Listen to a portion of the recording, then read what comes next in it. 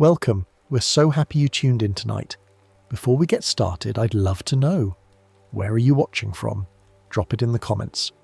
Now, let's get comfortable and drift into deep, peaceful sleep together. Honeybees are social insects that live together in organized colonies, and there's something deeply calming about that simple fact. These small creatures, found on every continent except Antarctica, have evolved over millions of years to work as a collective rather than as individuals. When we say they're social, we mean something more than just living near each other. Honeybees coordinate their activities, share resources, and divide labour in ways that allow the colony to function as a single breathing organism. The colony itself is often called a hive, though technically the hive refers to the structure they live in, whether it's a hollow tree, a wooden box provided by a beekeeper, or a cavity in a wall. But the word has come to mean both the home and the family inside it, and that's fitting, because for honeybees, the two are inseparable. Honeybees are best known for two things: making honey and helping pollinate flowering plants. Both of these activities have shaped human agriculture and natural ecosystems for thousands of years. Pollination happens when pollen, the fine powder produced by a flower's male parts, is moved to the female parts of another flower of the same species, helping plants make seeds and reproduce. Honeybees accomplish this almost accidentally as they visit flowers searching for food. Their bodies become dusted with pollen, and as they move from bloom to bloom, some of that pollen rubs off in just the right place.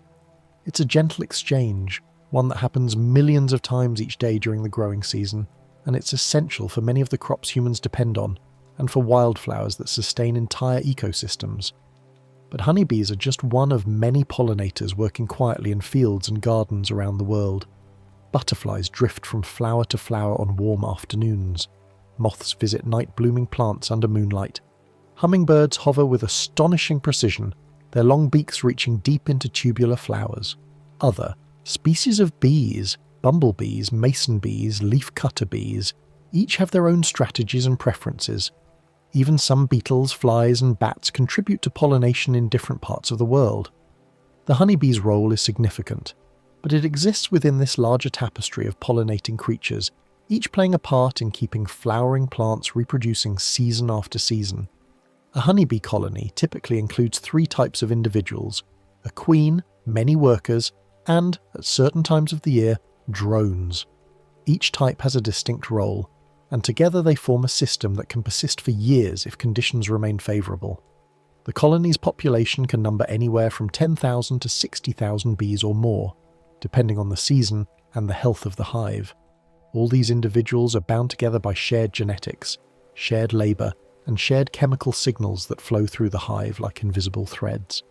Honeybees are insects, which means they belong to a group of animals characterised by having 6 legs and a body divided into 3 main parts.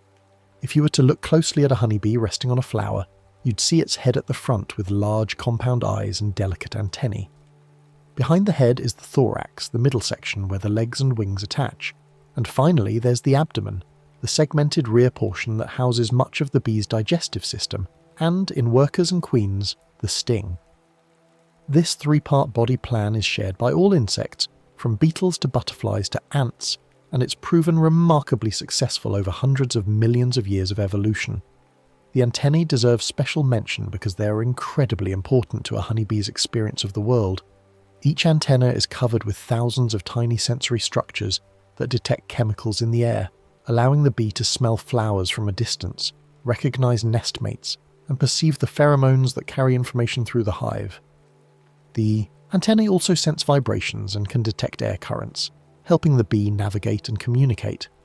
In many ways, a honeybee experiences reality more through scent and touch than through sight, even though its eyes are quite capable. A calm way to picture a hive is like a small town with shared work and shared warmth. There's no mayor, no city council, no central planner dictating what needs to be done. Instead, each bee responds to local conditions, what it senses around it, what signals it receives from other bees, what tasks seem most urgent based on the hive's current needs. And somehow, from thousands of individual decisions made moment by moment, order emerges. Food gets stored, young get fed, the temperature stays regulated, and the colony persists. It's a kind of distributed intelligence, a system where the whole is far greater than the sum of its parts, and there's something deeply soothing about that idea as you settle into sleep. Now that we've met the bees themselves, we can drift into the hive's gentle structure, how a colony stays organised without rushing, how the physical space of the hive is built and maintained through patient, repetitive work. Honeybees build honeycomb from wax they produce in their own bodies, which is remarkable when you think about it.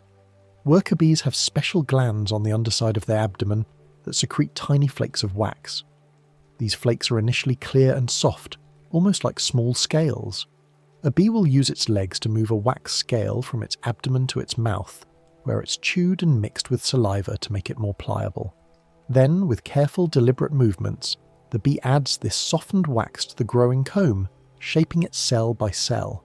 The process is slow and methodical, the kind of work that requires no hurry, just steady attention. Honeycomb cells are often hexagonal, forming a pattern of six-sided chambers that fit together perfectly with no gaps. This shape is mathematically efficient, uses less wax to enclose a given amount of space than other shapes would, and it provides structural strength.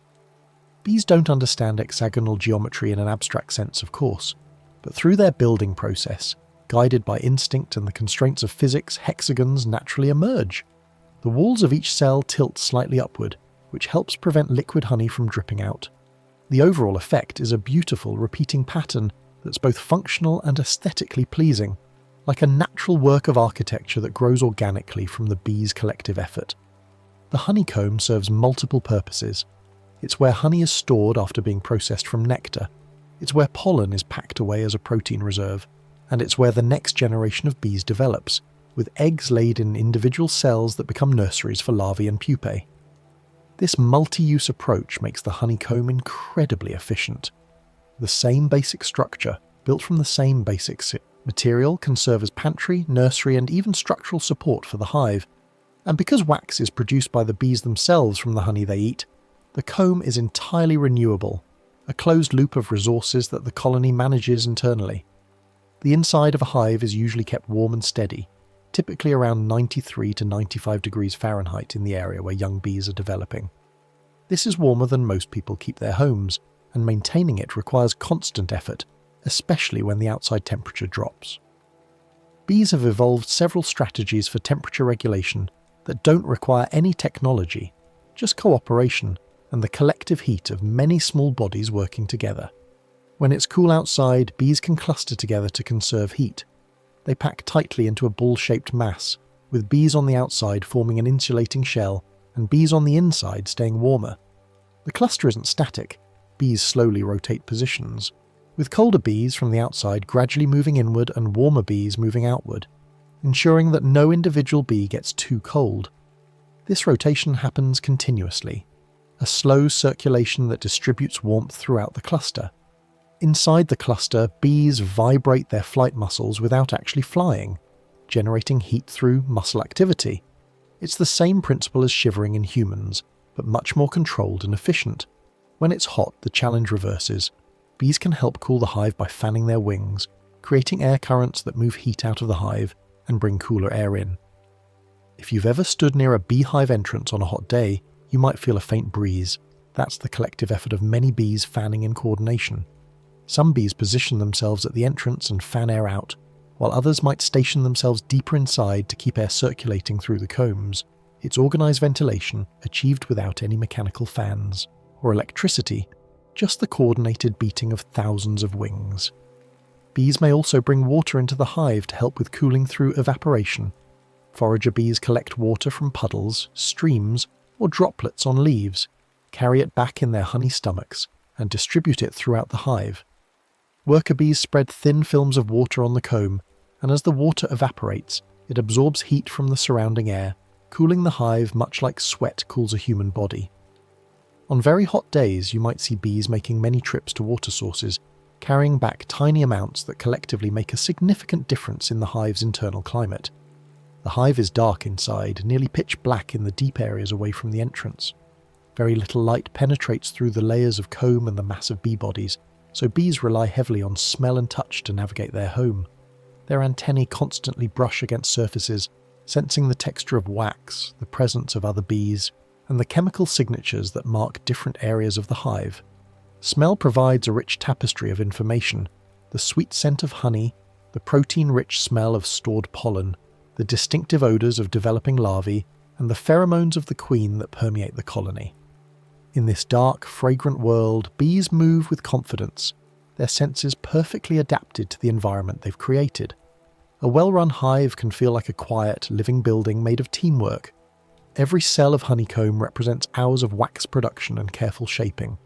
Every gram of stored honey represents multiple foraging trips, and the collective effort of many bees processing nectar.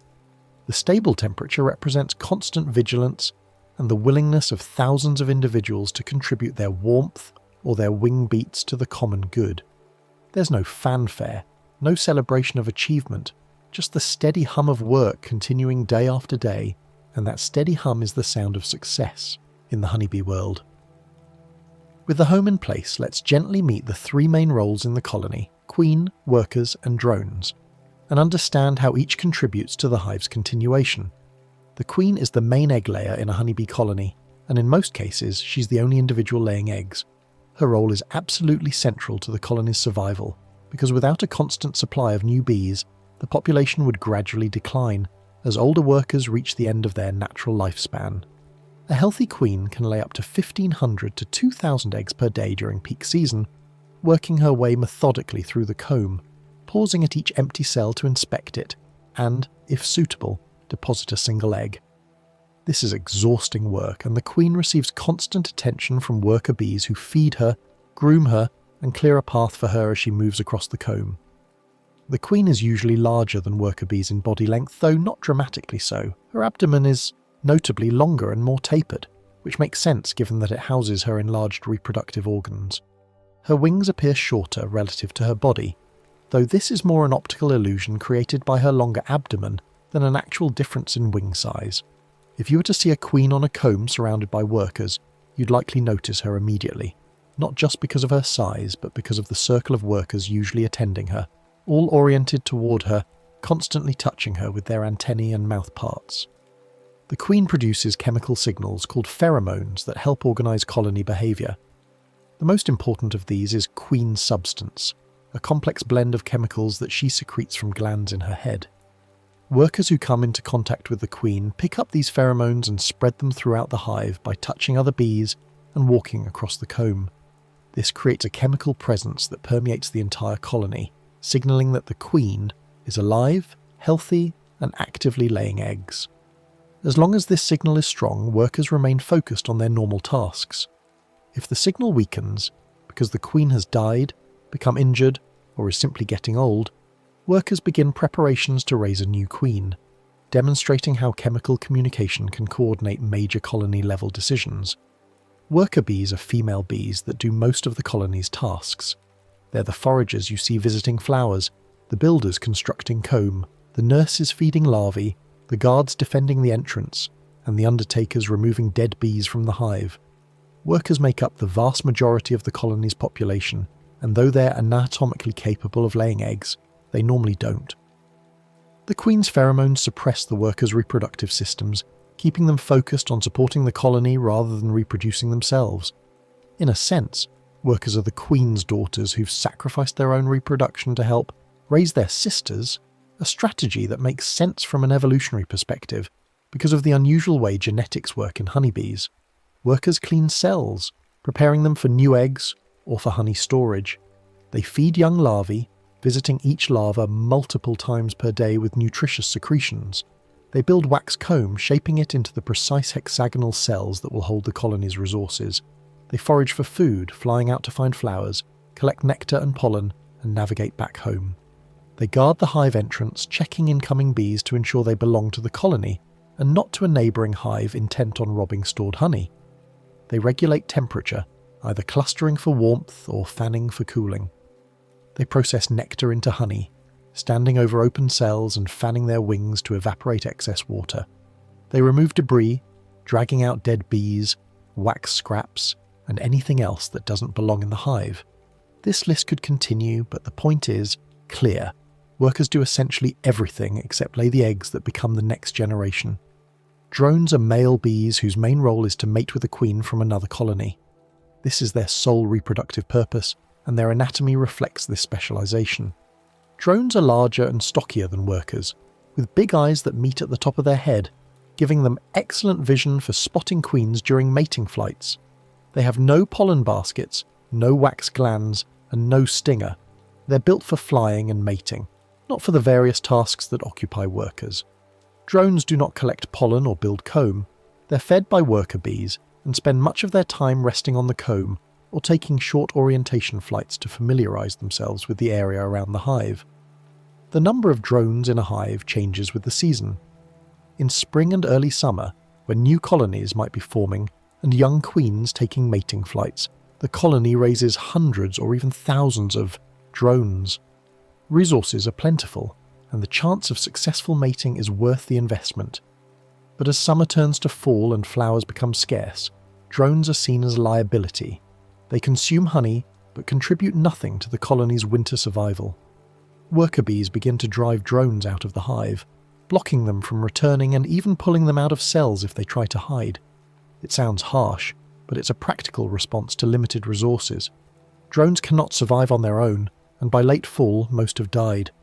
The colony will raise new drones again the following spring when conditions improve.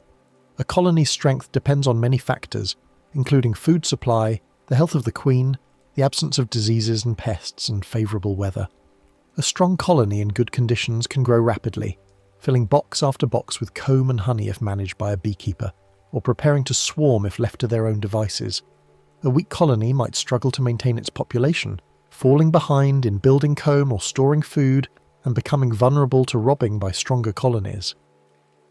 The factors affecting colony health are interconnected. A failing queen leads to fewer young bees being raised, which leads to fewer foragers, which leads to less food collected, which weakens the remaining bees, and so on in a downward spiral. Conversely, a healthy queen, abundant flowers, and favourable weather can create a virtuous cycle of growth and prosperity. The colony works best when each role fits into the larger rhythm of the hive. Queens lay eggs, workers perform the tasks needed to support the colony, and drones await their chance to mate. No single bee understands the whole system, but each responds to the conditions around it, and from those local interactions, colony-level patterns emerge. It's a kind of bottom-up organisation, where order arises from simple rules, followed by many individuals rather than from top-down commands, and this decentralised approach has proven remarkably resilient, allowing honeybee colonies to persist for millions of years across changing climates, evolving predators, and shifting floral landscapes. Now we'll follow the gentle timeline of a worker bee's life, how jobs change with age, like a quiet routine that evolves naturally, without planning or promotion, just a gradual shift from interior work to outside foraging.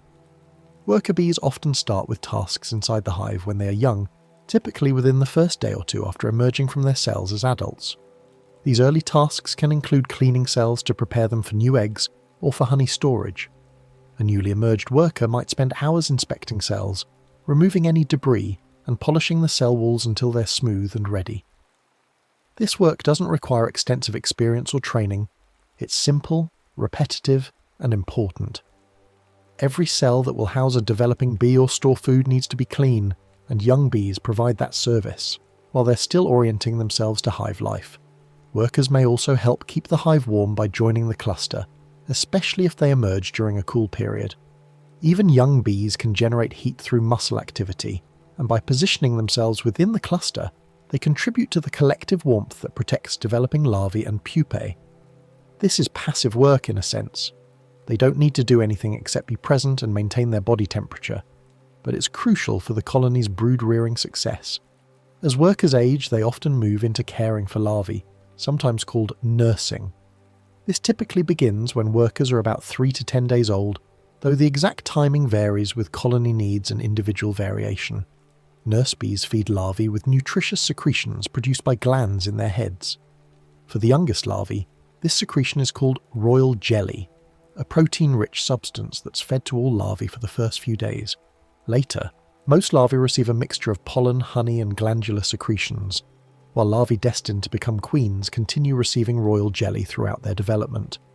The composition of larval food is precisely calibrated, and nurse bees make dozens or even hundreds of visits to each larva during its growth period, adjusting the amount and type of food as the larva develops. Nursing is demanding work. A colony with thousands of developing larvae requires constant attention from dozens or hundreds of nurse bees. Each larva grows rapidly, increasing its weight by more than 1,000-fold in just a few days, and all that growth comes from the food provided by nurses. The nurses themselves must consume large amounts of pollen to produce the glandular secretions they feed to larvae, creating a direct link between the colony's pollen stores and its ability to raise the next generation. Later, workers may become house bees, helping build comb and store food. This transition usually happens when workers are roughly 10 to 20 days old as their wax-producing glands reach peak activity.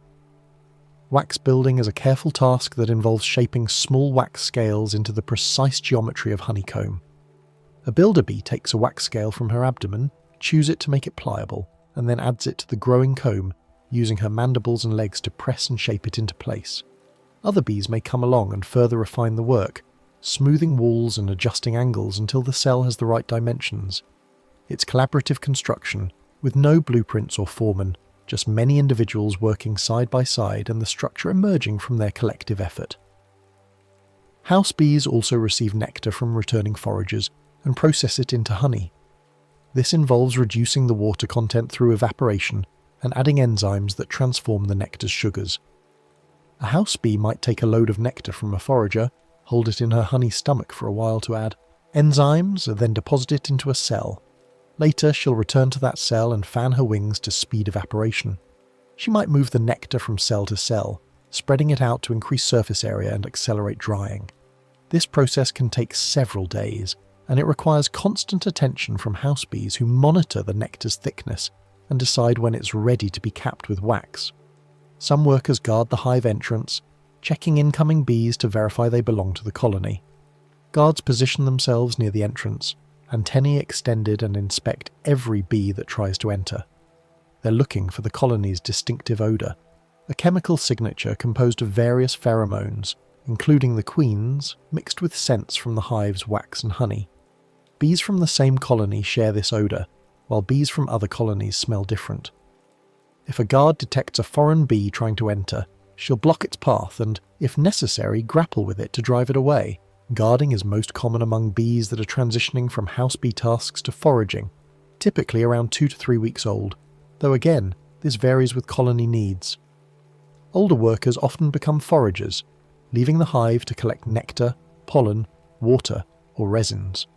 Foraging usually begins when workers are about 3 weeks old or older, and it continues for the rest of their lives, which might be only another week or two during busy times or several months if they emerge in late summer or fall. Foraging is the most dangerous work bees do. They face weather, predators, exhaustion, and the simple challenge of navigating to food sources that might be miles away and then finding their way home. Many foragers don't return from their flights, lost to birds, spiders, or simply wearing out their wings and falling to the ground far from the hive. This age-related shift in jobs helps the colony run smoothly without needing a strict schedule or central coordinator. Young bees, which have never left the hive and are still learning its layout and their nestmates' scents, do interior work where mistakes are less costly. Middle-aged bees, with fully developed glands and some experience, handle the complex tasks of nursing and building. Older bees, nearing the end of their lives anyway, take on the risky work of foraging. If a forager dies while out collecting food, the colony has lost a relatively old individual who might have died soon regardless. If the colony lost young nurses at the same rate, it would struggle to feed its larvae and maintain its population. This age-based division of labour isn't conscious strategy. Bees don't decide to protect the young.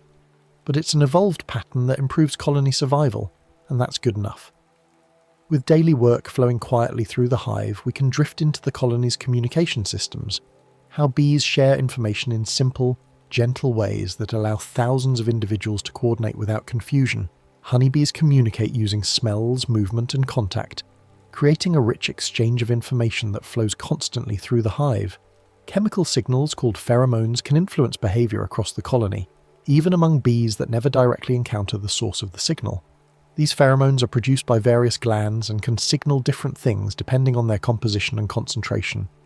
Some pheromones are short-lived, fading within minutes or hours, while others persist on the comb or on bees' bodies for days. The queen's pheromones help maintain cohesion and signal her presence throughout the colony. As mentioned earlier, the queen produces queen substance from her mandibular glands, a blend of several chemicals, the most important being 9-oxo-2-decenoic acid, or 9-ODA for short.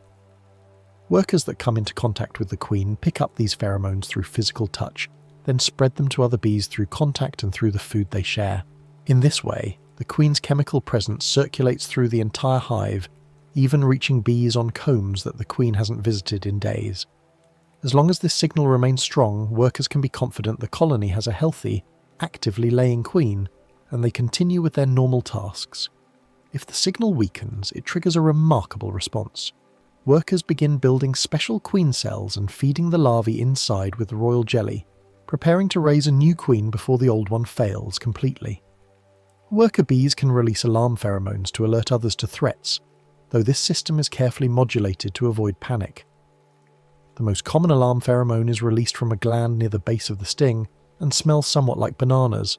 Specifically, it contains isopentyl acetate, which is also a component of banana oil. When a bee stings a threat, she releases this pheromone, which attracts other bees and makes them more likely to sting as well. This can escalate a defensive response rapidly, but it's not a mindless reaction. Bees are more likely to respond to alarm pheromone when they're already on alert, for instance, near the hive entrance where guarding behaviour is expected, and less likely to respond when they're deep inside the hive engaged in nursing or building tasks. The system is sensitive but not hair-trigger, allowing the colony to mount an effective defence without constantly being on edge. Bees also share information by touching antennae and exchanging food, a behaviour called trophallaxis.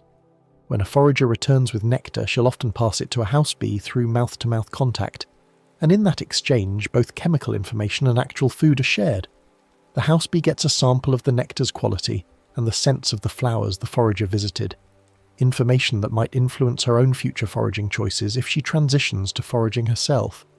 The forager, meanwhile, might receive a small amount of honey from the house bee, providing her with energy and also with a sample of what's currently stored in the hive.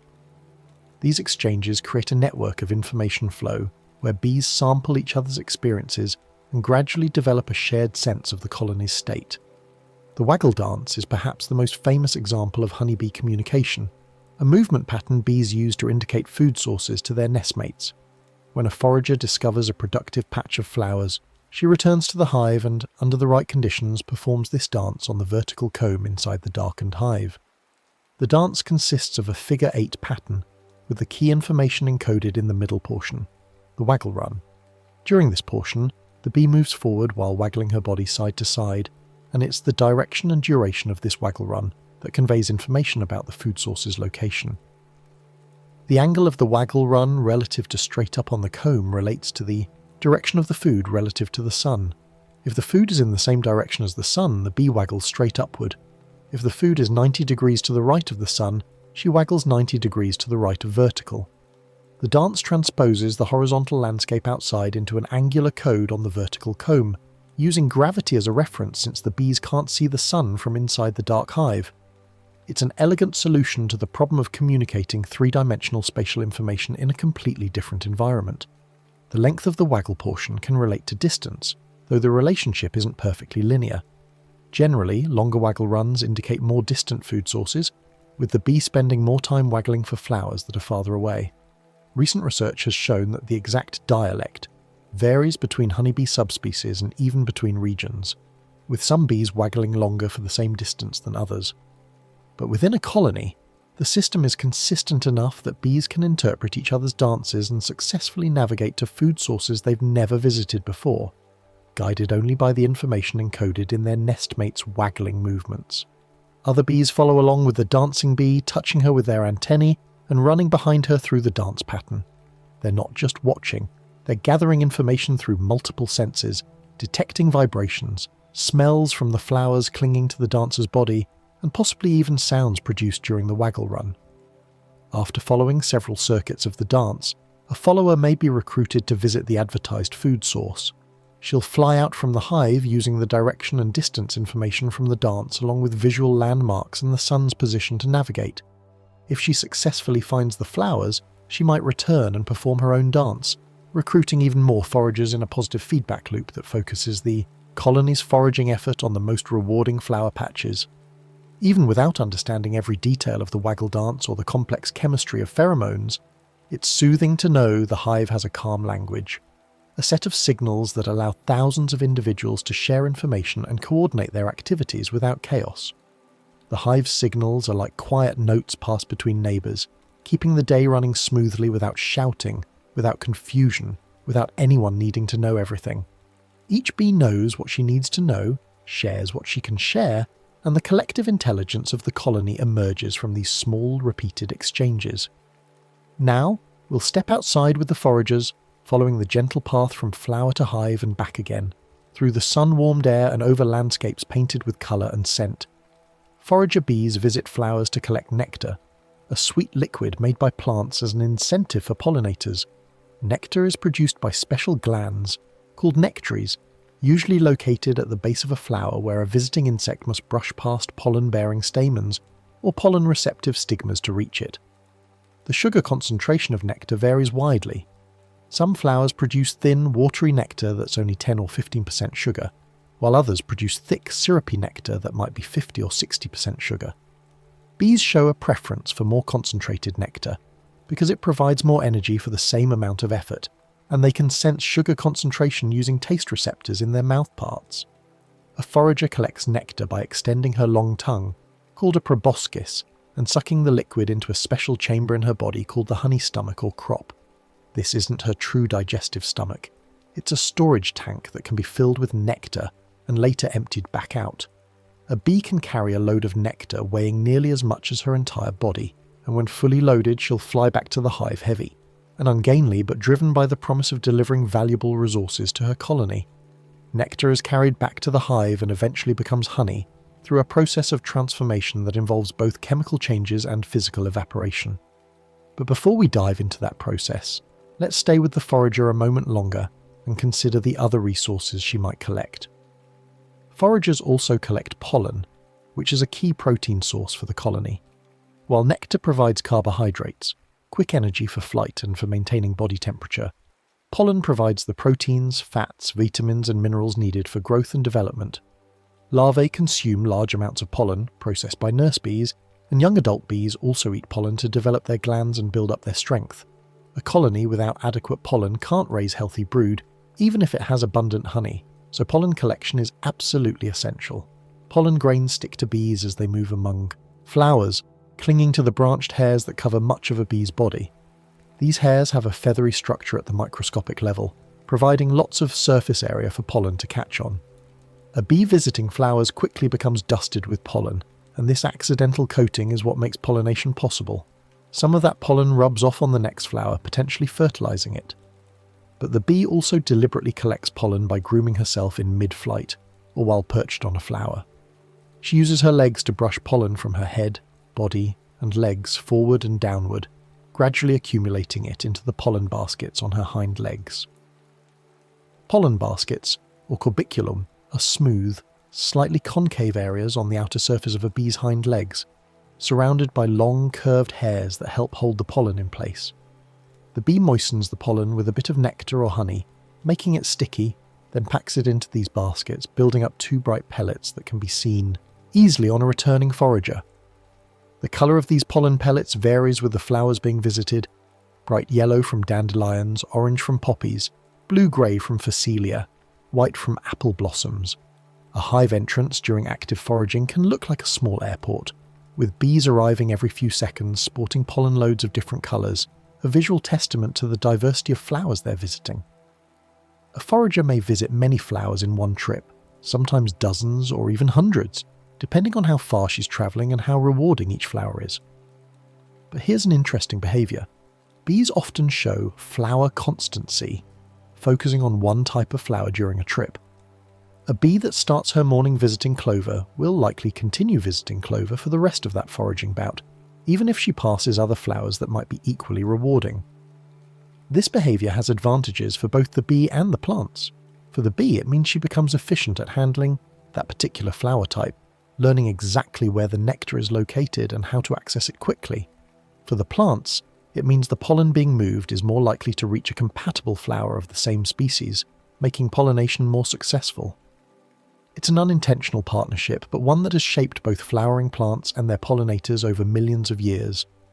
This flower constancy can make pollination more efficient for those plants, increasing the chance that pollen will reach the right destination rather than being wasted on incompatible species. From an evolutionary perspective, plants that could somehow encourage flower constancy in their pollinators would have an advantage, and we see various strategies that might promote this behavior. Flowers might bloom in large patches, making it easy for a bee to move from one to the next without encountering other species. They might offer consistent rewards so bees learn they're reliable. They might have distinctive colours or scents that make them easy to recognise and remember. All of these factors might encourage a bee to keep visiting that flower type once she's started, and that benefits both parties. Bees use the sun and landmarks to help navigate across the landscape between hive and flowers. The sun is a reliable compass, moving predictably across the sky throughout the day, and bees have an internal clock that compensates for the sun's movement. A bee that flies north at 10 in the morning, when the sun is in the southeast, can fly north at 2 in the afternoon, when the sun is in the southwest, by adjusting the angle she flies relative to the sun. This time-compensated sun compass allows for accurate navigation even on foraging trips that last hours. Visual landmarks also play an important role, especially near the hive where precise navigation is crucial. Bees memorize the appearance of the landscape around their hive, trees, buildings, patterns of fields and forests, and use these landmarks to recognize when they're getting close to home. They seem to store multiple snapshots of the view from different distances, matching what they're currently seeing against these memorized images to gauge how far they've traveled along the familiar route. This ability has been demonstrated in elegant experiments where researchers change the landscape around a hive, moving a distinctively coloured panel or altering the arrangement of artificial landmarks, and show that bees adjust their flight paths based on these visual cues. A foraging trip can feel like a calm loop, out to the flowers, moving from bloom to bloom in the warm sunlight, filling her honey stomach with nectar or packing pollen into her baskets, then home to warmth and the familiar darkness of the hive, unloading her cargo to waiting house bees, perhaps taking a moment to feed herself from stored honey, and then out again if the day is still young and the flowers still producing nectar. On a good day, a forager might make 10 or more trips, covering dozens of miles total, visiting thousands of flowers and bringing back valuable resources that will feed the colony and be transformed into the long-lasting stores that will carry the hive through leaner times. With nectar and pollen returning home in a steady stream throughout the daylight hours, we can see how the hive turns these gifts into stored comfort: honey, pollen stores, and the waxen rooms that hold them. Honey begins as nectar but is changed through processing by worker bees, a transformation that converts a perishable liquid into a stable, long-lasting food source. The process starts as soon as nectar enters the hive. A forager doesn't deposit her nectar load directly into storage cells. Instead, she transfers it to a house bee through trophallaxis, that mouth-to-mouth food exchange we mentioned earlier. The house bee receives the nectar and begins the transformation process. Bees pass nectar between each other multiple times, and each time they hold it in their honey stomach for a while, mixing it with enzymes produced by glands in their head and thorax. The most important enzyme is invertase, which breaks down sucrose, the main sugar in most nectar, into glucose and fructose. This chemical change serves several purposes. First, glucose and fructose are sweeter than sucrose, making the final honey taste sweeter, even though the total sugar content might be similar. Second, glucose and fructose are simpler sugars that are easier for bees to digest and use for energy. Third, the breakdown of sucrose creates a more complex mixture of sugars that's less likely to crystallize quickly in storage. Some honeys do crystallize eventually. You've probably seen honey in a jar turn thick and grainy, but the enzyme treatment delays this and keeps the honey flowing longer. Another enzyme, glucose oxidase, produces hydrogen peroxide from glucose, giving honey mild antibacterial properties. This helps prevent fermentation and spoilage, allowing honey to be stored for months or even years without going bad. In fact, honey found in ancient Egyptian tombs thousands of years old was still chemically recognizable as honey, testament to its remarkable stability. While enzymes are being added, the nectar is also being concentrated. Fresh nectar might be 60 to 80% water, which is far too dilute to store safely. It would ferment as yeasts consume the sugars and produce alcohol and carbon dioxide. Honey, by contrast, is typically less than 20% water, often closer to 17 or 18%. Achieving this concentration requires removing most of the water, and bees accomplish this through evaporation. Bees fan their wings to help evaporate extra moisture from nectar in the comb, creating air currents that carry away water vapor. If you could see inside a hive during honey-making season, you'd find many bees stationed over cells of ripening nectar, their wings beating steadily, working in shifts to keep the air moving. The nectar might be spread across multiple cells initially to increase its surface area and speed evaporation. As it thickens, bees consolidate it, moving it from cell to cell and gradually filling fewer cells with denser liquid. When honey is thick enough, when it reaches that magic 18 to 20% water content, bees cap the cell with wax to seal it. The capping is a thin layer of wax, slightly lighter in colour than the comb itself, and it serves as a lid that keeps the honey from absorbing moisture from the air and also protects it from contamination. Capped honey can be stored almost indefinitely, providing a reserve of energy that will sustain the colony through winter when no flowers are blooming and no foraging is possible. Honey is a long-lasting energy source for the colony, but it's not the only food stored in the hive. Pollen is often stored in cells too, usually in frames near the brood nest where it's easily accessible to nurse bees who need it to produce larval food. Returning foragers scrape their pollen loads off their legs and pack them into cells, and house bees come along and pack it down more firmly, sometimes adding a bit of nectar or honey to help preserve it. This stored pollen is sometimes called bee bread, especially when it's been in the cells for a while and has undergone some fermentation. The fermentation process, driven by yeasts and bacteria naturally present on the pollen, actually makes the nutrients more available to bees, improving its nutritional value. Bee bread has a slightly tangy smell, different from fresh pollen, and it represents processed protein, ready to be consumed when needed. These stores, honey for carbohydrates, bee bread for protein, help feed larvae and support the colony during lean times. A strong colony going into winter might have 60 or 80 pounds of honey stored across its combs, enough to sustain the cluster through months of cold weather when flying is impossible. The bees will consume this honey slowly, converting it back to energy to maintain their body heat and to produce the small amounts of food needed for the winter-born larvae that will become the spring workforce. The hive's storage system is like a pantry built from careful repeating work, thousands of foraging trips, each bringing back a small amount of nectar or pollen, each load processed and stored with attention and care. There's no refrigeration, no modern preservation technology, just enzymes, evaporation and wax caps, yet the food stays good for months. The calm goal driving all this work is simple: enough food and warmth to keep the colony steady through whatever challenges the seasons bring. Now we'll drift into the next generation, how new bees grow in the comb's quiet hexagon rooms, from egg to larva to pupa to adult, in a cycle that renews the colony continuously. The queen lays eggs in individual cells of the honeycomb, moving methodically across the comb and pausing at each empty, cleaned cell to inspect it. She curves her abdomen down into the cell and deposits a single egg, attached to the bottom of the cell by a small adhesive surface. The egg is tiny, about the size of a grain of rice, pearly white and slightly curved. Each egg is placed carefully in the centre of the cell, standing upright at first, though it will tilt over in the following days. After a few days, typically 3, eggs hatch into larvae. The larva emerges from the egg's shell and immediately begins its primary job, eating and growing. At this stage, the larva is a small, white, C-shaped grub with no legs, no wings, no eyes, just a simple body with a mouth at one end and a digestive system processing food as fast as it's provided. The larva is completely dependent on nurse bees for food, and they visit it frequently, depositing small amounts of food directly into the cell. Larvae are fed by worker bees, who visit them repeatedly, throughout the day, hundreds of times during the larva's development. For the first few days, all larvae receive royal jelly, that protein-rich secretion from the nurse bee's hypopharyngeal glands. Royal jelly is a creamy, slightly acidic substance containing proteins, sugars, fats, vitamins, and various trace compounds. It's incredibly nutritious, designed to support rapid growth.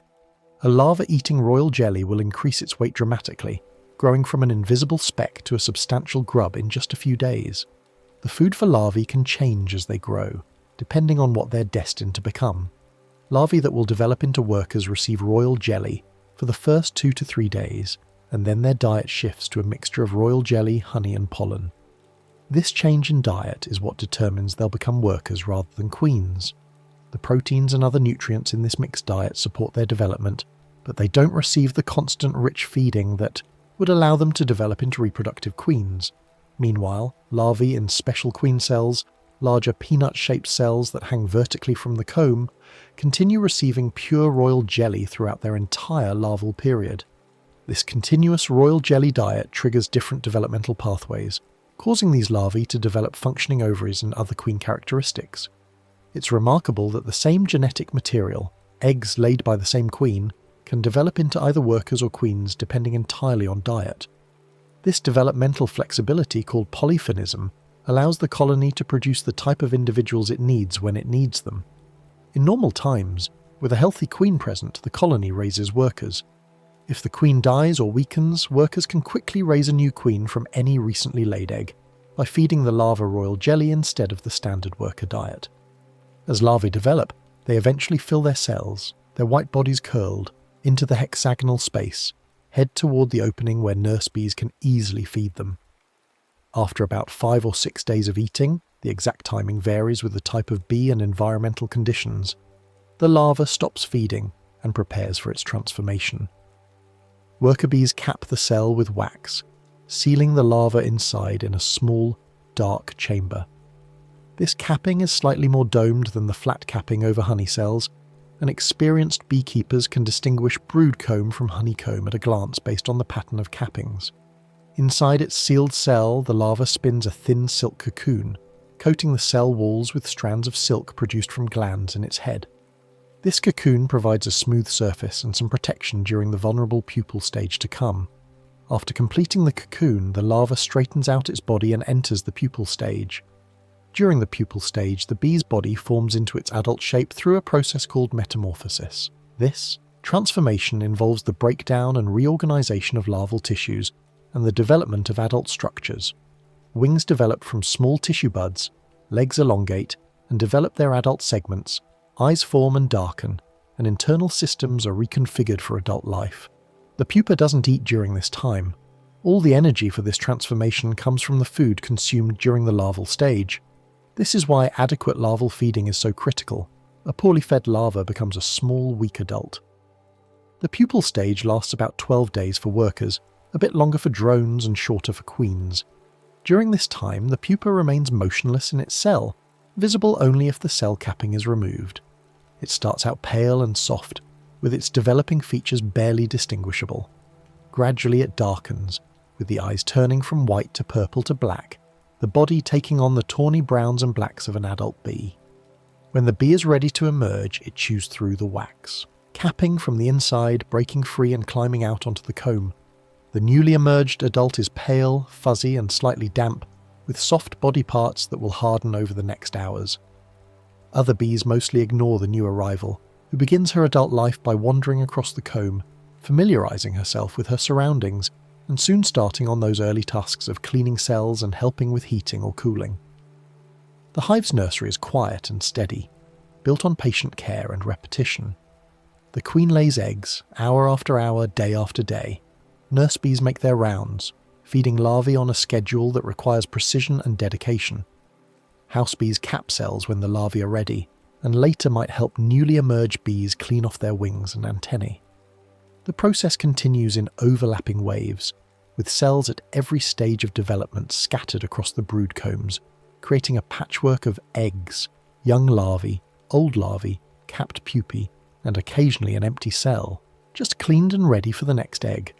It's a production line without a conveyor belt, a nursery without nurses in the human sense, just many individuals doing what needs doing, and from that, new bees emerge daily to replenish the workforce. With the life cycle gently turning, bringing new bees into the world as older ones wear out and die, we can look at the hive in its wider world.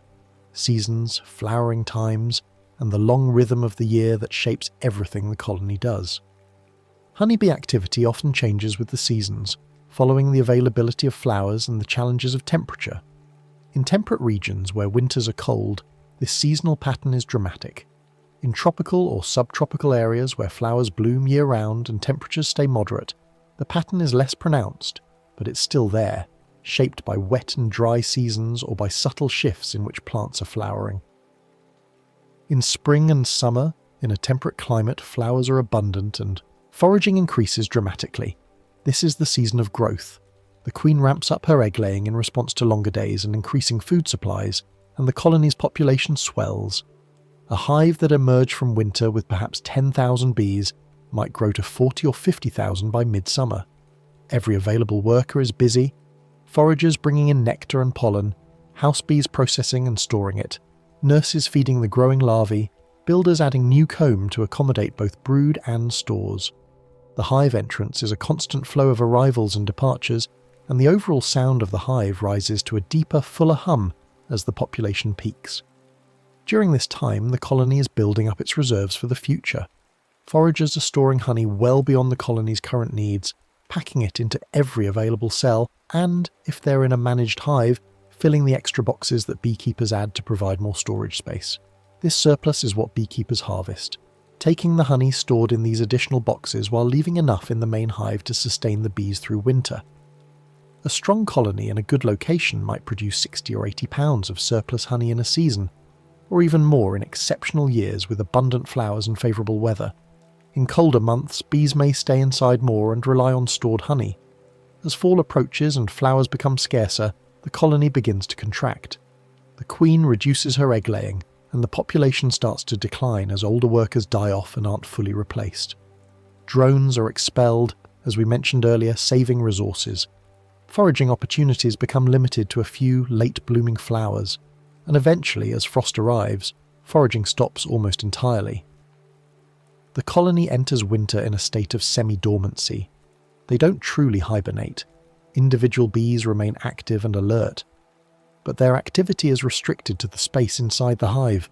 They form a winter cluster, a tight ball of bees packed together for warmth, with the queen somewhere near the centre. The cluster can survive temperatures well below freezing outside, maintaining a core temperature of around 50 to 60 degrees Fahrenheit in the outer shell and warmer in the centre. Bees on the outside of the cluster face the cold, while those in the middle stay comfortable. As we discussed earlier, bees rotate positions to share the burden of being on the cold exterior. The cluster slowly consumes stored honey throughout the winter. Bees on the edge of the cluster, near the honey-filled cells, eat honey and share it through the cluster via trophallaxis. They generate heat through muscle activity. Those same flight muscles used for flying in summer now used for shivering, and that heat keeps the whole cluster warm enough to survive. On very cold days, the cluster contracts into a tighter ball to reduce heat loss. On milder days, it might expand, and bees might move to different areas of the comb to access fresh honey stores. The colony's population can grow during times of plentiful food, and this growth is strategic. More bees mean more foragers, which means more food can be collected, which supports even more bees. But this only works if the flowers are actually there to visit. A colony that expands too quickly in early spring, before many flowers are blooming, might exhaust its honey stores before new nectar is available, a dangerous situation called starvation in the midst of plenty, because while the landscape looks green and alive, there might not be enough nectar-producing flowers to feed a large population. When flowers are scarce, colonies may reduce activity to conserve energy. Fewer foragers go out because there's little to find. The queen reduces egg-laying because there's no point raising more bees if there isn't enough food to feed them. The colony enters a holding pattern, conserving resources and waiting for better conditions. This ability to scale activity, up and down based on resource availability, is crucial for long-term survival. Bees are sensitive to temperature, daylight, and food availability, and these factors interact in complex ways to regulate colony activity. Temperature affects flight. Bees generally don't fly when it's below about 50 degrees Fahrenheit, and even if it's warm enough, they won't fly in heavy rain or high winds, because these conditions make navigation difficult and increase the risk of being blown off course or grounded far from home. Daylight influences the queen's egg-laying and the colony's overall activity level, with longer days in spring triggering an increase in brood rearing. Food availability provides feedback. If foragers are returning with lots of nectar and pollen, the colony responds by raising more brood and expanding its workforce. If foragers are coming back empty, the colony contracts. Beekeepers sometimes help colonies with supportive care depending on region and season. They might provide supplemental feeding if the colony's honey stores are low going into winter, offering sugar syrup that bees can store in place of nectar. They might treat for pests and diseases, monitor the queen's health, and replace her if she's failing, add or remove boxes to give the colony appropriate space, or help manage swarming behaviour. Good beekeeping works with the colony's natural patterns rather than against them, supporting the bee's own instincts and abilities. The hive is a gentle example of adaptation, responding to change without panic, ramping up activity when conditions are good, and scaling back when they're not, all without stress or emergency meetings or contingency plans. Like the seasons themselves, the hive's rhythm is a return. Bloom, gather, store, rest, and then bloom again when warmth returns. There's something deeply reassuring about that predictable cycle. Knowing that the same patterns that sustained honeybee colonies for millions of years continue today in hives both wild and managed across the changing landscape. To finish this gentle journey through the honeybee's world, we'll bring the hive's steady routine back to a bedtime scale. Small, soothing lessons about calm repetition and shared warmth that we can carry with us into sleep. A honeybee colony works through many small actions repeated patiently. No bee decides the grand strategy or envisions the hive's future. Each bee responds to what's immediately around her. The smell of alarm pheromone that suggests a threat, the taste of incoming nectar that needs processing, the feel of an empty cell that could use cleaning, the hunger of a larva that needs feeding. These small local responses made by thousands of individuals create colony-level patterns that are remarkably sophisticated. The hive builds comb without an architect, stores food without a logistics manager, and raises young without a nursery administrator. It works because each bee is attentive to her immediate environment and willing to contribute what she can. No single bee does everything. The calm strength comes from teamwork. A forager who spends her days visiting flowers might never feed a larva or build a cell of comb. A nurse bee who tends larvae might never see the outside of the hive until she transitions to foraging late in life. A drone has no sting, no pollen baskets, no wax glands. He's specialised for mating and contributes nothing to the daily maintenance tasks. And yet the colony succeeds because all these different roles mesh together. The forager's nectar sustains the nurse who feeds the larva that becomes the next generation of workers. The drone, though he does no work in the hive, carries the colony's genes to other colonies, contributing to the broader genetic health of honeybee populations. Everyone has a role, and no role is wasted. The hive stays warm because many bodies cooperate in simple ways. One bee cannot heat the hive on her own, but 10,000 bees, clustering together, create a warm, stable environment that can persist through months of freezing weather. Each bee just needs to maintain her own body temperature and stay close to her neighbours. From that simple behaviour, collective warmth emerges. It's a reminder that sometimes the most impressive outcomes come from simple rules, followed by many individuals rather than from complex planning followed by a few. The honeycomb's repeating pattern reflects the colony's steady rhythm. Hexagon after hexagon, cell after cell, the comb extends through the hive in sheets of golden wax. Each cell is roughly the same size, oriented at the same slight upward angle, part of the same continuous structure. This repetition isn't boring, it's calming, it's evidence of work done patiently, of a task taken up by many workers across many days, each adding her small contribution to the growing whole. Looking at a frame of honeycomb, you're seeing the physical manifestation of cooperation, the accumulation of countless small efforts into something larger and more enduring. Foraging is a gentle cycle of leaving and returning, like a quiet breath. Out into the bright world of flowers and sun, into spaces vast and varied, then back to the dark, enclosed safety of the hive. Out again and back again.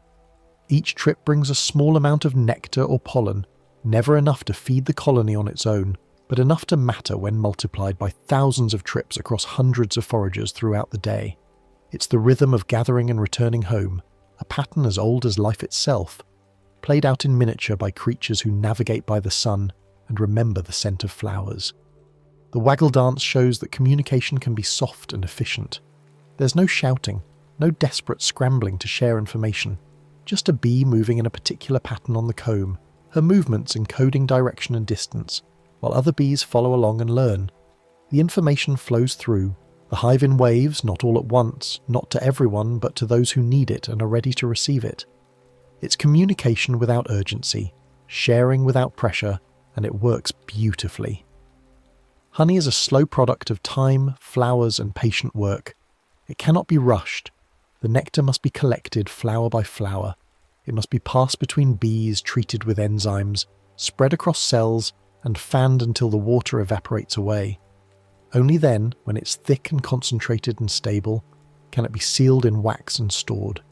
Each jar of honey represents thousands of flower visits, hundreds of hours of wing fanning, and days or weeks of processing. Its sweetness earned through patience, and somehow that makes it taste even better. The hive reminds us that organised life can feel calm, not rushed. We often think of organisation as requiring stress, deadlines, schedules, management, pressure. But the hive achieves extraordinary organisation without any of that. There's no schedule, just readiness to respond. There's no management, just individual bees making good decisions based on local information. There's no pressure, just the steady accumulation of small efforts over time. The hive is organised because its members are attentive, cooperative, and willing to work. That's enough. Tonight you can borrow that steadiness, one small breath, one small moment, repeated. You don't need to solve everything at once or plan out every detail of tomorrow. You just need to be here, now, settling into this moment and then the next one. Like a bee adding one cell to the comb, or making one foraging trip or feeding one larva, you can take things one step at a time, trusting that small efforts accumulate into something meaningful. And like a hive settling at night, your thoughts can quiet down and rest in warmth. The bees cluster together in the darkness, generating their own heat, creating their own stability, without needing the sun or the flowers or any external source of comfort. They have each other, they have their stores of honey, and they have the patterns of behaviour that have sustained their kind for countless generations. That's enough to carry them through the night and into the next day. You too have everything you need for this night. Your body knows how to rest. Your breath knows how to slow. Your mind knows how to let go of the day's concerns and drift into the gentle emptiness of sleep. You don't have to do anything except allow it to happen. Let your shoulders drop, let your jaw relax, let your breathing deepen and slow. Take a slow inhale, feeling your lungs expand, feeling air flowing in, bringing freshness and calm. And then a longer exhale, feeling tension flow out, feeling yourself sinking deeper into stillness. And imagine your mind becoming a quiet hive, warm, steady, and softly at peace. The day's tasks are done. The foragers have returned, the stores are sealed, the young are fed, the cluster has formed, everything is in its place, and night has settled over the hive with gentle certainty. There's nothing left to do tonight except rest, held in the warmth of this moment, supported by the simple knowledge that everything continues, that the patterns endure, that tomorrow will come when it comes and bring with it new flowers, new work, new, small moments of contribution and connection. But for now, there is only this, the darkness, the warmth, the quiet hum of existence continuing at its own pace, needing nothing from you except your presence, your rest, your slow drift into sleep.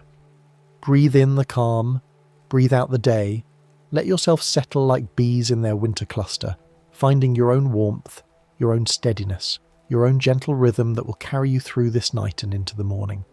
The hive knows how to rest, and so do you. The hive knows how to endure, and so do you.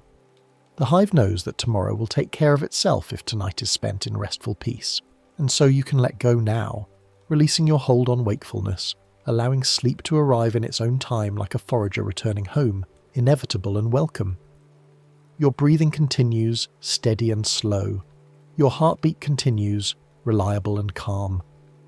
And your awareness gradually fades, becoming softer, quieter, more distant, like the sound of bees humming in a hive heard from far away, a gentle background to the great settling into rest that happens now, easily, naturally, like night falling over fields of flowers, like a hive wrapping itself in darkness, like the quiet satisfaction of work well done and warmth well shared. Rest now. The hive rests. The flowers rest. The day rests. And you can rest too, held in this moment, safe in this darkness, at peace in this quietness that deepens and deepens until there is nothing left but sleep. The next story is about to begin. Please relax and enjoy. Tides are the regular rising and falling of sea level along coasts, a rhythm that unfolds twice each day in many places around the world. If you've ever stood on a beach and watched the water creep higher up the sand, or noticed tide pools appearing as the ocean pulls back, you've witnessed this ancient pattern. Tides happen because gravity gently pulls on Earth's oceans, creating bulges of water that move around the planet as it spins. The process is slow, patient, and remarkably predictable, like a clock made of water and moonlight. There's something deeply calming about tides once you understand them. They represent forces so vast they move entire oceans, yet they do it with such regularity that people have been predicting them accurately for centuries. The moon is the strongest everyday tidal influence on Earth. Even though the sun is much larger, the moon is so much closer that its gravitational pull dominates the tidal story. When we talk about what causes tides, we're really talking about the moon's gravity reaching across space and tugging on the ocean's surface. But the sun also affects tides, even though it is much farther away. The sun's contribution is real and measurable, adding a secondary rhythm that weaves through the moon's primary pattern. Together, these two celestial bodies create a gentle gravitational dance that the oceans follow, rising and falling in response to forces that travel silently through the vacuum of space. It's important to understand that tides are not just waves. This is a common confusion, but the distinction matters. Waves are surface ripples caused by wind pushing on the water, creating motion that travels across the ocean's surface. You can watch a wave approach the shore, break, and dissipate within seconds. Tides, by contrast, are long, slow changes in water level that affect the entire body of water. A tide doesn't crash on the beach. It arrives gradually, almost imperceptibly, raising or lowering the sea level over the course of hours. If you sit on a beach and watch for just a few minutes, you might not notice the tide moving at all. But come back after an hour and the change becomes obvious. The waterline has shifted, sometimes by just a few inches, sometimes by many feet, depending on where you are. Many shorelines experience 2 high tides and 2 low tides each day. This pattern, called a semidiurnal tide, is the most common tidal rhythm on Earth. In places with this pattern, the ocean rises to a high point, then falls to a low point, then rises again to another high point, then falls again to another low point, all within roughly 25 hours. The timing of tides follows the moon's position more than the clock on the wall, which means high tide doesn't happen at the same time every day. Instead, it shifts later by about 50 minutes each day, tracking the moon as it orbits Earth. This creates a kind of lunar schedule that coastal communities learn to read, checking tide tables, rather than ordinary clocks when planning activities near the water. Tides move huge amounts of water, but they do it slowly and patiently. In some places, billions of tons of seawater shift position over the course of 6 hours, flowing into bays and estuaries, then flowing back out again. Yet despite the enormous scale of this movement, it happens smoothly and steadily. There's no sudden rush, no dramatic surge, just a gradual transformation of the shoreline. Tide patterns can feel like the ocean is breathing in and out, a slow respiration that makes the sea feel alive in a gentle way. The water rises like an inhale, reaches its peak, then retreats like an exhale, over and over, day after day, year after year. Even when tides are powerful, they usually arrive with calm predictability. Unlike storms or tsunamis, which bring chaos and uncertainty, tides follow rules. Scientists can calculate when high tide will occur months or even years in advance, down to the minute. This reliability makes tides feel safe and orderly, part of nature's dependable rhythms rather than its wild extremes. There's comfort in knowing that the ocean, despite its vastness and power, follows a schedule you can print on a chart and carry in your pocket. Now that tides feel familiar, we can drift into the moon's gentle tug and how it shapes the ocean's slow rhythm. The moon's gravity pulls more strongly on the side of Earth that faces the moon. Gravity gets weaker with distance, so the water on the near side of Earth experiences a slightly stronger pull than the solid Earth beneath it, and the solid Earth experiences a slightly stronger pull than the water on the far side.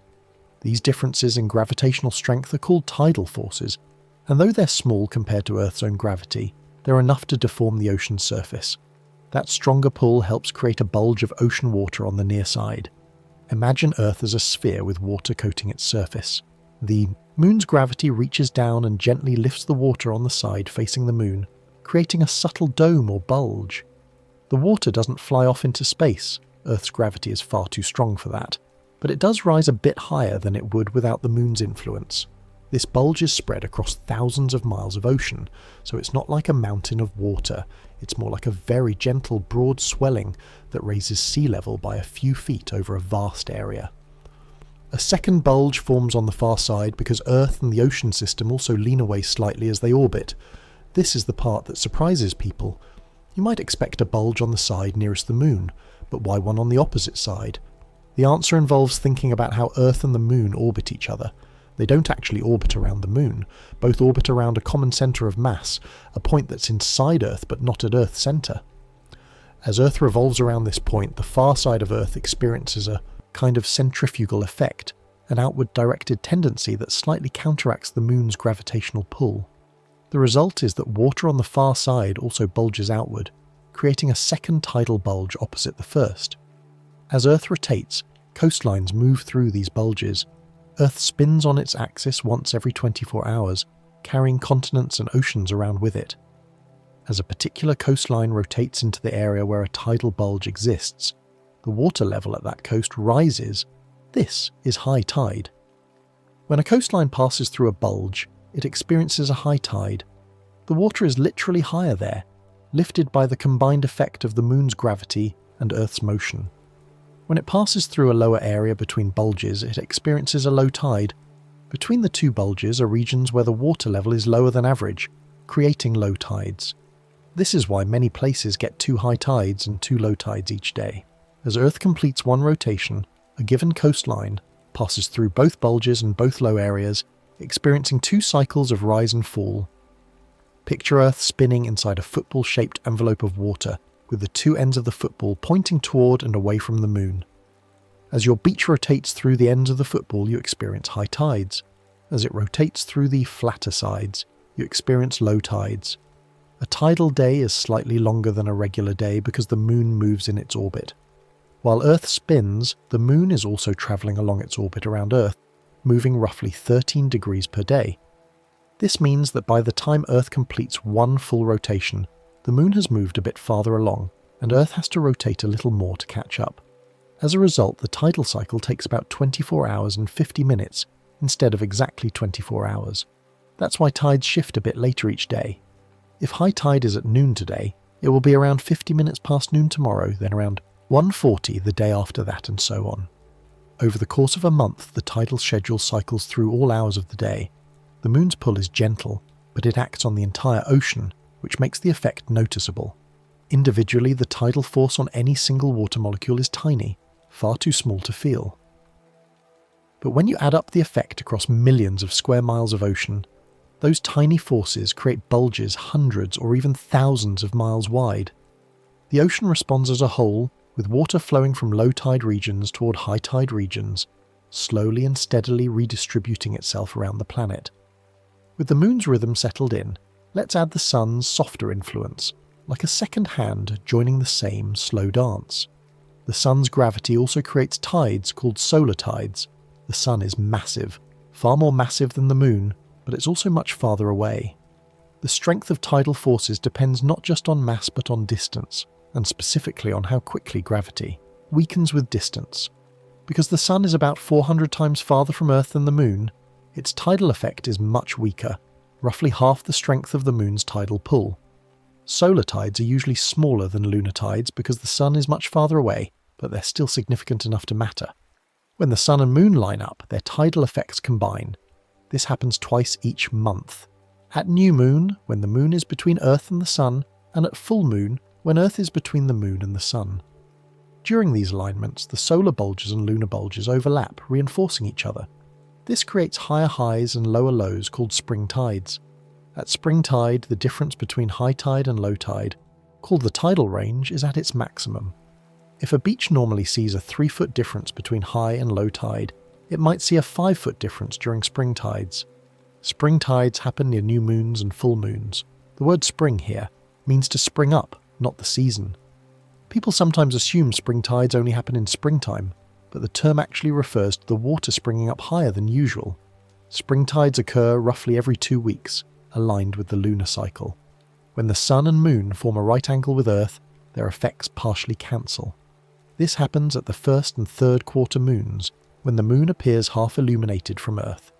During these quarter moon phases, the sun's tidal pull is trying to create bulges in one direction, while the moon's pull creates bulges in a different direction.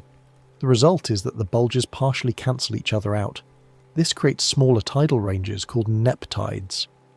During neap tides, the difference between high and low tide is at its minimum. That same beach that sees a 3-foot range on average might see only a 1-foot range during neap tides. Neap tides happen near the first and third quarter moons, also about every 2 weeks, alternating with spring tides. The sun's contribution adds a gentle monthly pulse to the ocean's schedule.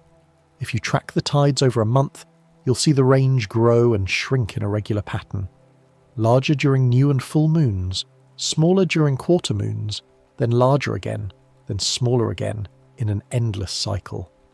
Now that we've met the main gravity players, we can explore why tides feel different from place to place, like the same song played in different rooms.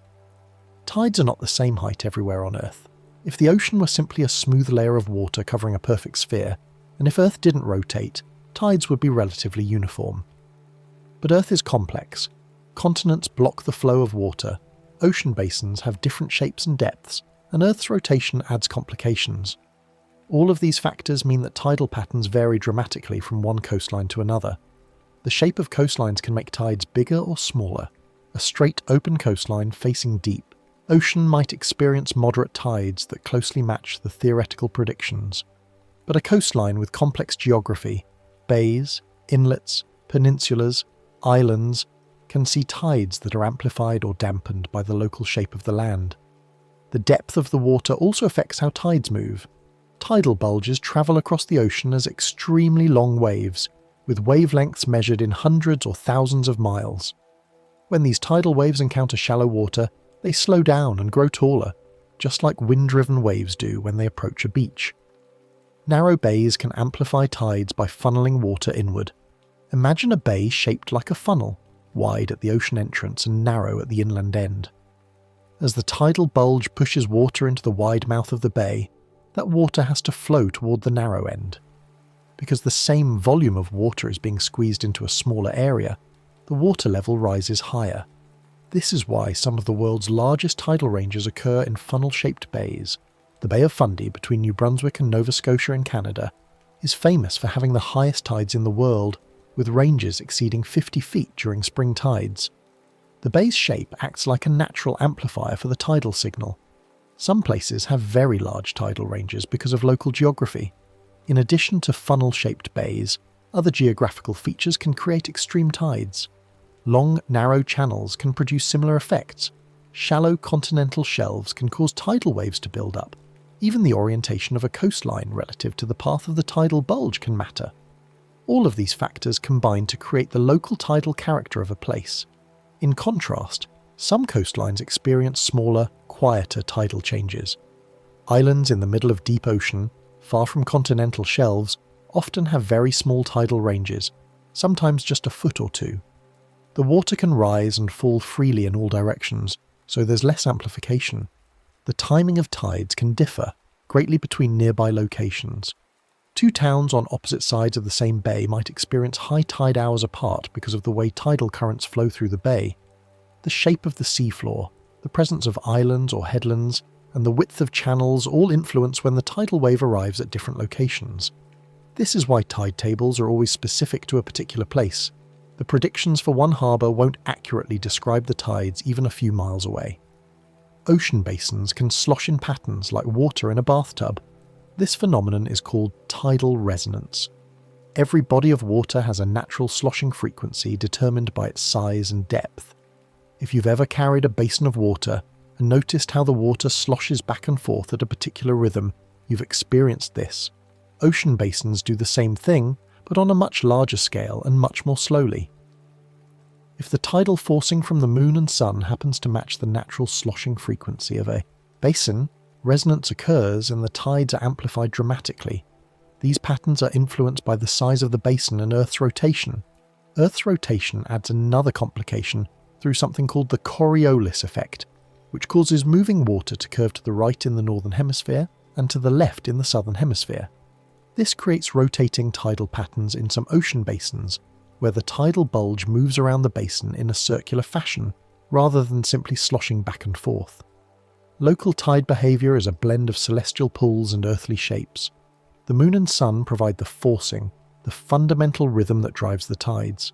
But the actual height and timing of tides at any particular beach depends on how that forcing interacts with the specific geography of that location.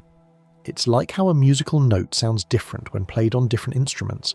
The fundamental frequency is the same, but the character of the sound changes based on the shape and material of the instrument. With those local differences in mind, let's drift into the calm tools humans use to predict tides, because predictability is part of what makes tides soothing. Tide tables are schedules that predict high and low tides for specific places. These tables list the times and heights of high and low tides for each day of the year, allowing people to plan activities around the tide. A tide table might show that on June 15th, high tide will occur at 6:30 in the morning at a height of 8.3 feet, followed by low tide at 12:45 in the afternoon at a height of 1.1 feet. Tide predictions are based on lunar and solar cycles plus local measurements. Scientists use mathematical models that incorporate the positions of the moon and sun, the tidal forces they create, and how those forces have historically affected water levels at a specific location. The fundamental patterns are well understood. We know exactly when the moon will be full, when it will be new, when it will be closest to Earth in its orbit. These astronomical patterns are completely predictable. The challenge is translating those celestial motions into accurate predictions for a specific coastline. Because coastlines differ, tide tables must be location-specific. A tide table for Boston won't help you if you're in Seattle, because the two locations experience completely different tidal patterns. Boston has semi-diurnal tides with a moderate range, while Seattle has mixed tides with a larger range and more complex timing. Even locations relatively close together need separate tide tables. The predictions are created by analysing years or even decades of tidal observations at a location, identifying the patterns and using those patterns to predict future tides. Many harbours and ports rely on tide predictions for safe navigation. Large ships have limited clearance beneath their hulls, and they need to know when the water will be deep enough to enter a harbour safely. In some ports, ships can only enter or leave during high tide when there's enough water over shallow bars or channels. Tide predictions allow captains to time their arrivals and departures accordingly, avoiding the risk of running aground. Fishermen often use tide knowledge because tides affect marine life movement. Many fish species move with the tides, following tidal currents into estuaries to feed or riding outgoing tides back to deeper water. Experienced fishermen learn to time their fishing to coincide with these movements, knowing that certain species are more likely to be active during particular phases of the tide. Tide predictions can be very accurate when based on long-term local data. In well-studied locations with decades of tidal records, predictions can be accurate to within a few minutes and a few inches. The main sources of error are unusual weather conditions. Strong winds can push water toward or away from shore temporarily, raising or lowering sea level, and variations in atmospheric pressure, which also affects sea level. But under normal conditions, tide tables are remarkably reliable. This accuracy is possible because tides are fundamentally deterministic. The motions of the moon and sun are governed by Newton's laws of motion and gravity, which are extremely precise. There's no randomness, no chaos, just predictable orbits and predictable forces. Some places also track tidal currents, not just tidal height. A tidal current is the horizontal flow of water caused by tides moving in and out. When the tide rises, water flows horizontally toward the coast and into bays. This is called a flood current. When the tide falls, water flows horizontally back toward the ocean. This is called an ebb current. Between flood and ebb, there are periods called slack water when the current is minimal. Currents can be strong in channels and narrow passages. In places like the Golden Gate in San Francisco or the Strait, between Vancouver Island and the mainland, tidal currents can reach several knots. fast enough to affect boats and create visible turbulence in the water.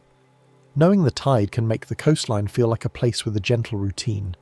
Instead of seeing the ocean as chaotic or unpredictable, you begin to see it as something that follows a schedule, something you can learn to read. Coastal communities develop an intuitive sense of the tide, knowing without looking at a table roughly when high tide will occur, or whether the tide is currently rising or falling. This knowledge creates a sense of connection to the natural cycles, a feeling of living in tune with forces much larger than yourself. Now we'll explore what tides do in nature, how they shape shores and create quiet habitats that change with each rise and fall. Tides help move sand and sediment along coasts. As water rises and falls, it carries sand with it. The flood current picks up sediment and carries it inland. The ebb current picks up sediment and carries it seaward. Over time, this back and forth movement can transport large amounts of sand along the coast. They contribute to the forming and shifting of tidal flats, broad areas of sand or mud that are covered at high tide and exposed at low tide. Tidal flats are dynamic environments, constantly being reshaped by the movement of water and sediment. Intertidal zones are areas that are sometimes underwater and sometimes exposed. These zones exist wherever tides rise and fall, creating a strip of shoreline that experiences both marine and terrestrial conditions. The intertidal zone can be divided into subzones based on how often they're submerged. The high intertidal zone is only covered during the highest tides and is exposed most of the time. The mid-intertidal zone is covered and exposed roughly equally. The low intertidal zone is exposed only during the lowest tides and is underwater most of the time. Many animals are adapted to the intertidal rhythm. Life in the intertidal zone is challenging because organisms must cope with being underwater part of the time and exposed to air the rest of the time. When the tide is in, they face marine challenges: waves, currents, predators like fish and crabs. When the tide is out, they face terrestrial challenges: desiccation, temperature extremes, predators like birds.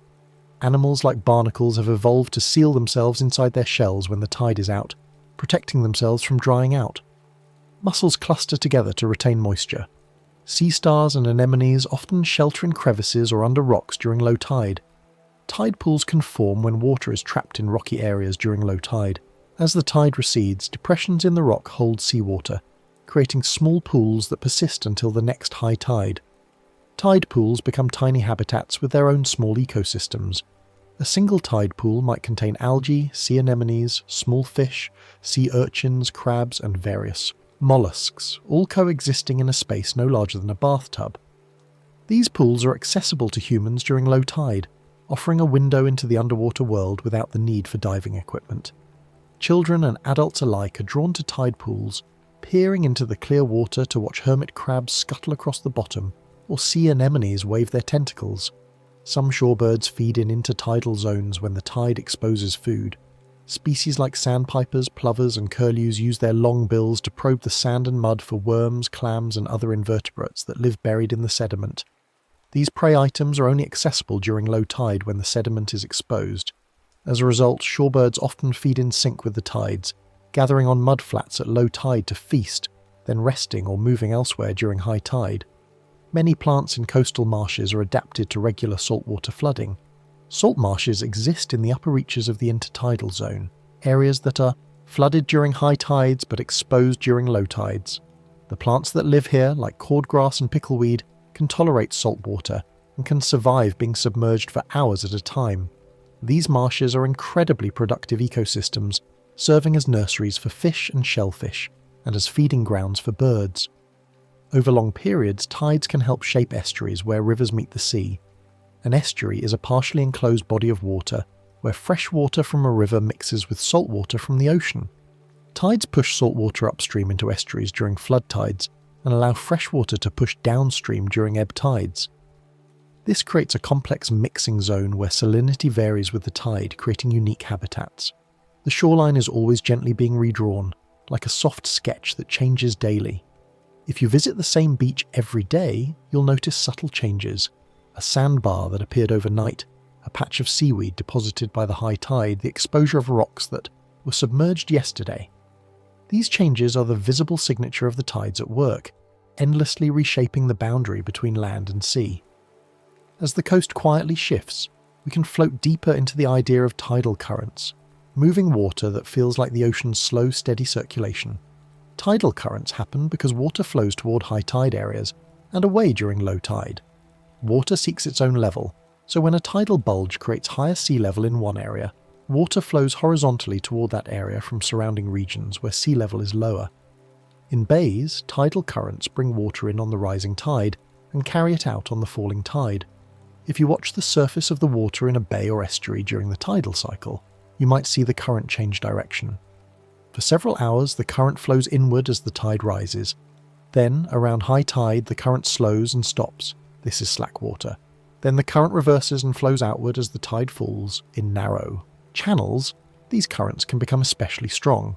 When a large volume of water needs to flow through a constricted passage, the current accelerates. It's similar to how a river flows faster through a narrow gorge than across a wide plain. Some regions experience tidal races, where currents move quickly through tight spaces. In places like the Gulf of Corryvreckan between Scottish islands or the Saltstraumen Strait in Norway, tidal currents can reach 10 knots or more, creating whirlpools and standing waves. These tidal races are dramatic and powerful, a reminder that the gentle rise and fall of tides is connected to significant movement of water. Currents help mix nutrients in coastal waters. When tidal currents flow over the seafloor, they stir up sediments and bring nutrients from the bottom toward the surface. This mixing can support plankton growth, which supports larger food webs. Phytoplankton are microscopic plants that form the base of the marine food web, and they need nutrients like nitrogen and phosphorus to grow. In areas with strong tidal mixing, these nutrients are continually replenished, supporting abundant plankton populations. Tides also influence the movement of sediments and tiny organisms. Larvae of many marine animals drift with tidal currents, using the tides as a transportation system. Some larvae time their release to coincide with specific tidal phases, ensuring they'll be carried to suitable habitats. Some animals time their activity with tidal currents for easier travel. Eels migrating to the sea may time their downstream journey with ebb tides, letting the current carry them along. Fish entering estuaries to spawn might ride flood currents upstream, conserving energy. The water's movement is often quiet and steady even when it's powerful. Unless currents are moving through very shallow or constricted areas, you might not see much surface turbulence. The current flows beneath the surface, invisible but tangible if you wade into the water or drop an object that floats. You can think of tidal currents as invisible rivers that reverse direction on a schedule, rivers that flow through the ocean rather than over land, rivers that are created by the pull of the moon rather than by rainfall and gravity. Now we'll step back and look at the even longer view, how tides connect to the moon's orbit and the slow changes happening over millions of years. The moon is slowly moving away from Earth over time. Currently, the moon recedes from Earth at a rate of about 3.8 centimeters per year, roughly the rate at which your fingernails grow. This happens because tidal interactions transfer energy in subtle ways. The process involves something called tidal friction. As Earth rotates beneath the tidal bulges, friction between the moving water and the seafloor gradually slows Earth's rotation. That rotational energy doesn't disappear. It's transferred to the moon, increasing the moon's orbital energy and causing it to spiral very slowly outward. Earth's rotation is also slowing very gradually because of tidal friction. The length of a day is increasing by about 2 milliseconds per century. That means days become slightly longer over extremely long periods. 100 million years from now, a day will be about half an hour longer than it is today. In the distant past, tides and day length were different than today. When the moon first formed, roughly 4.5 billion years ago, it was much closer to Earth, perhaps only 15,000 miles away compared to the current distance of about 240,000 miles. At that distance, the moon's gravitational pull was enormously stronger, and tides were correspondingly enormous, perhaps hundreds of feet high. Earth's rotation was also faster. A day might have been only 5 or 6 hours long. Ancient tidal patterns can sometimes be studied through layered sediments. In certain tidal environments, sediments are deposited in daily layers, with each layer representing a single tide. By counting these layers in ancient rocks, geologists can estimate how many tides occurred per day in the distant past, which tells them about the length of the day and the distance to the moon at that time. Tidal friction gently turns motion into heat in the oceans and Earth's crust. As water sloshes back and forth with the tides, friction generates heat, warming the water and the rocks beneath. The amount of heat generated is tiny compared to other heat sources, but over billions of years it adds up to a significant amount of energy dissipation. These changes are slow and not noticeable in daily life. You won't feel days getting longer or see the moon visibly receding. These are processes that unfold over geological time, imperceptible to human senses but real and measurable through careful scientific observation. The tide's rhythm connects nightly shorelines to deep time history. When you watch the tide come in this evening, you're witnessing the same process that has shaped Earth's rotation and the moon's orbit for billions of years. The gentle rise and fall of water on the beach is connected to the gradual evolution of the Earth-Moon system, a reminder that even the quietest processes can have profound effects if given enough time. It can feel comforting that the ocean keeps time in a steady way, even across ages. In a world of change and uncertainty, tides represent constancy. They've been rising and falling since before there were animals to witness them, and they'll continue rising and falling long after we're gone. There's a kind of peace in that perspective, a sense of being part of something much larger and older than individual human concerns. With deep time softly in the background, we can return to the present shoreline and the bedtime feeling, tides as a steady companion, not a force to fear. Many coastal communities plan activities around the tide. In places where tides are, significant daily life naturally synchronizes with the tidal cycle.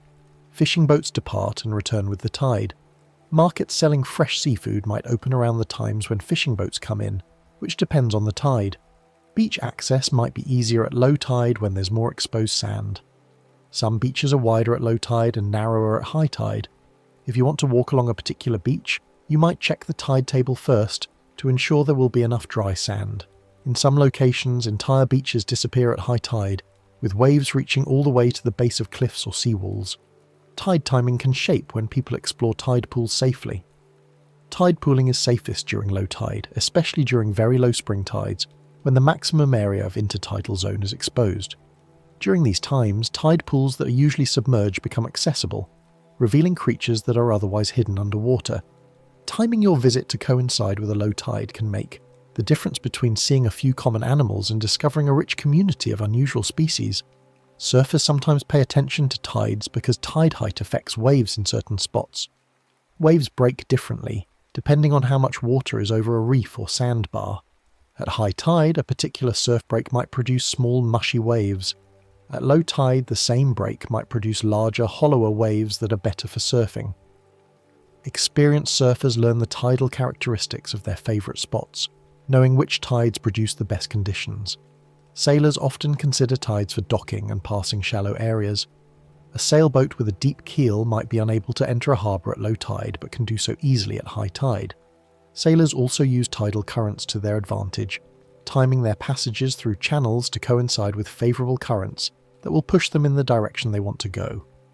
Some fish move closer to shore on certain tides.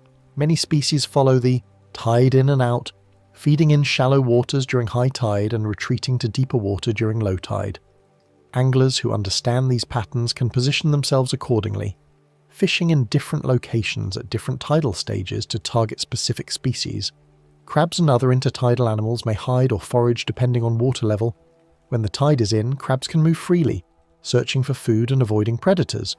When the tide is out, many crabs burrow into the sand or hide under rocks to avoid desiccation and terrestrial predators like gulls. Kelp forests can be influenced by currents that tides help create. Kelp is a large seaweed that grows in underwater forests in cool, nutrient-rich coastal waters. Tidal currents bring nutrients to the kelp and remove waste products, helping the kelp thrive. The back and forth flow of tidal currents also helps distribute kelp spores, allowing the forest to spread. In estuaries, tides mix saltwater and freshwater in a gentle back and forth. The incoming tide pushes a wedge of saltwater upstream, while the outgoing tide allows freshwater to push the saltwater back downstream.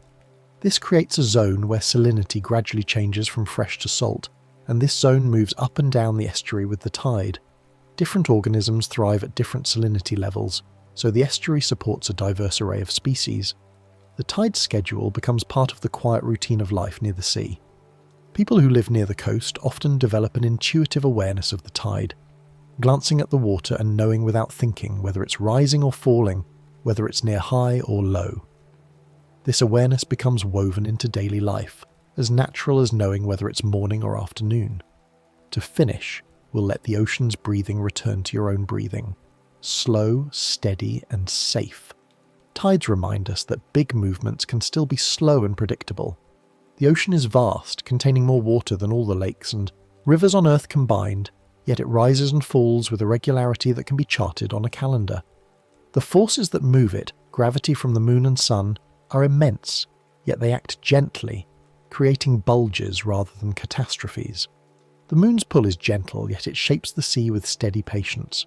Every molecule of ocean water feels that pull, and together they respond, flowing into the pattern the moon creates. There's no struggle, no resistance, just a natural response to a natural force. The sun adds a softer rhythm that comes and goes through the month. While the moon provides the primary beat, the sun adds harmonics, creating variation in the pattern. Sometimes the two align and reinforce each other. Sometimes they work at cross purposes and partially cancel each other out.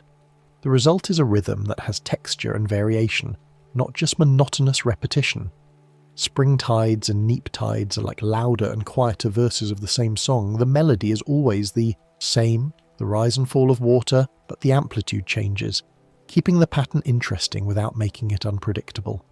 Shorelines change daily, but they do it without hurry. The edge of the sea is never exactly the same from one day to the next, yet the changes unfold slowly enough that you can watch them happen without anxiety.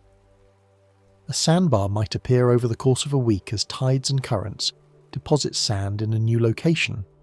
A tidal channel might shift gradually over a season.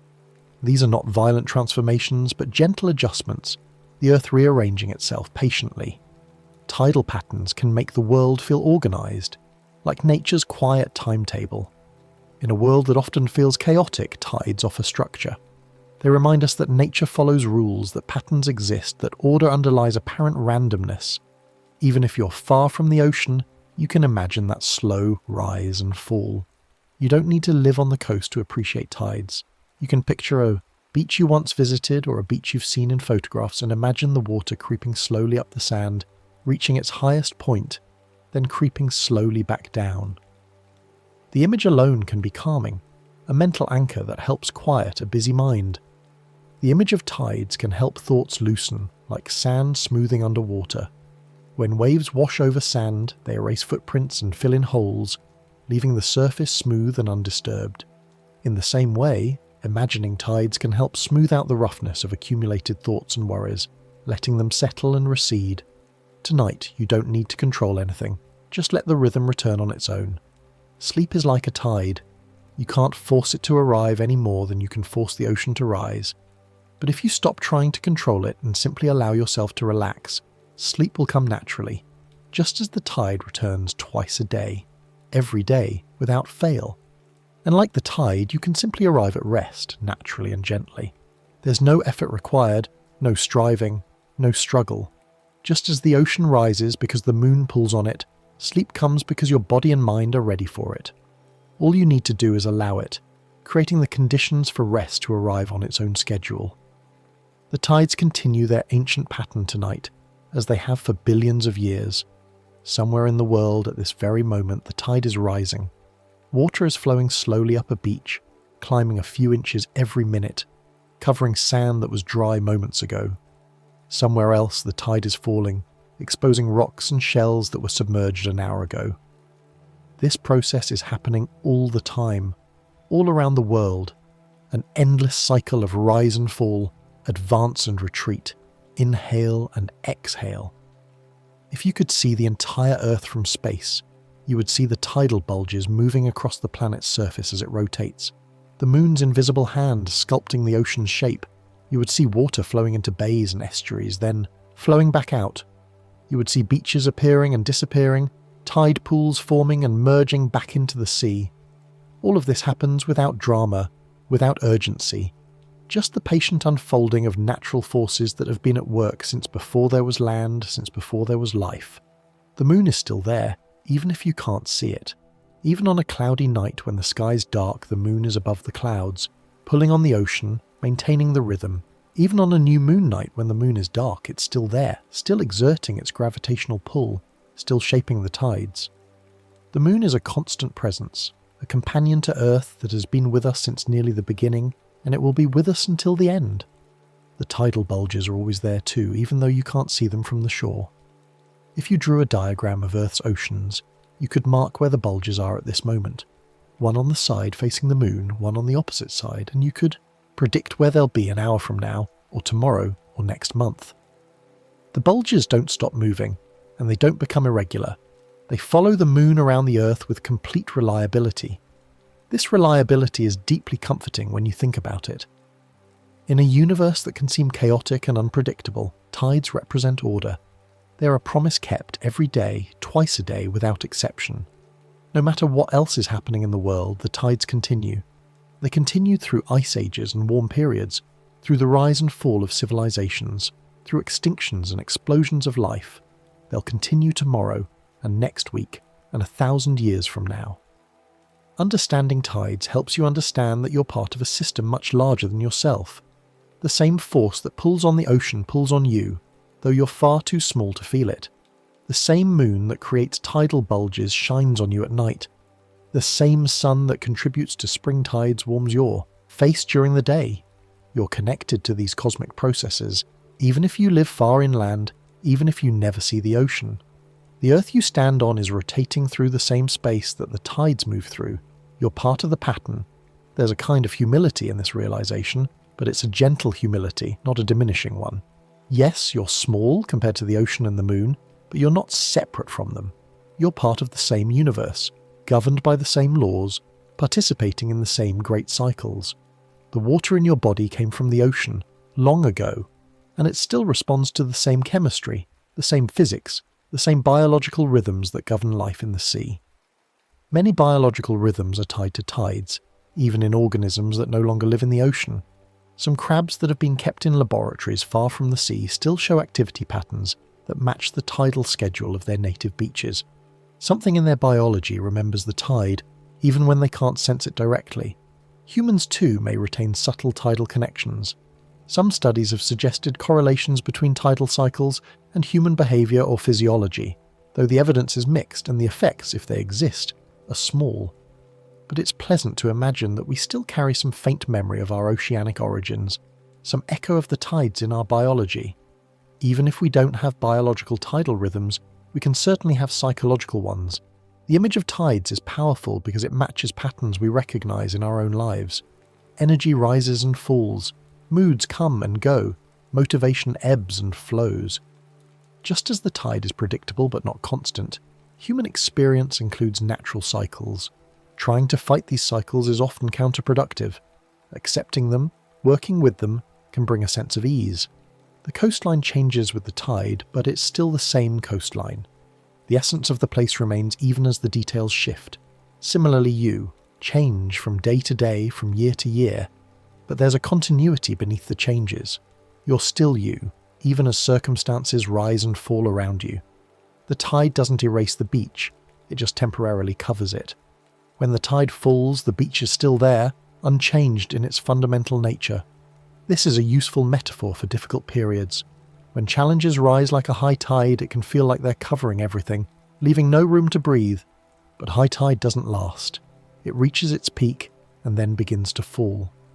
The beach it covered will be revealed again. The pressures that feel overwhelming right now will recede, given time. You just have to wait, to endure, to remember that the tide always turns. And during low tide, when everything is exposed and there's plenty of space, that doesn't last either. The tide will return. But that's okay, because the cycle is normal, expected, part of the natural pattern. There's no permanent low tide and there's no permanent high tide. There's only the cycle, the rhythm, the patient oscillation between states.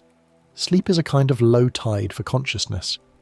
As you fall asleep, the waters of active thinking recede, exposing the quiet beach of rest. Thoughts that were swimming through your mind settle down. Worries that were floating on the surface sink to the bottom. The busy activity of wakefulness drains away, leaving calm emptiness. This process can't be forced, but it can be allowed. You can create the conditions for it. You can lie still, breathe slowly, relax your muscles and quiet your mind. And then, just as the tide follows the moon, sleep will follow your relaxation. Not immediately perhaps, but inevitably. The moon doesn't have to try to pull the ocean. It just does, because that's what gravity does. Your body doesn't have to try to sleep. It just will, because that's what bodies do when they're relaxed and safe. Safety is important. Tides feel safe because they're predictable. You can trust that the tide will behave as expected. In the same way, sleep requires trust. You have to trust that it's safe to let go, to release control, to allow consciousness to fade. Your body will keep breathing, your heart will keep beating, all the automatic processes will continue. You don't need to supervise them. You can let go. The ocean lets go too, in a way. It doesn't hold on to the water. When the tide rises, water flows in. When the tide falls, water flows out. The ocean doesn't try to keep the water at high tide forever. It allows the pattern to unfold, releasing and accepting water according to the tidal rhythm. You can do the same with thoughts and worries. Let them flow in, let them flow out. Don't try to hold on to pleasant thoughts or push away unpleasant ones. Just let them move through, like water moving with the tide. Imagine standing on a beach right now, at this quiet moment. The sun has set, and the sky is darkening. The ocean is calm, just gentle waves lapping at the sand. You can hear the soft, rhythmic sound of water meeting shore. The tide is falling, slowly pulling back, leaving darker, wetter sand in its wake. Small shells and bits of seaweed mark the high tide line, showing where the water reached earlier. As you stand there, you can feel the day ending just as the tide is turning. The activity and energy of the day are ebbing away, flowing back out to sea. Your thoughts are following the same pattern, receding like the water, leaving your mind quiet and clear. There's no rush. The tide takes hours to go out fully, and that's fine. You have all the time you need. The air is cool but not cold. There's a light breeze carrying the smell of salt and seaweed, clean and fresh. The sand under your feet is still slightly warm from the day's sun, though it's cooling now. You can feel the transition from day to night, from activity to rest, from wakefulness to sleep. It's all happening naturally, without any effort from you.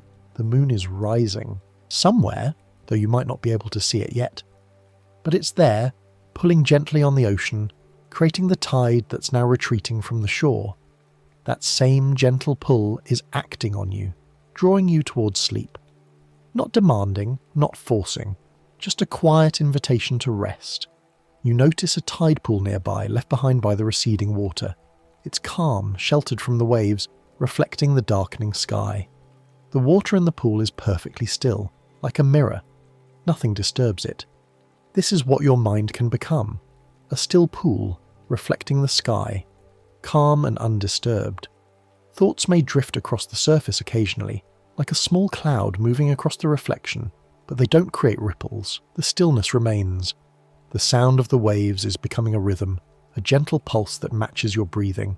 Each wave arrives, spreads across the sand, then retreats. Arrive, spread, retreat. Arrive, spread, retreat. It's hypnotic in its regularity, like a metronome set to the slowest, most peaceful tempo imaginable. Your breath can follow this rhythm. Breathe in as the wave arrives. Breathe out as it retreats. Let your breathing become as slow and as easy as the tide. There's no one else on this beach. It's yours alone, a private space where you can simply be, without any expectations or obligations. You don't need to do anything. You don't need to go anywhere. You can just stand here, or sit, or lie down on the soft sand, and let the evening deepen around you. The world is taking care of itself. The tide is doing what it needs to do. The moon is following its orbit. Earth is rotating on its axis. All the vast machinery of the cosmos is running smoothly, and you don't need to manage any of it. You can rest. As the tide continues to fall, the beach becomes wider. More sand is exposed, stretching out into the growing darkness. The edge of the water is farther away now, a dim line in the distance. The space between you and the ocean is expanding, creating more room, more peace, more quiet. This is what falling asleep feels like. The busy world retreating, leaving more and more space for rest. The stars are beginning to appear in the darkening sky. Just a few at first, the brightest ones, breaking through the deepening blue. Then more and more as your eyes adjust and the sky grows darker. Each star is impossibly far away, yet their light reaches you, gentle and steady. They've been shining for thousands of years, and they'll continue shining for thousands more. They're another kind of constancy, another reminder that some things are reliable and enduring. The moon appears now, low on the horizon, rising slowly. It's the same moon that creates the tides, the same moon that has watched over Earth for billions of years. Its face is familiar, covered with the same patterns of light and shadow that humans have gazed at throughout history. The moon has watched the rise and fall of species, the drift of continents, the ebb and flow of ice, ages. It has seen everything, and it remains calm and steady, following its orbit, pulling on the ocean, maintaining the rhythm. Tonight the moon is in a phase that creates a particular kind of tide. Maybe it's a spring tide with the sun and moon aligned, creating the largest tidal range. Or maybe it's a neap tide with the sun and moon at right angles, creating the smallest tidal range. Either way, the tide is doing exactly what it should be doing, following the pattern that physics dictates. There's no uncertainty, no hesitation. The moon pulls, the ocean responds, and the tide moves according to rules that have never varied. You can trust this. You can trust that the tide will keep following its pattern tonight, tomorrow, next week, next month. You can trust that the moon will keep orbiting, that gravity will keep working, that the natural order will persist. And in the same way, you can trust that sleep will come, that rest will arrive, that your body knows how to transition from wakefulness to sleep just as surely as the ocean knows how to respond to the moon. The waves are getting quieter now, or maybe you're just becoming less aware of them as your attention turns inward. The external world is fading, becoming less important, less demanding. The beach, the ocean, the sky. They're all still there, but they're receding into the background, like the tide receding from the shore. What remains is an inner quiet, a space of rest that's opening up inside you. This is the space where sleep lives. It's always there, always available, but you can only enter it when you let go of the waking world. You have to release your grip on thoughts and concerns, allowing them to flow away like water flowing out with the tide. Some of them might return later, like the tide returning, but for now you can let them go. They'll be fine without your attention. Everything will be fine.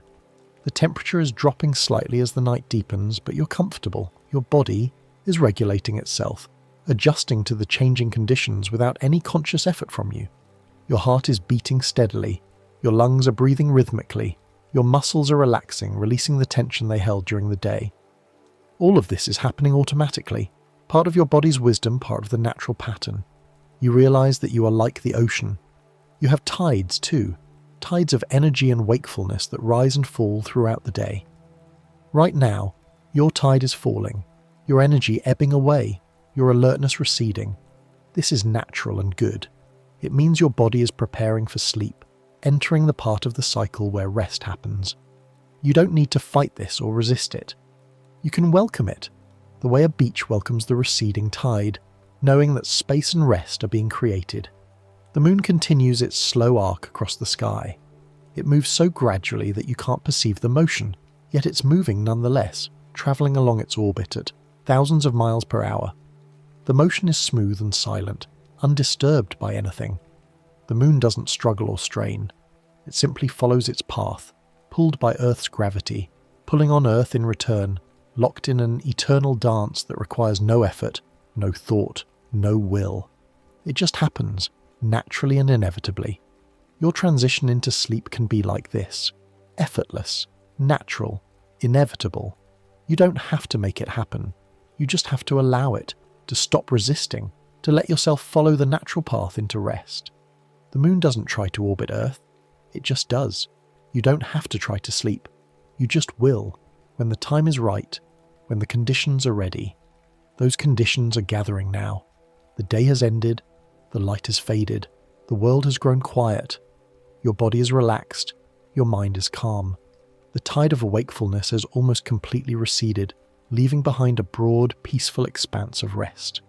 Just a little more time, a little more letting go, and sleep will arrive as naturally as the tide turning. The waves continue their gentle rhythm, in and out, rise and fall. Each cycle is complete in itself, yet part of a larger pattern. Each breath you take is the same, complete in itself, yet part of the endless rhythm of breathing that has sustained you since birth and will continue until the end. There's something profound about rhythm, about repetition, about cycles. They create a sense of security, a feeling that all is well, that the universe is functioning as it should, and it is. Despite all the complexity and uncertainty in the world, the fundamental patterns persist. The Earth rotates, the moon orbits, the sun rises and sets, the tides ebb and flow. These are constants you can count on, anchors in a changing world. Tonight they continue as they always have, and they'll continue tomorrow, and the next day, and long after. You're part of this great continuity, this ancient pattern. You belong here, in this moment, on this planet, under this sky, watched over by this moon. Let that belonging settle into your bones. Let the knowledge that you are part of the pattern bring you peace. You don't have to earn your place or justify your existence. You simply are, just as the ocean simply is, just as the tide simply is. You're a natural part of the world, and the world knows how to take care of you. It knows how to bring you rest, how to restore your energy, how to prepare you for tomorrow. All you have to do is let it. Let go. Let the tide of sleep carry you gently out from the shore of wakefulness into the deeper waters of rest. The journey is safe. The ocean knows the way. You can trust the process, the way you trust the tide to follow its pattern. Close your eyes if you haven't already. Feel the gentle support beneath you, like floating on calm water.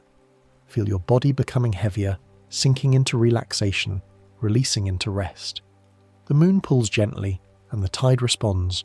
Your body calls gently for sleep, and you can respond. No resistance, no effort, just a simple allowing. The pattern is complete, the day has ended, the tide has turned, and sleep is here, arriving naturally and gently, just as it should, just as it always does. Welcome it, let it carry you, and rest. The next story is about to begin. Please relax and enjoy. Bioluminescence is light produced by living organisms. It's one of those phenomena that sounds almost magical when you first hear about it. Living things that glow, but it's actually grounded in straightforward chemistry and biology. When we talk about bioluminescence, we're talking about organisms that create their own light through chemical reactions happening inside their bodies. This is different from things that simply reflect light, like a mirror or a white surface. The organism itself is the source of the glow, generating photons through biological processes that have evolved over millions of years. What makes this particularly interesting is that bioluminescent light comes from within. Many bioluminescent organisms produce their glow through a chemical reaction that takes place inside their cells or in specialized organs designed specifically for making light. The reaction typically involves a light-producing molecule called luciferin. The name comes from the Latin word for light-bearing, which gives you a sense of how central this molecule is to the whole process. Luciferin isn't just one specific chemical, it's actually a term that covers several different molecules that serve similar purposes in different organisms. Each type of luciferin has its own particular structure, but they all share the ability to produce light when they undergo the right kind of chemical reaction. Along with luciferin, these reactions usually involve an enzyme called luciferase. Enzymes are biological catalysts, which means they help chemical reactions happen more quickly or efficiently without being consumed in the process. Luciferase takes luciferin and helps it react in a way that releases energy in the form of light rather than heat. This partnership between luciferin and luciferase is fundamental to most bioluminescence we observe in nature. The enzyme essentially guides the reaction, making sure that when luciferin breaks down or combines with other molecules, the energy gets released as visible light. Oxygen plays an important role in many of these light-producing reactions as well. In the most common pathway, luciferin combines with oxygen in a reaction facilitated by luciferase, and this combination releases energy. Some of that energy comes out as light.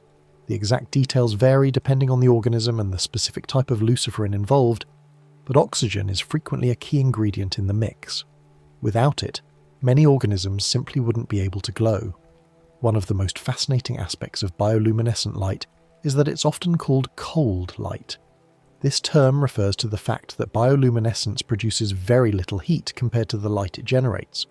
When you think about traditional light sources like incandescent bulbs, a huge amount of the energy they use gets converted into heat rather than visible light. That's why those bulbs get so hot to the touch. Bioluminescence, on the other hand, is remarkably efficient. The chemical reactions that produce the glow convert most of their energy directly into light, with minimal heat as a byproduct. This efficiency is part of what makes bioluminescence so special from both a biological and a practical standpoint. The glow itself can take different forms. Some bioluminescent organisms produce a steady, continuous glow that stays relatively constant over time. Others flash or pulse, creating rhythmic patterns of light and darkness. These pulses can be quick, like the rapid blinking of certain fireflies, or slow and gentle, like the soft undulations of light you might see in some jellyfish. The pattern depends on how the organism controls the chemical reaction, whether it can start and stop it quickly, or whether the glow builds and fades more gradually. What's particularly remarkable is that bioluminescence appears in many different groups of life, spread across the tree of life in ways that suggest it evolved independently multiple times. It's not limited to one family or one branch of organisms. You find bioluminescence in bacteria, in fungi, in various types of plankton, in jellyfish and other cnidarians, in certain squid and fish, in some beetles like fireflies, and even in a few worms and other creatures. This wide distribution tells us that the ability to produce light has been useful enough that evolution arrived at it over and over again through different pathways. You can think of bioluminescence as nature's version of quiet lanterns, small lights created through simple chemistry but deployed in sophisticated ways. There's something calming about that image. Organisms carrying their own gentle illumination through dark environments, using basic molecular tools to create something as ethereal as light. It's a reminder that even the most enchanting natural phenomena often come down to chemistry and biology, working in elegant, efficient ways. The evolution of bioluminescence is itself a fascinating story, one that involves countless small steps and adaptations across vast stretches of time. When we consider how something as specific as light production could evolve, we have to think about the incremental advantages that even dim or inefficient glowing might provide.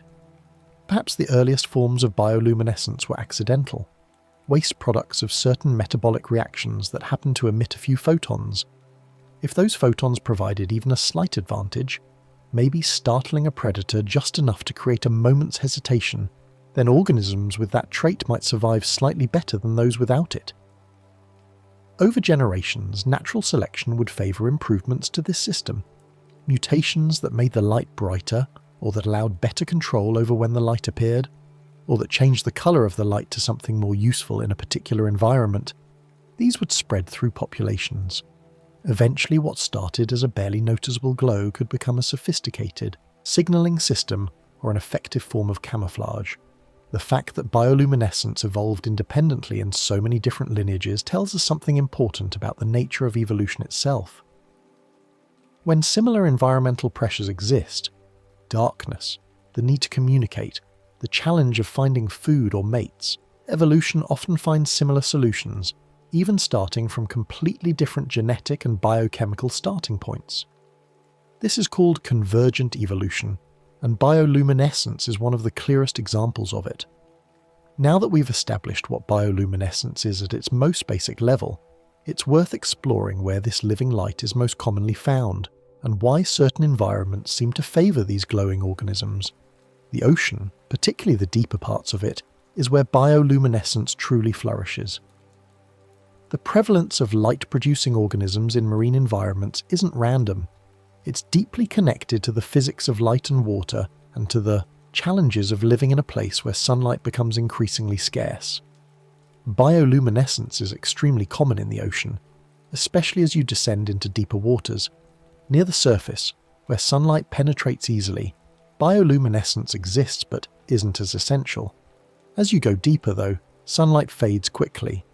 Water absorbs and scatters light, and different wavelengths of light penetrate to different depths. Red light, with its longer wavelength, gets absorbed first, disappearing within just a few meters of the surface. Orange and yellow follow, then green. Blue light, with its shorter wavelength, can penetrate the deepest, but even that eventually fades as you descend. In the open ocean, many animals live in what's known as the twilight zone, a region that typically starts around 200 meters down and extends to about 1,000 meters. In this zone, there's still some faint light filtering down from above, but it's dim and almost entirely blue. The environment has a perpetual twilight quality, not dark enough to be completely black, but nowhere near bright enough for the kind of vision we're used to. In this strange half-lit world, small points of light stand out dramatically. A tiny bioluminescent flash can be visible from a considerable distance, making it useful for communication, for finding mates, or for startling potential predators. The twilight zone is home to an enormous biomass of organisms, many of them bioluminescent. Schools of small fish, clouds of krill and other crustaceans, jellyfish drifting on currents, all of these move through the dim blue light, many of them carrying their own light-producing capabilities. During the day, many of these organisms remain at depth, but as night falls, they often migrate upward toward more food-rich surface waters. This daily vertical migration is one of the largest movements of biomass on the planet, and bioluminescence plays a role in it, helping organisms communicate and navigate during their journeys. Deeper still, below the twilight zone, the ocean becomes almost completely dark. This is the midnight zone and below, where sunlight essentially doesn't reach at all. Here, bioluminescence becomes even more prevalent. Estimates suggest that a significant majority of organisms living in the deep ocean have some capacity for bioluminescence. In this perpetual darkness, light becomes a valuable tool. It can serve as a form of communication between members of the same species, helping them find each other in the vast emptiness. It can act as a lure, attracting prey toward a predator. It can serve as camouflage through counter-illumination, which we'll explore more later.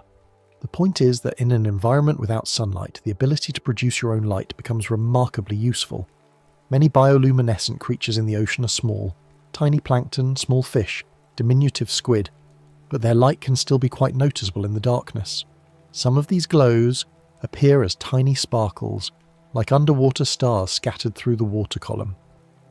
If you could somehow observe a cross-section of the deep ocean in the dark, you might see countless small points of light drifting, flashing, or glowing steadily, creating a sort of inverted night sky. Each point of light represents an organism going about its business, whether that's hunting, communicating, or simply existing in its dark habitat. The distribution of bioluminescent organisms isn't uniform throughout the ocean. In some areas, particularly where ocean currents bring nutrients together or where underwater features like seamounts create special conditions, concentrations of bioluminescent life can be especially high. These areas become hotspots of glowing activity, with more frequent flashes and glows as organisms interact, hunt, and communicate. Other organisms produce light that appears as soft glowing patches or lines along their bodies. Some fish have rows of photophores, specialized, light-producing organs, arranged along their sides or bellies. Some squid have scattered photophores that can create complex patterns. The distribution of these light organs isn't random. It's shaped by evolution to serve specific purposes, whether that's species recognition, camouflage, or something else entirely. Not all marine bioluminescence happens in the deep sea, though. Many bioluminescent organisms are active at night near the surface as well. Certain types of plankton, for instance, live in the upper layers of the ocean but produce light primarily at night, when the risk of being seen by visual predators is lower. This creates interesting dynamics where organisms migrate vertically through the water column on a daily cycle, rising toward the surface at night and descending during the day. Even near shore in relatively shallow water, you can sometimes see glowing waves caused by tiny organisms. When conditions are right, usually warm water and high concentrations of certain types of bioluminescent plankton, the mechanical disturbance of waves breaking or water being stirred can trigger millions of microscopic organisms to flash simultaneously. This creates a glow that ripples through the water, visible from shore. It's a gentle phenomenon, a soft blue-green glow that appears and fades, and it's one of the most accessible forms of bioluminescence for people who don't have access to deep-sea submersibles.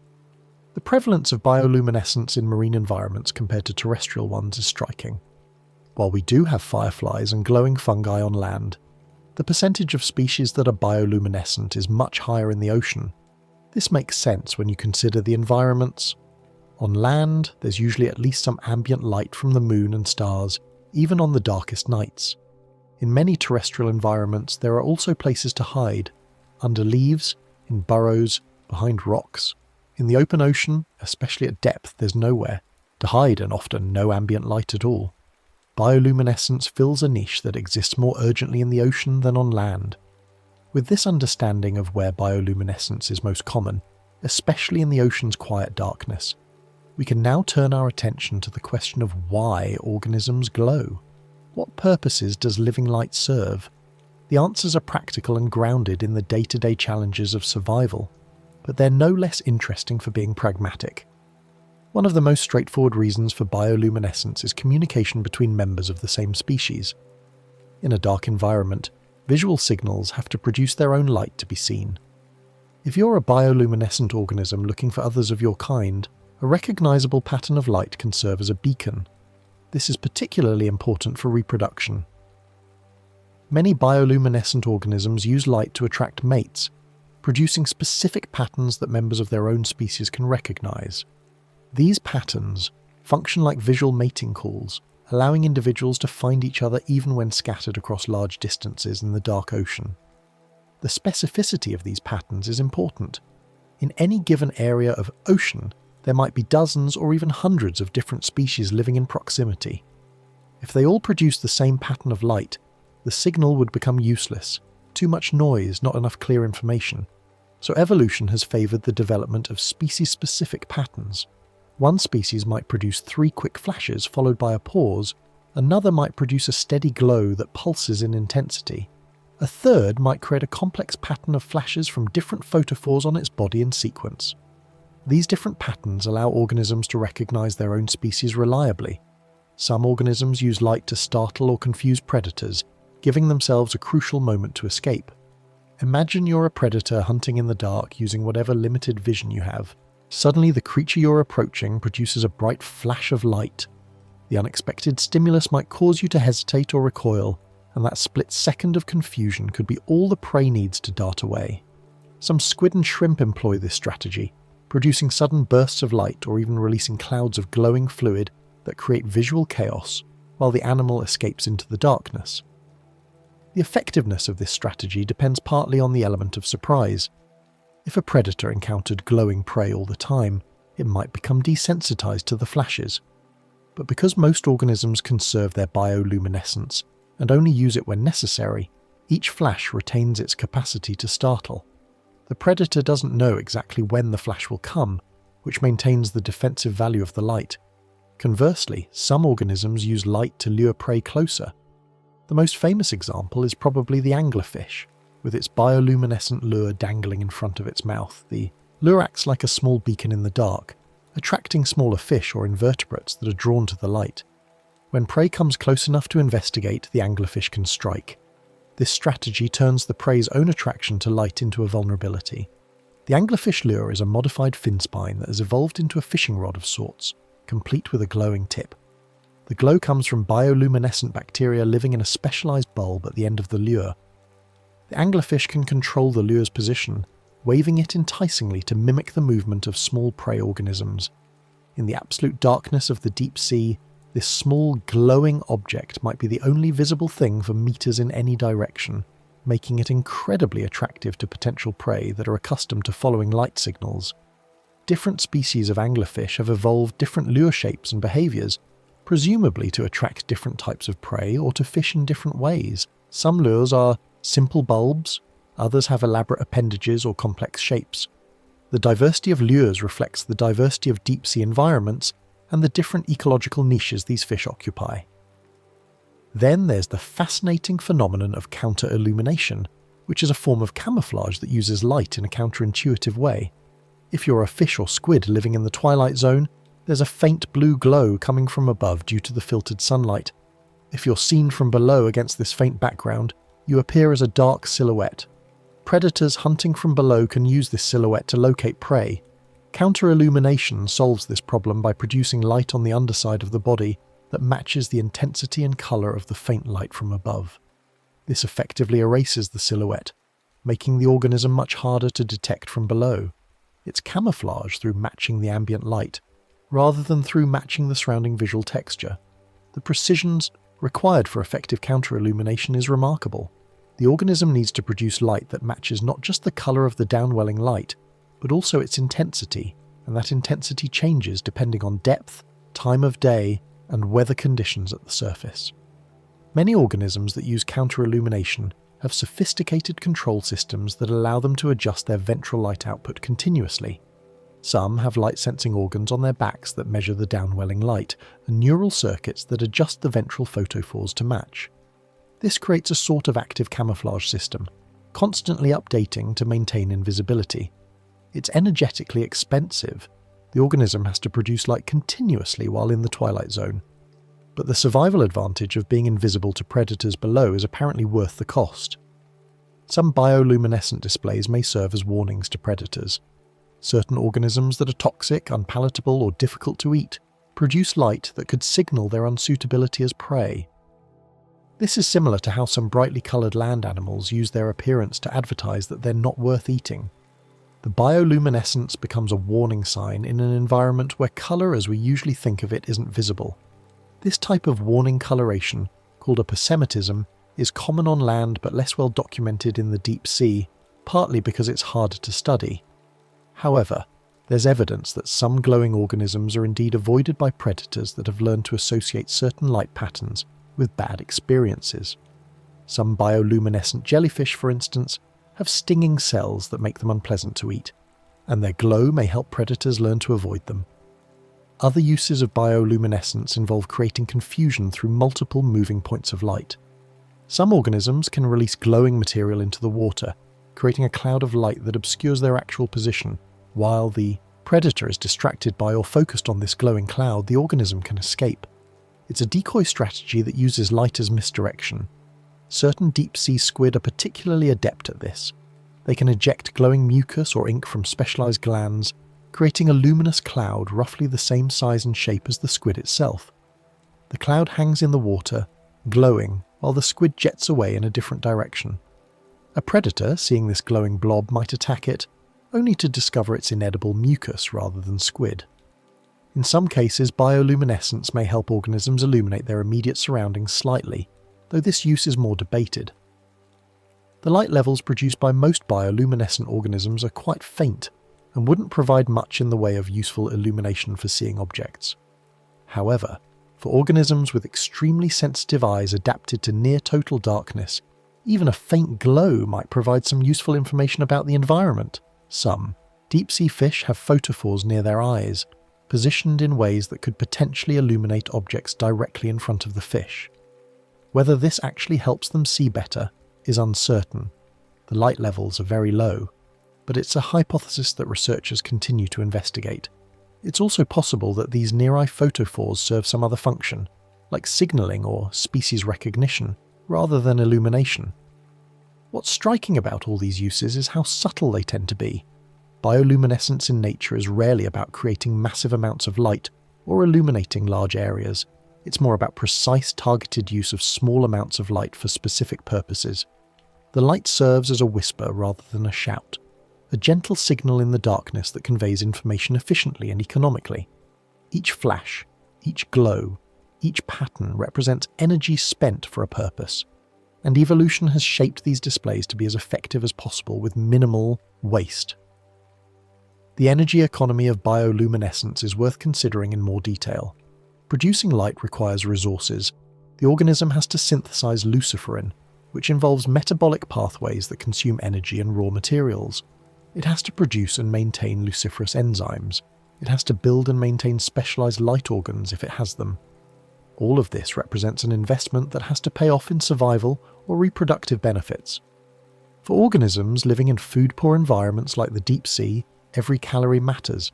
They can't afford to waste energy on unnecessary displays. This is why bioluminescence in the deep sea tends to be brief and purposeful.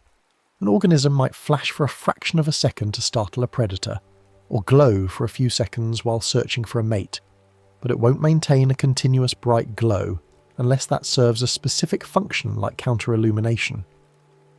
The efficiency of the light-producing reaction helps with this energy economy. Because bioluminescence produces light with minimal heat waste, the organism gets more light output per calorie invested compared to what would be possible with a less efficient reaction. This efficiency makes bioluminescence viable as a strategy even in energy-poor environments.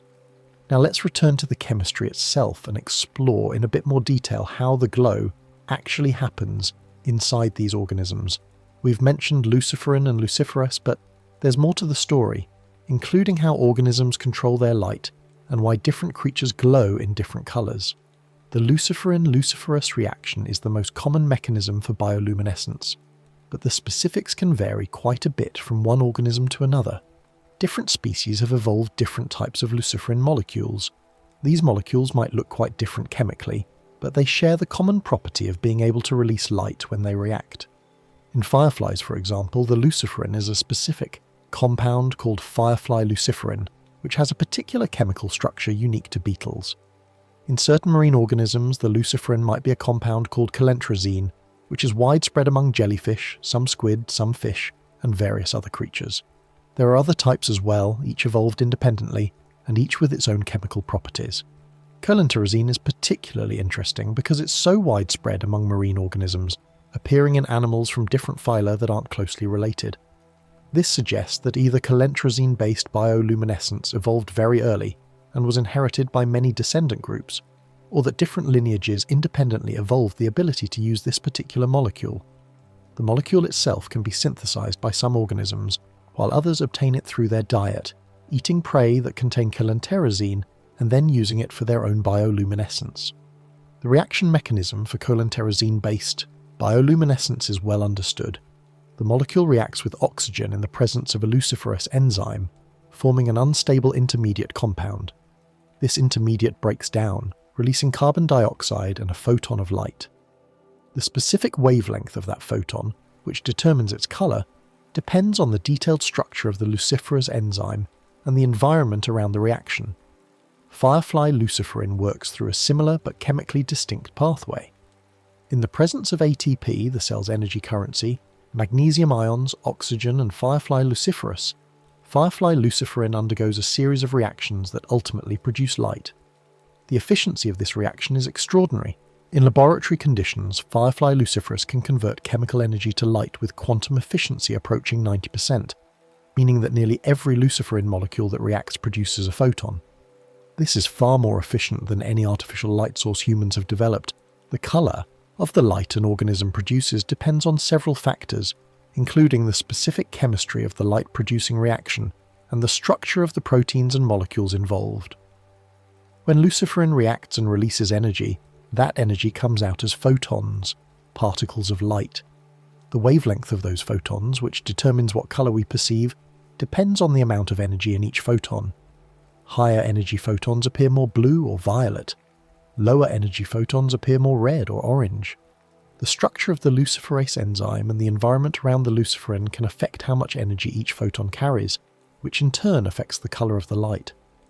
Many marine organisms produce blue or blue-green light, and this isn't random. Blue light happens to travel through seawater much better than other colours. Remember how red light gets absorbed quickly near the surface? That same principle applies to bioluminescent light. If you're producing light to communicate or to be seen, blue-green is the most efficient colour to use in water because it will travel the farthest before being absorbed or scattered. The absorption properties of seawater create a selective pressure favouring blue-green bioluminescence. An organism that produced red light in the deep ocean would be at a disadvantage because its signals wouldn't travel far. Over evolutionary time, natural selection has favoured blue-green light production in marine environments, which is why the vast majority of marine bioluminescence falls in this part of the spectrum. Some organisms produce green light, and some can even produce yellow or red light under certain conditions, though red is quite rare in marine environments. There are a few deep-sea fish that produce red light, and they use it in interesting ways. Because most deep-sea organisms have eyes adapted to detect blue light and can't see red at all, a red light becomes like a private flashlight. The fish can illuminate its surroundings or illuminate potential prey without the prey knowing it's being observed. It's a clever adaptation that exploits the sensory limitations of other organisms.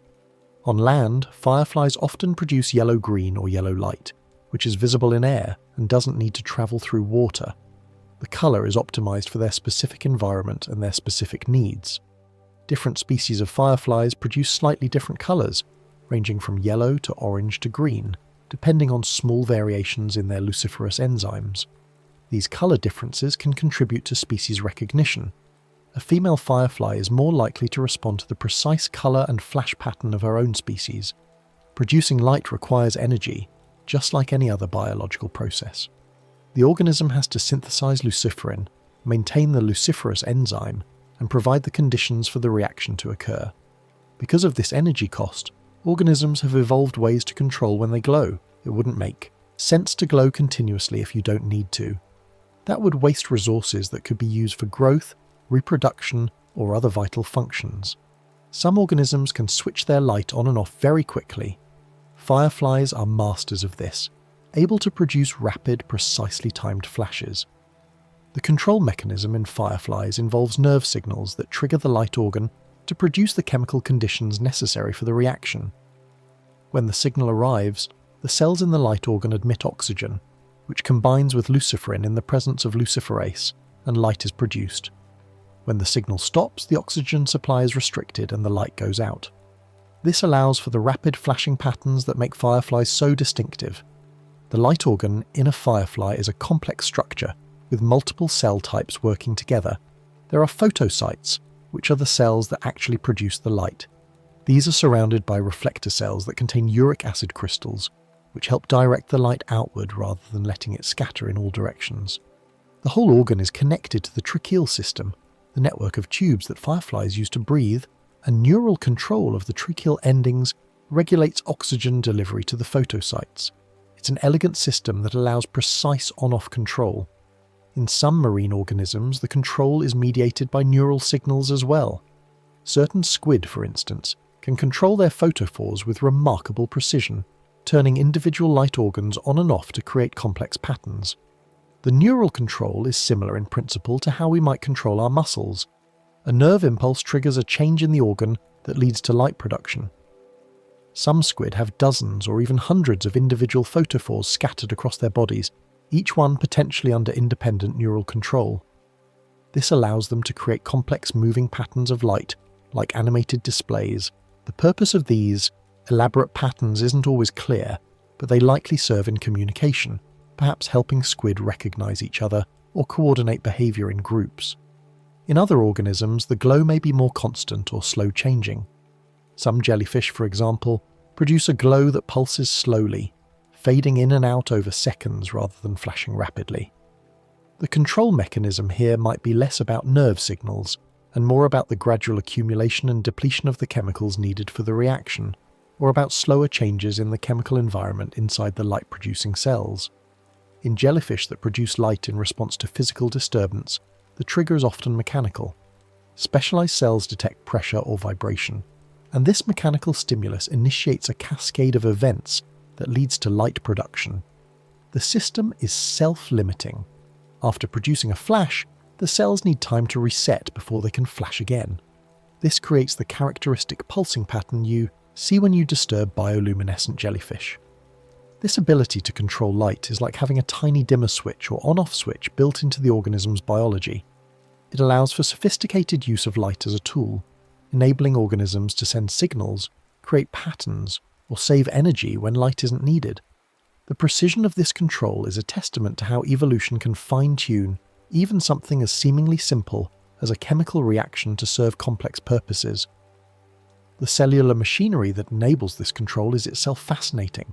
Inside a photocyte or other light-producing cell, there are mechanisms to store luciferin and luciferase separately until needed, prevent premature reactions, trigger the reaction on demand, and then clear away the products so the cell can produce light again. All of this happens at a microscopic scale, coordinated by the cell's internal systems. Some organisms store luciferin and luciferase in separate cellular compartments, only allowing them to mix when light production is needed. Others keep them together but control the availability of oxygen or other cofactors that are necessary for the reaction. The specific mechanism varies, but the principle is the same: maintain tight control over when and how the light-producing reaction occurs. With the chemistry explained in a bit more depth, it's nice to shift focus to some familiar examples of bioluminescence that many of us have encountered, or at least heard about. Fireflies are perhaps the most widely recognized bioluminescent organisms, particularly in regions where they're common during warm months. Their soft blinking lights on summer evenings have a nostalgic, almost magical quality, and they provide a perfect example of bioluminescence used for communication. Fireflies are actually beetles, members of the family Lampyridae. Despite their name, they're not flies at all. During their adult stage, many species produce light from a specialized organ located in their abdomen. The organ consists of layers of cells that contain luciferin, luciferase, and the other components needed for the light-producing reaction. The outer layers of the organ allow the light to shine through clearly, while the inner layers may contain reflective materials that help direct the light outward rather than letting it dissipate into the body. For most firefly species, the primary purpose of the glow is communication related to mating. Male fireflies typically fly around producing flashes in species-specific patterns. Female fireflies, often waiting on vegetation or on the ground, observe these patterns. When a female sees a pattern that matches her species, she may respond with her own flash. This back-and-forth exchange of light signals allows males and females to find each other in the dark. The pattern is key. The timing between flashes, the duration of each flash, and the number of flashes in a sequence all contribute to species recognition. The specificity of these patterns is remarkable. In one study of fireflies in the Great Smoky Mountains, researchers documented multiple species active in the same areas on the same nights, each with its own distinct flash pattern. One species might flash once every several seconds while flying in a straight line. Another might fly in a J-shaped pattern, flashing at the bottom of each J. A third might produce pairs of flashes separated by a characteristic interval. These differences allow each species to maintain reproductive isolation even while sharing the same habitat. Different firefly species have evolved distinctly different flash patterns. Some produce single flashes spaced several seconds apart. Others produce rapid bursts of multiple flashes. Some fly in J-shaped patterns while flashing, creating a visual signature in the air. This diversity of patterns allows multiple species of fireflies to coexist in the same area without confusion, because each species has its own recognizable signal. The evolution of these diverse patterns is an example of what's called character displacement. When related species live in the same area, natural selection favors individuals whose signals are most distinct from other species, reducing the chances of mistaken identity and wasted mating effort. Over time, this leads to increasingly divergent signal patterns, allowing even closely related species to coexist without confusion. In some remarkable cases, fireflies can synchronize their flashes in groups. This behavior has been observed in several species, most famously in certain fireflies in Southeast Asia, and in the species Photinus carolinus in the eastern United States. During peak mating season, thousands of male fireflies may gather in an area and begin flashing in unison, creating waves of light that sweep through the landscape. The synchronization appears to involve each firefly adjusting its flash timing slightly, in response to the flashes it sees around it, leading to spontaneous coordination across the group. The exact advantage of this behavior is still debated, but it may help individual fireflies stand out, or it may make the group display more noticeable to females. The synchronization of fireflies is a beautiful example of emergence, a complex pattern arising from simple individual rules. Each firefly is essentially following a rule like, when I see a flash, advance my own flash cycle slightly. And when thousands of fireflies follow this rule simultaneously, the result is spontaneous synchronization. It's similar to how audiences sometimes spontaneously synchronize their clapping at concerts, or how certain heart cells synchronize their firing patterns. The efficiency of firefly light is remarkable. Fireflies can convert a very high percentage of the energy in their light-producing reaction directly into light, with very little wasted as heat. This efficiency is one of the things that makes bioluminescence so fascinating from a technological perspective. If we could create artificial lights that were as efficient as firefly lanterns, we could save enormous amounts of energy. Scientists have studied firefly luciferase extensively, trying to understand what makes it so efficient. The enzyme structure appears to position the reactants in exactly the right configuration to favor light production over heat production. Researchers have even created artificial versions of firefly luciferase, with modifications that change the color of the light produced, or that make the enzyme more stable at different temperatures. These engineered luciferases are used in research applications around the world. Fireflies don't begin their lives as glowing adults. They start as eggs, which hatch into larvae. The larvae look quite different from the adults. They're elongated, segmented, and somewhat worm-like. Interestingly, many firefly larvae can also produce light. These larval fireflies often live on or near the ground in moist habitats like meadows, forests, or near streams. They're predatory, feeding on snails, slugs, and other soft-bodied invertebrates.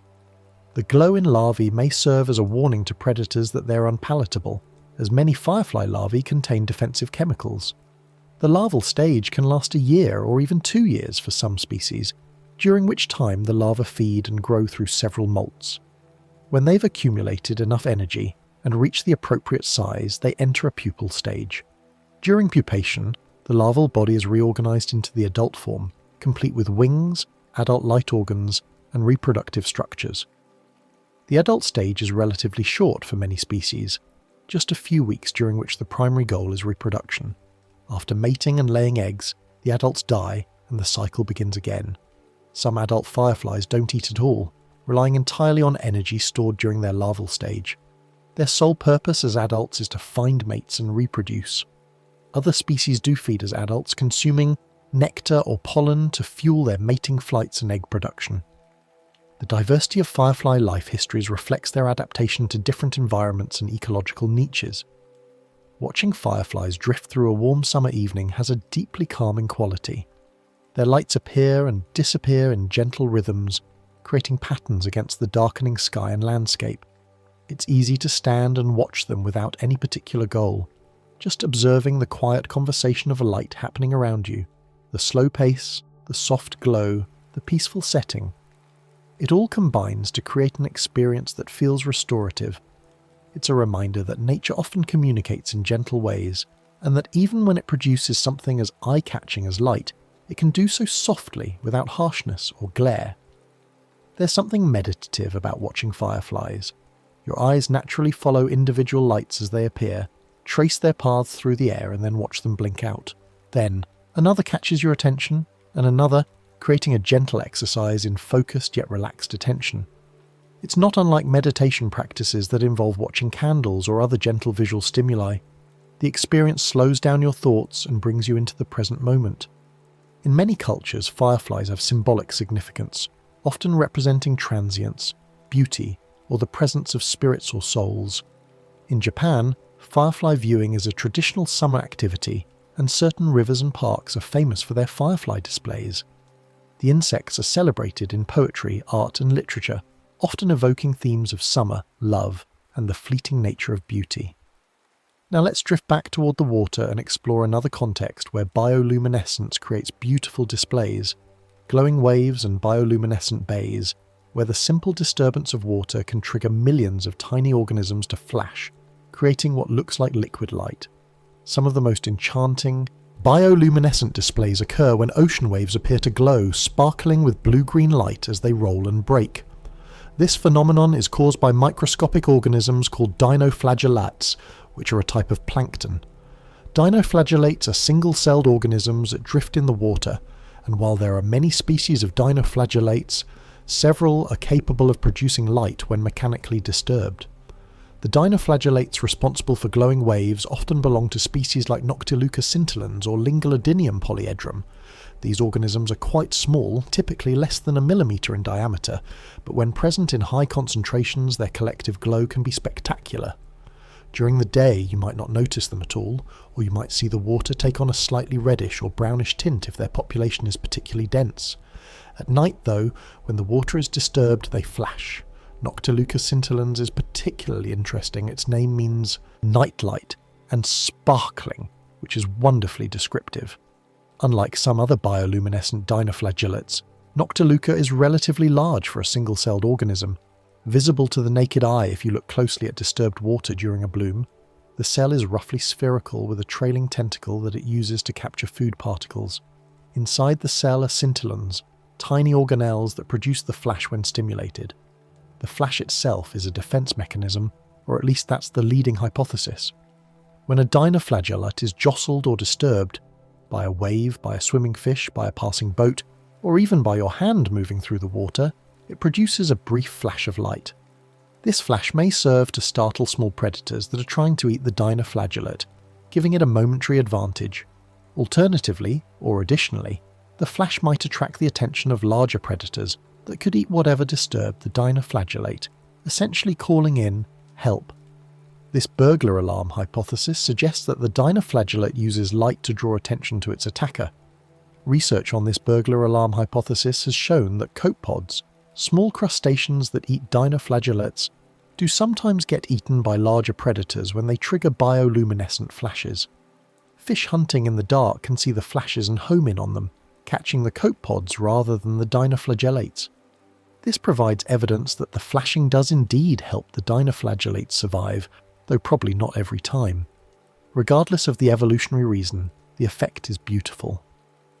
When waves roll towards shore during a bioluminescent bloom, each breaking wave illuminates from within, outlining the curl and splash with blue-green light. Walking along the beach during such an event, every footstep in the wet sand can trigger tiny sparkles. If you wade into the water and move your hand through it, trails of light follow your movements, swimming or kayaking. Through bioluminescent water creates an otherworldly experience, where every stroke leaves glowing swirls behind. The glow produced by dinoflagellates appears blue, because that wavelength travels well through water, and because it's the colour produced by their particular light-generating chemistry.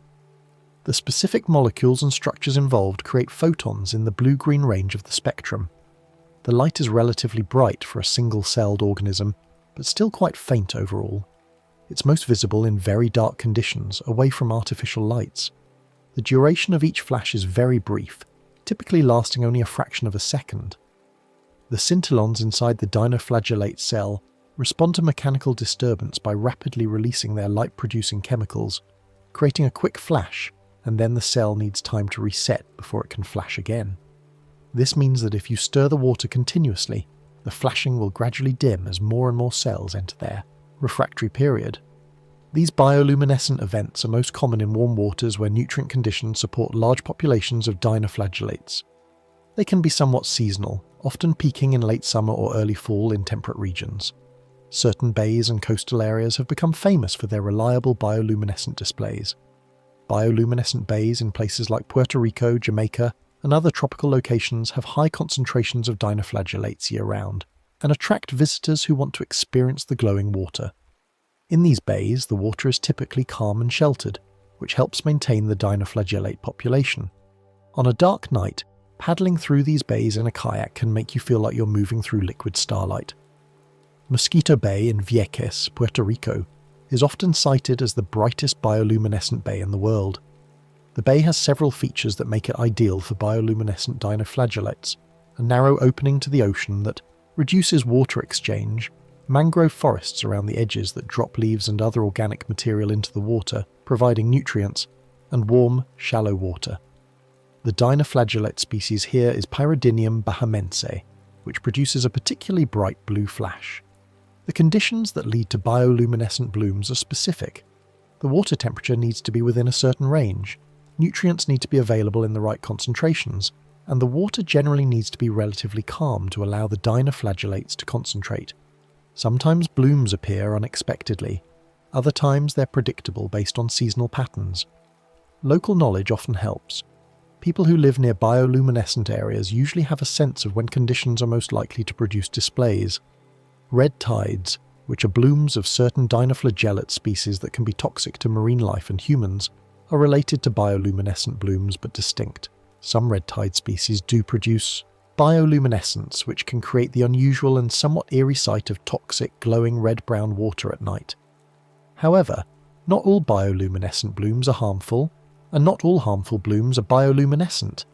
The two phenomena can overlap but aren't the same thing. It's one of the calmest kinds of light show in nature. Unlike fireworks or lightning, which are sudden and dramatic, bioluminescent water responds to gentle motion with gentle light.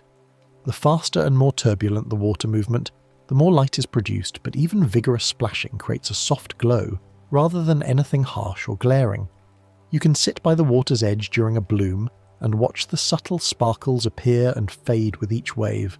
There's something meditative about it. The rhythm of the waves, the soft glow, the darkness all around. It invites quiet observation rather than excitement or alarm.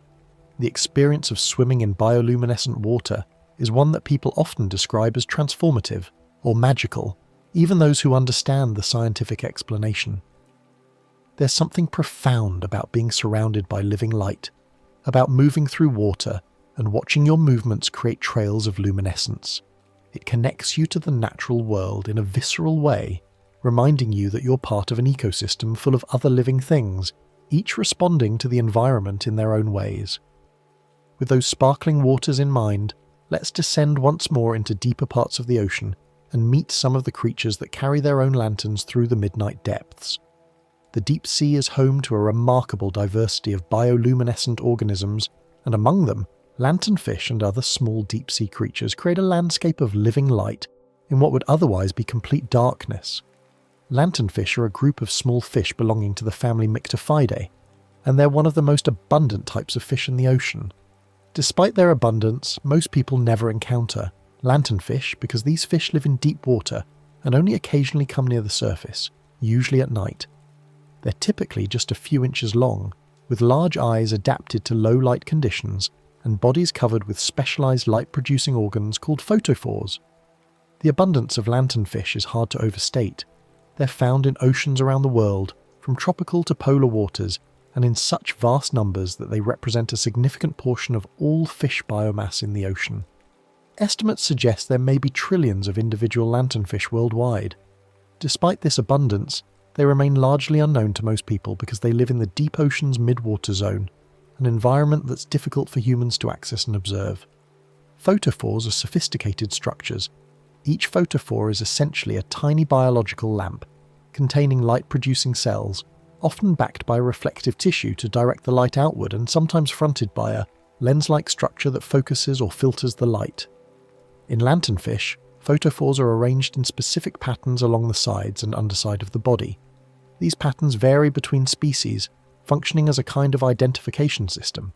In the dim environment of the deep sea, these light patterns allow fish to recognize members of their own species. The anatomy of a photophore reveals nature's ingenuity. At the core are the photocytes, cells that produce light through bioluminescent reactions. Behind these are layers of cells containing crystals or other reflective materials arranged to form a mirror-like backing that directs light outward. In front might be a layer of tissue that acts as a lens, focusing the light into a beam or diffusing it in a particular pattern. Some photophores even have coloured filters that modify the light's wavelength, though this is less common since most organisms produce blue-green light anyway. One of the main purposes of the photophores on the underside of lanternfish is counter-illumination. During the day or in the twilight zone where some faint light penetrates from above, a lanternfish needs to avoid being seen as a dark silhouette against the lighter background above. By activating its ventral photophores and adjusting their brightness to match the faint downwelling light, the fish can effectively disappear when viewed from below. This is a form of active camouflage. The fish continually adjusts its light output to match the changing conditions of ambient light as it moves through the water column. The challenge of counter-illumination is dynamic. As the lanternfish swims up and down in the water column during its daily vertical migration, the ambient light level changes dramatically. Near the surface at dusk there might be considerable light from above. At depth during the day there's almost none. The fish needs to adjust its photophore output constantly to maintain the match. This requires sensory systems to detect, the ambient light level and neural systems to modulate the photophores accordingly, a sophisticated feedback system operating continuously. Lanternfish aren't the only deep-sea organisms that produce light. The deep sea is absolutely full of bioluminescent creatures, representing an enormous range of body types and evolutionary lineages. Some deep-sea squid produce light through photophores, while others have symbiotic bacteria that glow. Certain deep-sea squid can release glowing mucus or ink into the water when threatened, creating a luminous cloud that confuses predators while the squid escapes into the darkness. This is similar to the way some shallow water squid and octopuses release ink, but with the added element of light. The vampire squid, despite its ominous name, is actually a gentle creature that feeds on marine snow, detritus falling through the water column. When threatened, it can eject a cloud of glowing mucus from the tips of its arms. This luminous cloud can persist for several minutes, creating a confusing display while the squid jets away. The vampire squid can also turn itself inside out, pulling its webbed arms up over its body in a defensive posture that exposes spiny projections. The combination of glowing mucus and this alien appearance is enough to deter most predators. Jellyfish are another major group of bioluminescent organisms in the deep sea. Many deep-sea jellyfish produce soft pulses or rings of light that travel along their bells or tentacles. The light can be mesmerizing to watch, gentle waves of blue or green luminescence flowing across translucent tissue. Some jellyfish seem to produce light more or less continuously at a low level, while others flash in response to disturbance. The purposes vary, but generally the light may serve to startle predators or perhaps to attract prey. A taller jellyfish, sometimes called the alarm jellyfish, has a particularly striking defense mechanism. When attacked, it produces a pinwheel, pattern of light flashes that rotate around its bell. This burglar alarm display is thought to attract larger predators that might attack whatever is disturbing the jellyfish, similar to the dinoflagellate strategy. The flashing pattern is distinct and dramatic enough that researchers can often tell when an Atala jellyfish has been disturbed in deep-sea video footage, even if the jellyfish itself isn't visible. Deep-sea shrimp provide yet another example. Some species can produce clouds of glowing fluid from glands near their mouths, creating a luminous smoke screen. When a predator approaches, the shrimp expels this glowing material and then swims away into the darkness, while the predator is distracted by the bright cloud. It's an elegant escape strategy that takes advantage of the predator's visual system. One particularly well-studied example is the deep-sea shrimp Acanthophora purpurea, which produces a blue glowing secretion from glands near its mouth. When threatened, the shrimp can eject this luminous material while simultaneously jetting backward. The combination of sudden bright light and rapid movement in the opposite direction is often enough to allow escape. Studies have shown that the glowing cloud can persist for several seconds, giving the shrimp time to put distance between itself and the predator. Even among fish beyond the lanternfish family, bioluminescence is common in the deep sea. Anglerfish, dragonfishes, hatchetfish, and many others have light-producing organs. The anglerfish's lure is perhaps the most famous, a modified dorsal fin spine that extends forward over the mouth, tipped with a glowing bulb of tissue. The light attracts prey fish or invertebrates that approach to investigate, and when they come close enough, the anglerfish's enormous mouth snaps them up. The deep-sea anglerfish group includes many species with elaborate lures, each adapted to their particular niche. Some have simple glowing bulbs, others have lures with complex branches or appendages that may mimic the appearance of small prey organisms. The female anglerfish, which is the one with the lure, males are tiny and often parasitic, attaching to the female, sits nearly motionless in the water, conserving energy, waiting for prey to approach the lure. Dragonfish are another fascinating group. These elongated predators have bioluminescent photophores along their bodies, and in many species a chin barbel tipped with a glowing lure. They also have large teeth, and some of the deepest living species have been found to produce both blue and red light, extremely unusual in the deep sea. The red light may allow them to illuminate prey without the prey knowing, since most deep-sea organisms can't detect red wavelengths. The patterns of bioluminescent light in the deep sea serve as identity signals in an environment where visual cues are otherwise scarce. Imagine drifting through complete darkness and needing to find a mate or avoid wasting energy, trying to interact with the wrong species. A species-specific pattern of photophores solves this problem.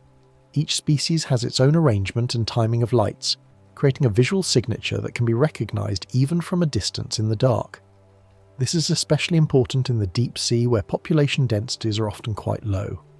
An individual lanternfish, for example, might not encounter another member of its species for some time. When it does, it needs to recognize them quickly and reliably. The photophore pattern provides this recognition at a glance, or, more accurately, at a glow. Many of these deep-sea glows are brief and used only when needed.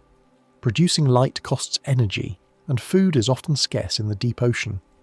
Organisms don't waste energy on continuous displays unless they serve a purpose. Instead, they flash when approached, or glow when actively searching for mates, or illuminate briefly to identify themselves to others. The rest of the time, they conserve energy, drifting or swimming through darkness without illumination. This conservation of energy extends to many aspects of deep-sea life. Metabolic rates are often low, movement is often slow and efficient, and behaviours are often simplified to reduce energy expenditure. Bioluminescence fits into this pattern. It's used strategically, not wastefully. If you could somehow observe the deep ocean in its natural state at night, which is essentially identical to its state during the day since sunlight doesn't reach these depths, you would see a quiet, dark expanse punctuated by occasional small lights.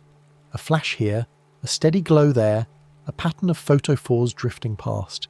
It's like a night sky turned upside down, with darkness as the dominant feature and light as the rare, precious element. There's something almost peaceful about imagining that environment. It's not hostile or frightening, just quiet and dark, with living things making their way through it using light as one tool. Among many, the deep sea lacks the chaos and noise of many surface environments. There are no waves, no storms, no dramatic temperature swings. The conditions are stable, dark, cold, and calm. Life exists there at a slower pace, in some ways, adapted to the peculiar challenges of that environment. The bioluminescence is part of that adaptation, a solution to the problem of communication and survival in darkness. Now we can explore one of the more fascinating partnerships in the natural world, when bioluminescence arises not from the organism itself, but from symbiotic bacteria living inside it. This mutualistic relationship shows how cooperation between different species can solve problems in elegant ways. Some bioluminescence comes from symbiotic bacteria, rather than from the host organism's own cells. These are bacteria that produce light as part of their natural biology, and they live inside specialized organs or tissues of larger organisms. The host provides the bacteria with a safe environment and a steady supply of nutrients, while the bacteria provide the host with a reliable source of light. It's a partnership that benefits both parties. Certain squid are well-known examples of this arrangement. The Hawaiian bobtail squid, for instance, has a special organ in its body cavity that houses colonies of bioluminescent bacteria called Vibrio fischeri. During the day, the squid remains buried in sand on the seafloor. At night, it emerges to hunt for small shrimp and other prey in the shallow waters. As it swims, the bacterial light organ on its underside produces a glow that matches the moonlight or starlight filtering down from above. This counter-illumination helps the squid avoid casting a shadow that predators hunting from below could detect. The Hawaiian bobtail squid has been extensively studied as a model system for understanding symbiosis. The specificity of the relationship is remarkable. The squid only associates with Vibrio fischeri, not with other bacterial species that might be present in the water. The squid has special structures on its body that selectively attract and filter bacteria, allowing only V. fischeri to colonize the light organ. The squid has remarkable control over the light produced by its bacterial partners. Although the bacteria themselves are always glowing to some extent, the squid has developed structures around the light organ that allow it to control how much of that light is visible externally. Think of it like adjustable shutters or filters around a lamp. By covering or exposing the light organ, or by filtering the light in various ways, the squid can modulate the brightness and even the pattern of light it displays. This gives the squid the benefits of bioluminescence without having to control the actual chemical reactions. The bacteria handle that part continuously. The light organ in the bobtail squid contains specialized tissues that act like shutters, lenses, and reflectors. There's a layer of tissue that can expand or contract to cover more or less of the light organ. There are reflective cells that direct light downward. There are even structures that may help the squid measure ambient light levels, so it can adjust its counter-illumination to match. This relationship is so specific that the squid actually acquires its bacterial symbionts from the environment each generation. When young squid hatch, they don't have any bacteria in their light organs yet. Special structures on the squid's body attract the right species of bacteria from the surrounding seawater. The bacteria colonize the light organ, and the squid then modifies its tissues to support and maintain the bacterial colony. It's a fascinating example of how tightly coordinated these partnerships can be, involving specific recognition signals and specialized anatomical structures. The process of colonization involves chemical signals released by the juvenile squid that specifically attract Vibrio fischeri. The bacteria enter through pores and navigate into the light organ's crypts, where they settle and begin multiplying. As the bacterial colony establishes itself, the squid's light organ undergoes developmental changes, certain temporary structures regress while the permanent light organ matures. This coordinated development requires communication between the squid and its bacterial partners. Symbiosis, in general terms, refers to close and often long-term relationships between different species. The relationship can take various forms: mutualism, where both benefit; commensalism, where one benefits and the other is unaffected; or parasitism, where one benefits at the expense of the other. The bacterial bioluminescence relationships we're discussing are mutualistic. The bacteria get a protected home with plenty of food, conditions that allow them to grow and reproduce. The host gets a steady, controllable source of light without having to synthesize luciferin and luciferase itself. In the case of the bacteria, their light production isn't necessarily something that evolved specifically for the symbiosis.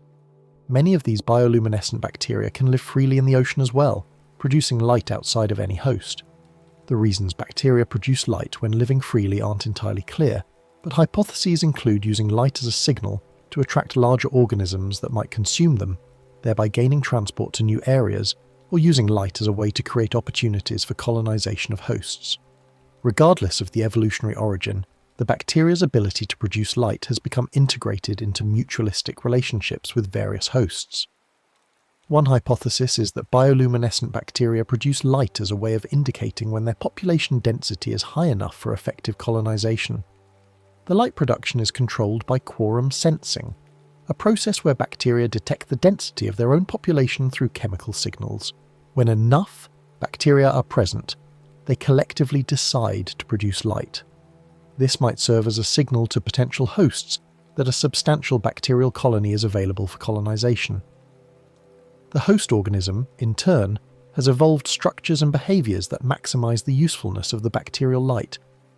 Beyond just having a chamber where bacteria can live, many hosts have reflective layers behind the bacterial colony to direct light outward, lenses or filters to shape the light, and shutters or other mechanisms to control when the light is visible. These aren't simple containers. They're sophisticated organs that have evolved specifically to work with bioluminescent symbionts. Other animals besides squid use bacterial bioluminescence. Some fish, particularly certain types of deep-sea fish, have bacterial light organs as well. Flashlight fish, for example, have organs under their eyes that contain bioluminescent bacteria.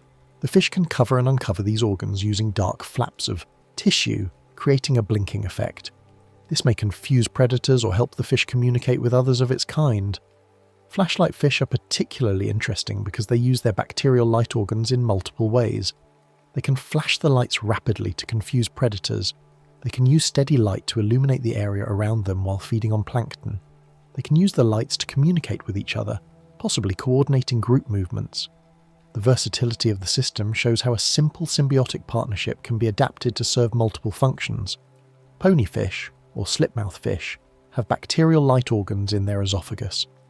Light from the bacteria shines down through the fish's body and out through its translucent belly. This creates counter-illumination that helps hide the fish from predators below. The fish can control the light by adjusting the position of internal structures that either block or allow light to pass through. There's something comforting about the idea of symbiotic bioluminescence. It's a reminder that not everything in nature is competition and conflict. Sometimes different organisms find ways to work together, each providing something the other needs, creating a relationship that's more effective than what either could achieve alone.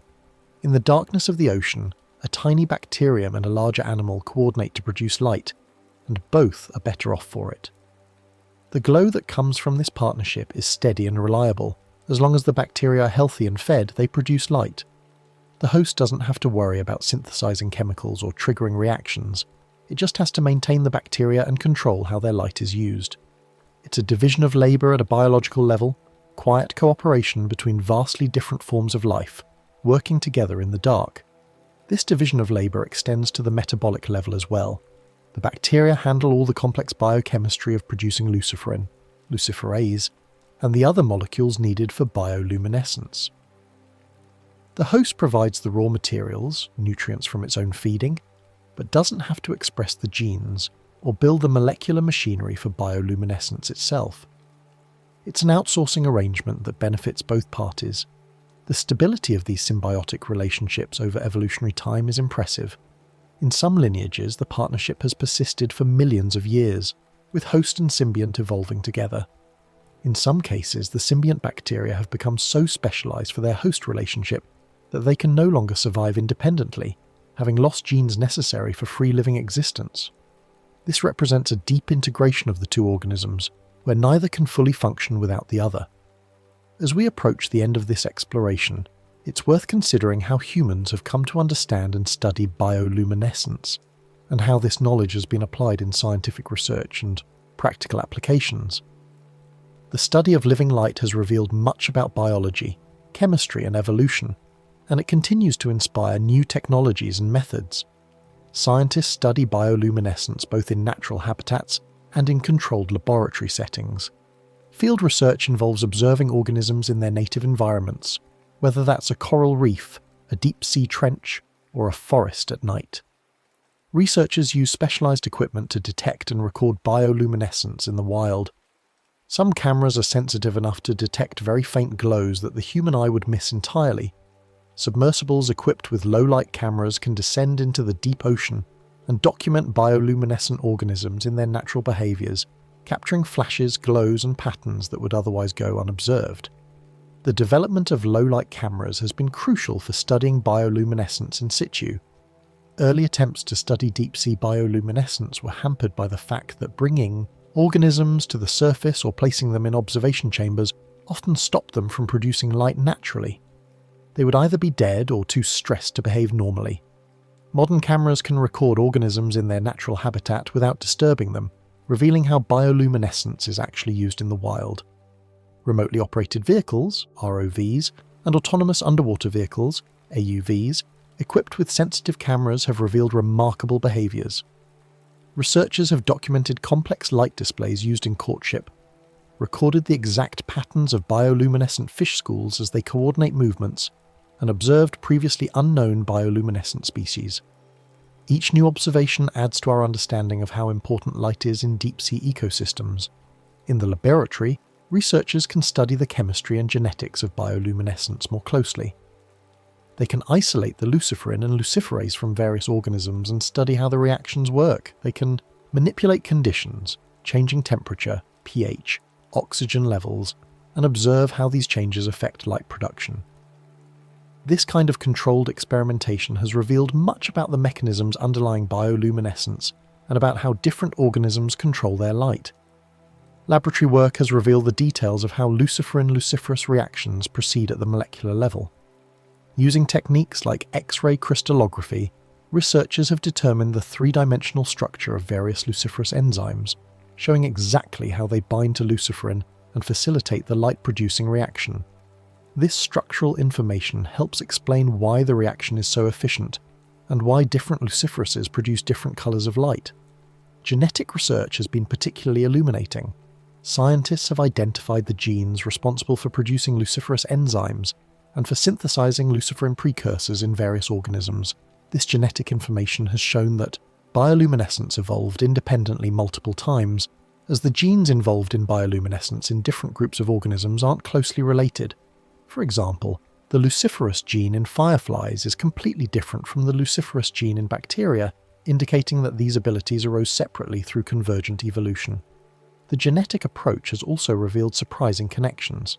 Some organisms that are bioluminescent don't actually produce their own luciferin, they obtain it from their diet. This was discovered by studying the genes of these organisms and finding that they lack the genetic machinery to synthesize luciferin themselves. Instead, they've evolved the ability to use luciferin from the organisms they eat, incorporating it into their own bioluminescent systems. This is similar to how some animals obtain essential vitamins from their diet, rather than synthesizing them internally. One of the most significant applications of bioluminescence in science involves using luciferase enzymes as research tools. Because luciferase produces light in the presence of luciferin and the necessary cofactors, scientists can attach luciferase genes to other genes they want to study. When the gene of interest becomes active in a cell, the luciferase gene also becomes active and the cell starts to glow. This provides a simple, non-invasive way to track gene activity in real time. This technique is widely used in molecular biology and medical research. For instance, Researchers studying how genes are turned on and off during development can insert a luciferase gene next to the gene they're interested in. When cells activate that developmental gene, they also produce luciferase, and those cells glow. By observing which cells are glowing and when, researchers can map out patterns of gene expression in developing organisms. This has been done in everything from bacteria to mice to plants. The use of luciferase as a reporter gene has led to numerous discoveries. Researchers have tracked how cancer cells spread through the body by making the cancer cells luminescent. They've studied circadian rhythms by attaching luciferase to clock genes and watching the rhythmic glowing of cells as they go through their daily cycles.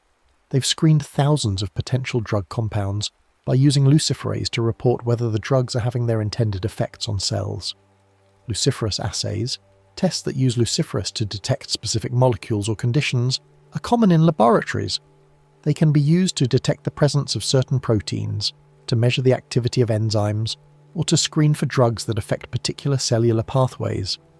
The advantage of using luciferase is that it produces a clear, measurable signal, light, that's easy to detect with the right equipment, and the signal appears quickly when the reaction occurs. ATP detection is one particularly useful application. Because firefly luciferase requires ATP to function, it can be used to detect the presence of living cells which contain ATP. This is used in food safety testing to detect bacterial contamination, in environmental monitoring to assess microbial populations, and in clinical settings to check the sterility of medical equipment. Beyond its use as a laboratory tool, bioluminescence has inspired practical applications in lighting and design.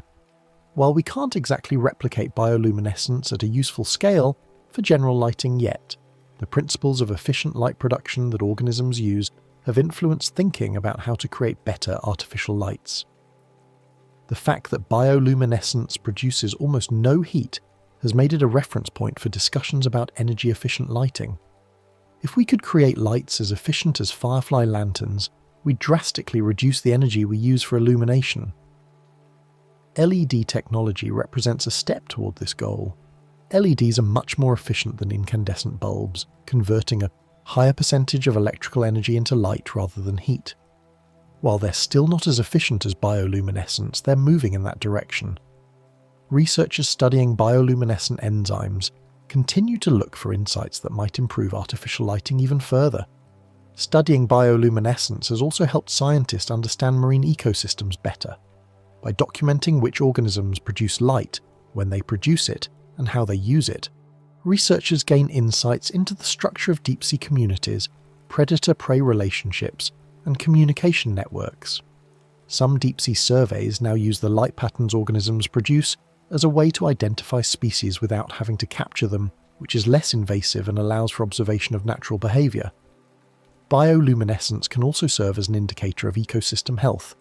Changes in the abundance or distribution of bioluminescent organisms can reflect changes in ocean conditions. For instance, changes in bioluminescent dinoflagellate blooms might indicate shifts in nutrient levels or water temperature. Monitoring these changes can provide early warning of larger ecosystem shifts. The aesthetic and inspirational aspects of bioluminescence shouldn't be overlooked either. Bioluminescent organisms have inspired art, literature, and design for as long as people have been aware of them. Glowing fungi in forests, fireflies on summer nights, glowing waves on beaches, these experiences have a way of sticking in memory and sparking curiosity. For many scientists, an early encounter with bioluminescence was part of what drew them to study biology in the first place. Artists have incorporated bioluminescence into their work in various ways. Some create installations using actual bioluminescent organisms. Others use artificial lights to mimic bioluminescent effects. The ethereal quality of bioluminescent light, soft, coloured, appearing and disappearing, lends itself well to artistic interpretation. It suggests themes of mystery, nature's hidden beauty, and the connection between life and light. Even in its applications in human science and technology, bioluminescence retains a sense of gentleness. It's not a harsh tool or a loud process. The glow from a luciferase assay in a laboratory is soft and visible only in the dark or with sensitive instruments. The information it provides comes through quietly, a subtle signal indicating that something has occurred at the molecular level. In that way, even when bioluminescence is used in very modern technical contexts, It carries something of the same quality it has in nature, a quiet light offering information without fanfare. Now, as we come near the end of this gentle exploration of living light, let's bring the focus back to a more personal scale, thinking about bioluminescence as a calming presence and a reminder of nature's subtlety. There's something deeply soothing about the idea of light existing without heat, without harshness, serving quiet purposes in the dark. Bioluminescence demonstrates that light can exist without the heat we usually associate with light sources. A candle flame, a light bulb, even a campfire, these all produce warmth along with their glow. But bioluminescence is different. It's light from a cold chemical reaction, a glow that doesn't burn or warm. There's something gentle about that distinction. The light exists purely to be light, to signal or illuminate or confuse, without the side effect of heat. In a way, it's light in its purest, most minimal form. This purity of function reflects something fundamental about how evolution works. Natural selection tends to eliminate waste, favouring solutions that achieve their purpose with minimal unnecessary costs. Bioluminescence that produce significant heat would waste energy that organisms in food-limited environments can't afford to squander. The coldness of bioluminescent light isn't just a chemical curiosity. It's an evolutionary necessity that has shaped these systems over millions of years. Nature uses light in subtle ways through bioluminescence. It's not about flooding an area with brightness or creating dramatic illumination. Instead, it's about small, targeted uses. A flash to startle a predator, a glow to match ambient light for camouflage, a pattern to attract a mate. Each use is specific and efficient. The organisms that produce light have evolved to do so only when it serves a purpose, and to produce just enough light to achieve that purpose without waste. This efficiency extends to every aspect of bioluminescent systems. The photophores are sized and positioned to direct light exactly where it's needed. The control systems activate light only when necessary. The chemical reactions convert energy to light with minimal losses. Every element has been refined by natural selection to maximize benefit while minimizing cost. The most common bioluminescent color in the ocean is blue-green, and there's a reason for that beyond chemistry alone. Blue-green light travels farther through seawater than other colors because water absorbs longer wavelengths more quickly. So if you're going to produce light in the ocean, blue-green is simply the most practical choice. It's an example of how evolution shapes even something as specific as the color of light to fit the environment. The beauty of that blue-green glow isn't arbitrary. It's the result of physics and natural selection working together. The match between bioluminescent wavelengths and the transmission properties of seawater is so precise that it suggests strong selective pressure. Organisms that produce light in less optimal wavelengths would be at a disadvantage. Their signals wouldn't travel as far, their camouflage wouldn't work as well, their lures wouldn't be as visible. Over generations, populations would shift toward producing the wavelengths that work best in their environment. Many glowing. Creatures only shine when they choose to, conserving energy when light isn't needed. This restraint is worth appreciating. It would be easier in some ways to glow constantly, but that would waste resources. Instead, these organisms have evolved fine control over their light, flashing or glowing only when it serves them. There's a kind of quietness to that, an understanding that light is valuable and shouldn't be squandered. This restraint reflects a broader principle in nature. Organisms do only what's necessary for survival and reproduction, avoiding unnecessary expenditure of energy. In harsh environments, this principle becomes even more important. The deep sea, with its limited food resources, strongly selects for efficiency. Every behavior, every metabolic process, every flash of light must pay for itself in terms of survival or reproductive success. Fireflies, with their gentle blinking on warm evenings, remind us that communication in nature can be quiet and beautiful.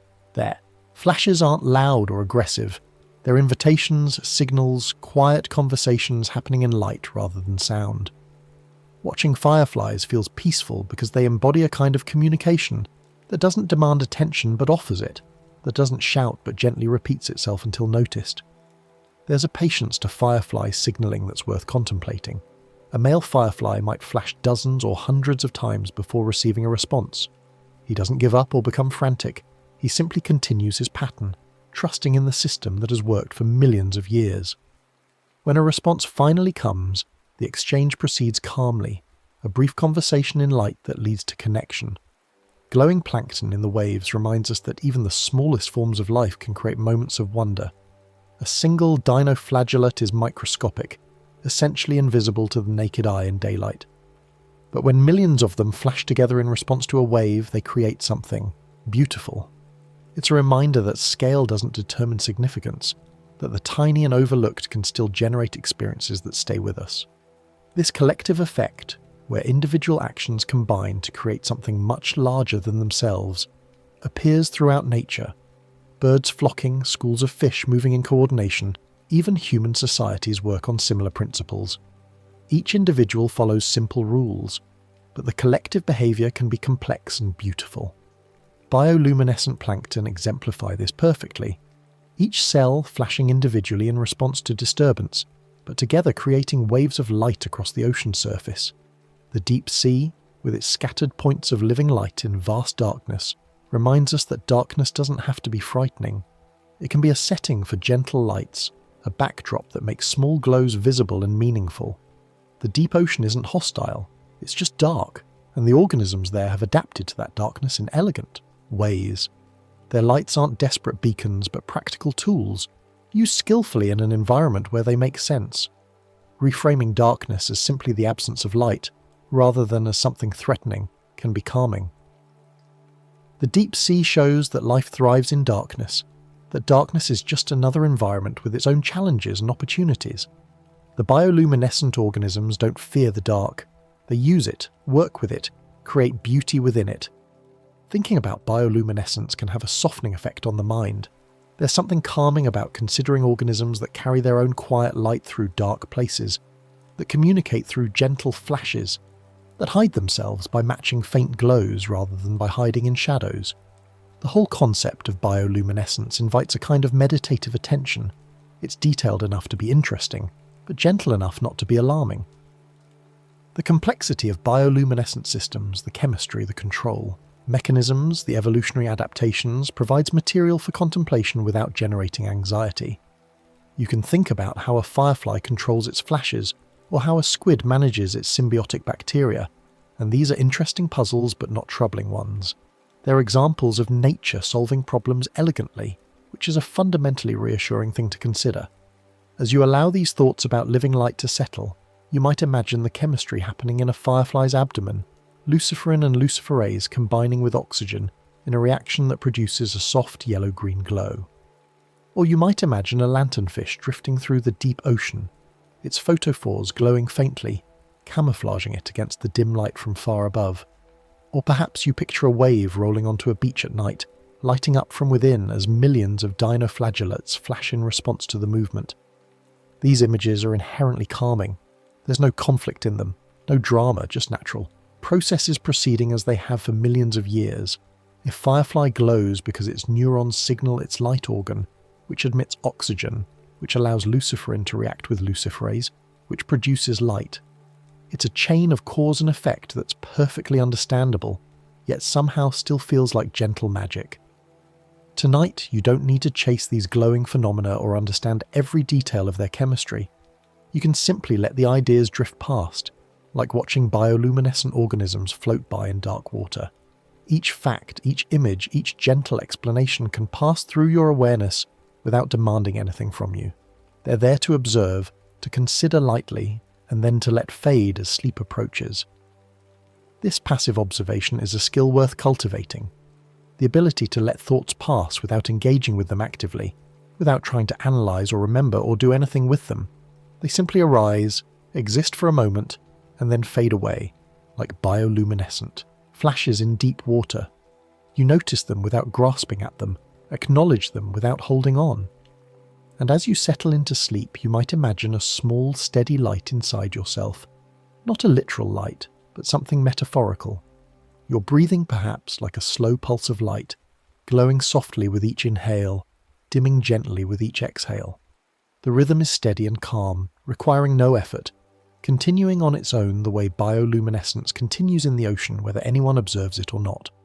In the deep darkness behind closed eyes, small thoughts might still drift like photophores in deep water, brief, faint, and then gone. That's fine. They don't need to be followed or held onto. They can simply appear and disappear, gentle points of awareness in the quiet darkness of near sleep. The world outside continues, with its fireflies and glowing waves and deep-sea creatures carrying their lanterns through the dark. They'll keep glowing through the night, following their ancient patterns, using their light for communication and survival and all the practical purposes evolution has assigned to them. But you don't need to track any of that right now. You can let it all be, happening somewhere out there while you rest. Your own light, your consciousness, your awareness, can dim now, fading into sleep the way bioluminescent light fades when the chemical reaction slows or stops. There's no abruptness to it, just a gradual decrease in brightness, a gentle transition from waking awareness to sleep. The chemistry that allows your thoughts to occur can settle into quieter patterns. The neural activity that keeps you conscious can ease into the different rhythms of sleep.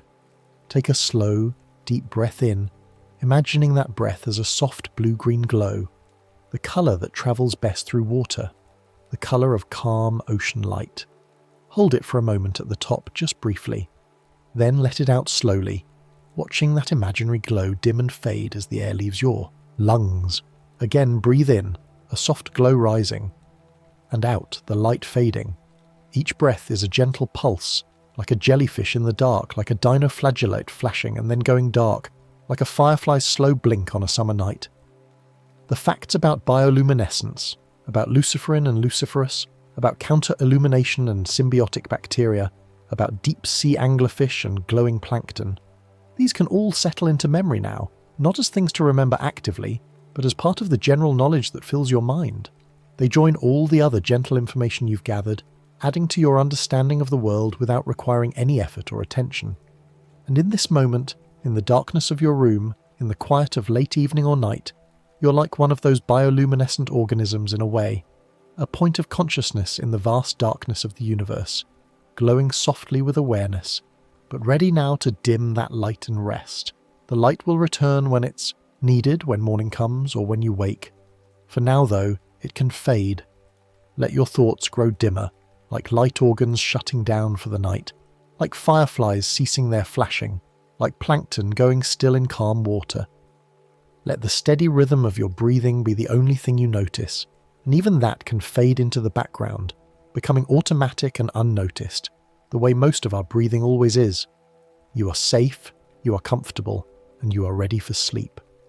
The world will keep turning, bioluminescence will keep happening in oceans and forests and fields, but you can let all of that be. You've learned about it, considered it, appreciated it, and now you can release it and rest. Take one more deep breath in, feeling the air fill your lungs, imagining a soft glow rising with it, and then let it out, long and slow, feeling everything relax as the air and the imaginary light fade away together. Your body is heavy and still, your mind is quiet and dim, the gentle darkness around you and inside you is peaceful, not frightening, just the natural state of rest, the background against which sleep's own kind of awareness will soon emerge. Let yourself drift now, like a bioluminescent organism sinking slowly through dark water, light dimming, becoming just another part of the quiet darkness. Down through layers of near sleep, through the twilight zone of drowsiness, into the deeper darkness of true sleep. No effort is needed, no thought is required, just release and rest, and let the soft darkness hold you as you fade into sleep, gently, completely, surrounded by the peaceful knowledge that light exists when it's needed, but darkness is where rest happens. Sleep now, softly glowing in your own way, then dimming, then dark, then deeply, peacefully asleep.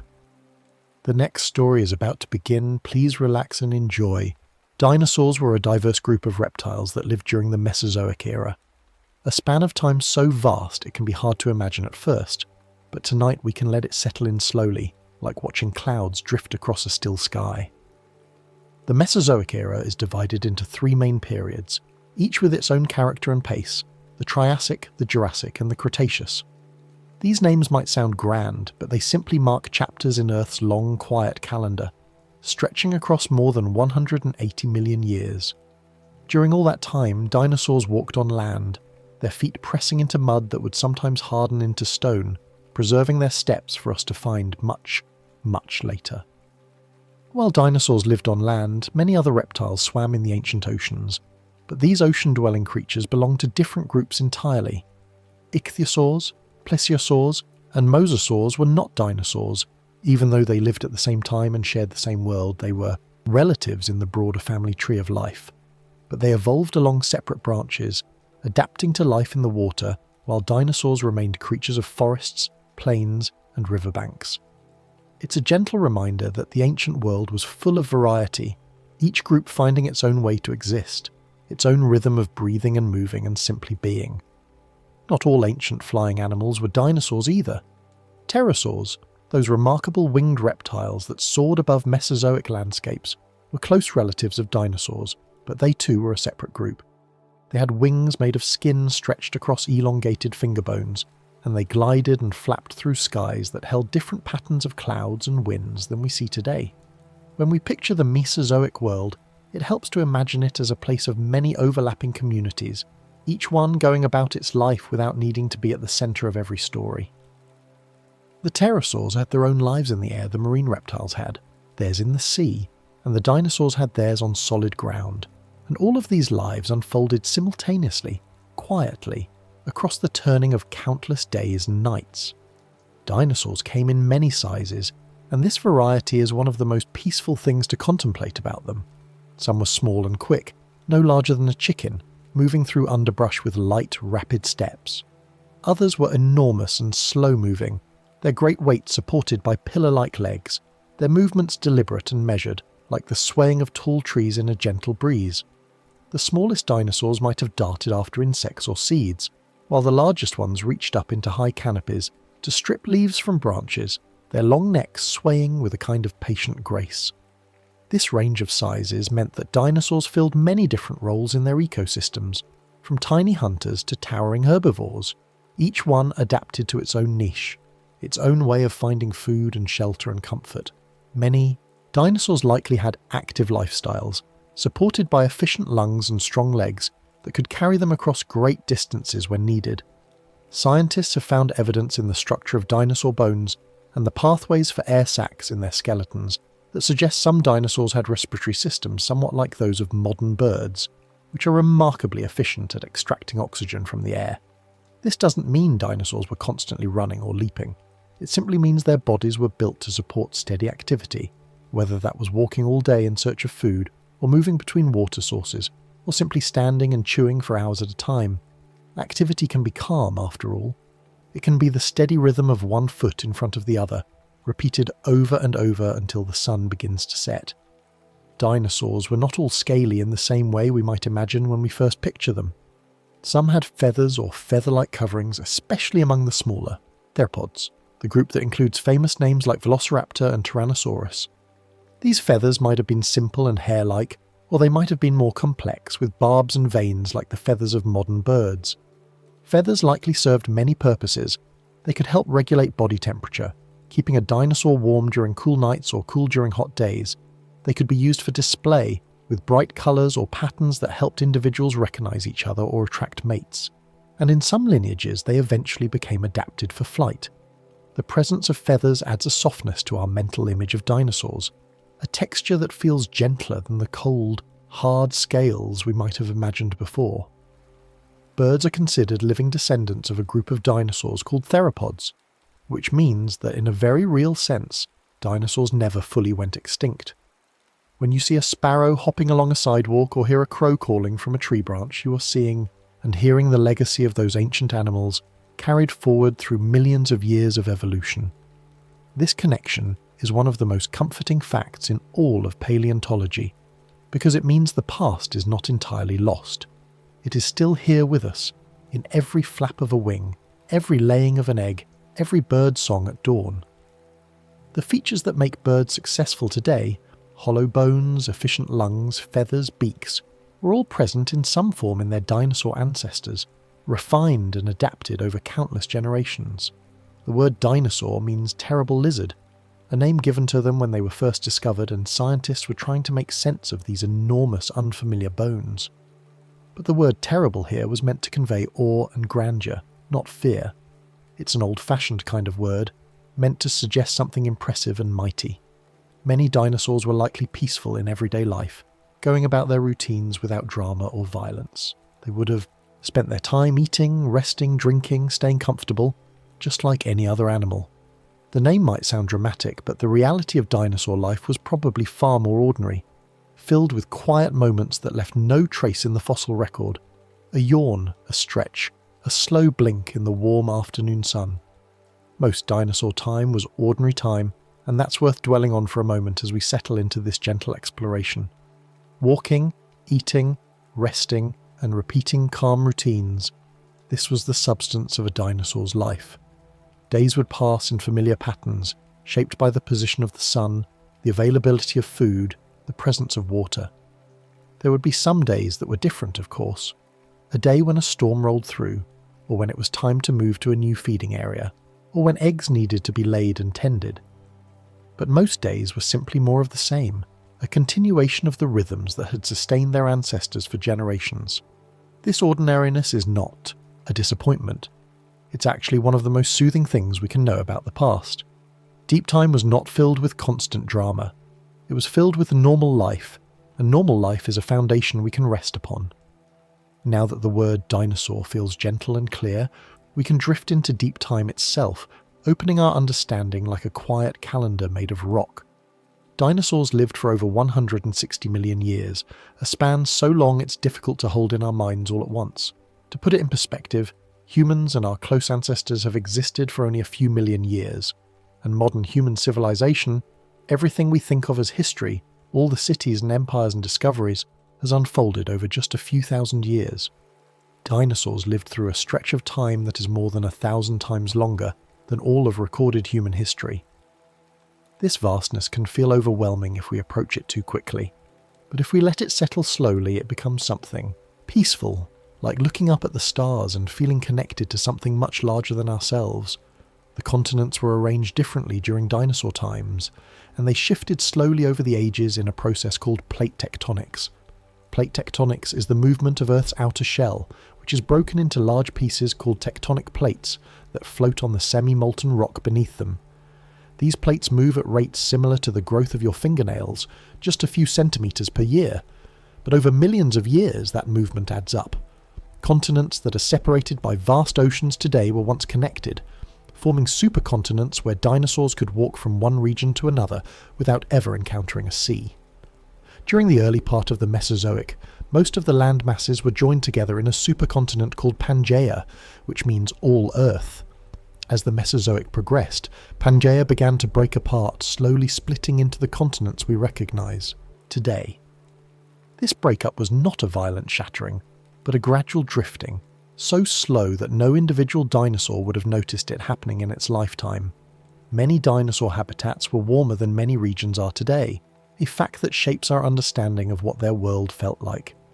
The poles still existed, of course, and they still experienced seasonal darkness, with the sun disappearing for months at a time during winter. But even in these polar regions, the climate was generally milder than it is today, without the vast ice sheets that now cover Antarctica and much of the Arctic. Fossils of dinosaurs have been found in what are now cold, barren places, suggesting that these areas once supported forests and rivers where dinosaurs could thrive. The warmth of the Mesozoic world was partly due to higher levels of carbon dioxide in the atmosphere, which trapped more heat and created a greenhouse effect. This warmer climate meant that plant life could flourish over larger areas, providing abundant food for herbivorous dinosaurs and, in turn, supporting populations of carnivores. Sea levels changed over time, sometimes flooding inland areas with shallow seas that deposited layers of sediment. These shallow seas were not the deep cold oceans we might imagine, but rather warm, sunlit waters that covered low-lying parts of continents. When sea levels were high, coastlines moved far inland, creating vast coastal wetlands and estuaries where both marine and terrestrial life could intermingle. When sea levels dropped, these same areas became dry land again, and rivers carved new channels through the exposed sediments. These fluctuations in sea level were driven by changes in the volume of mid-ocean ridges, by the formation and melting of ice in polar regions, and by the shifting positions of continents. Each rise and fall of the sea left behind layers of rock that tell us about the conditions at the time, and these layers help scientists reconstruct the environments where dinosaurs lived.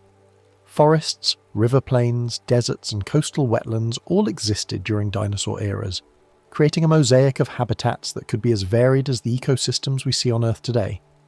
In some regions, dense forests of conifers, ferns, and cycads provided shade and shelter, their canopies filtering the sunlight into dappled patterns on the forest floor. In other areas, wide river plains spread out under open skies, with meandering channels that change course with each flood, leaving behind oxbow lakes and fertile floodplains. Deserts existed too, places where water was scarce and only the hardiest plants could survive, and where dinosaurs had to be resourceful in finding food and shade. Coastal wetlands, with their mix of fresh and salt water, were nurseries for fish and invertebrates, and also provided feeding grounds for dinosaurs that could wade into shallow waters. Each of these habitats had its own character, its own rhythms, and dinosaurs, adapted to fit into these rhythms in countless different ways. Plants shaped dinosaur life by providing food, shade, and nesting materials, and they also influenced the structure of entire ecosystems. The kinds of plants that were available determined which herbivorous dinosaurs could thrive in an area, and the abundance of herbivores in turn determined how many carnivores the ecosystem could support. During the Triassic and Jurassic periods, the plant world was dominated by ferns, conifers, cycads, and ginkgos, plants that reproduce using spores or seeds but do not produce flowers. Flowering plants, or angiosperms, appeared during the Cretaceous period and began to spread across the landscape, bringing with them new food sources and new ecological relationships. The evolution of flowering plants is sometimes called one of the most important events in the history of life, because it changed the availability of food and created new opportunities for coevolution between plants and animals. For dinosaurs, this meant new leaves, fruits, and seeds to eat, and for some, it meant adapting to these new food sources in ways that would shape their evolution. The oxygen and carbon dioxide levels in the air varied across the Mesozoic, and these variations had effects on both the climate and the physiology of living things. During some periods, oxygen levels were similar to what they are today, while during others they may have been slightly higher or lower.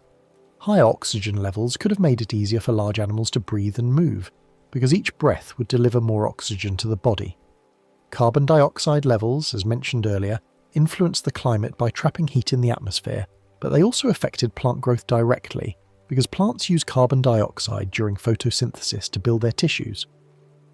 When carbon dioxide levels were high, plants could grow more vigorously, which in turn supported larger populations of herbivores. These atmospheric changes were slow, unfolding over millions of years, and they remind us that even the air itself has a history, a story of gradual shifts and balances. Deep time can feel huge when we think about it in the abstract, but it moved one quiet day at a time, just like tonight. Each sunrise that a dinosaur witnessed was followed by a sunset, just as ours is. Each season that passed brought changes in temperature, in rainfall, in the kinds of food that were available, but these changes happened within a framework of familiarity. A dinosaur living in a temperate region would know the feel of spring rains and autumn cooling, would know which plants sprouted first after the wet season and which lasted longest into the dry.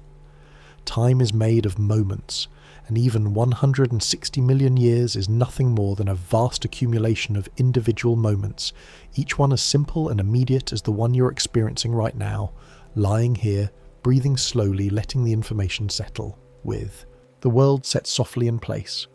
Let's step into a dinosaur's earliest chapter, the time of hatching and growing, when life begins small and vulnerable and unfolds in patient stages. Many dinosaurs laid eggs, like most reptiles and birds today, and these eggs were carefully deposited in nests that varied widely in design depending on the species. Some nests were simple scrapes in the ground, while others were more elaborate, with mounds of vegetation that generated heat as the plant material decomposed, providing warmth for the developing embryos inside. Fossil eggs and nests show that some dinosaurs nested in groups, creating what we might call nesting colonies, where many individuals would return to the same area year after year to lay their eggs. These nesting sites were often located near water or in areas with soft sediment that was easy to dig into, and the presence of multiple nests close together suggests a level of social tolerance, a willingness to nest near others rather than seeking complete isolation. Hatchlings likely began life small and vulnerable, needing warmth and steady food to survive their first days and weeks. Emerging from an egg is a momentous transition, from the protected environment inside the shell to the unpredictable world outside, and hatchlings would have faced immediate challenges. They needed to maintain their body temperature, find food, avoid predators, and navigate their surroundings. For some species, there is evidence that parents may have provided care, bringing food to the nest or protecting the young from danger. For others, hatchlings may have been more independent from the start, equipped with instincts that help them find food and shelter on their own. Either way, the early days of life were a time of rapid learning and adjustment, a time when survival depended on finding a rhythm that worked. Growth in many animals happens in stages, and dinosaurs were no different in this regard. They didn't simply grow at a steady rate from hatching to adulthood. Instead, their growth was punctuated by periods of faster and slower development, influenced by factors like food availability, temperature, and health.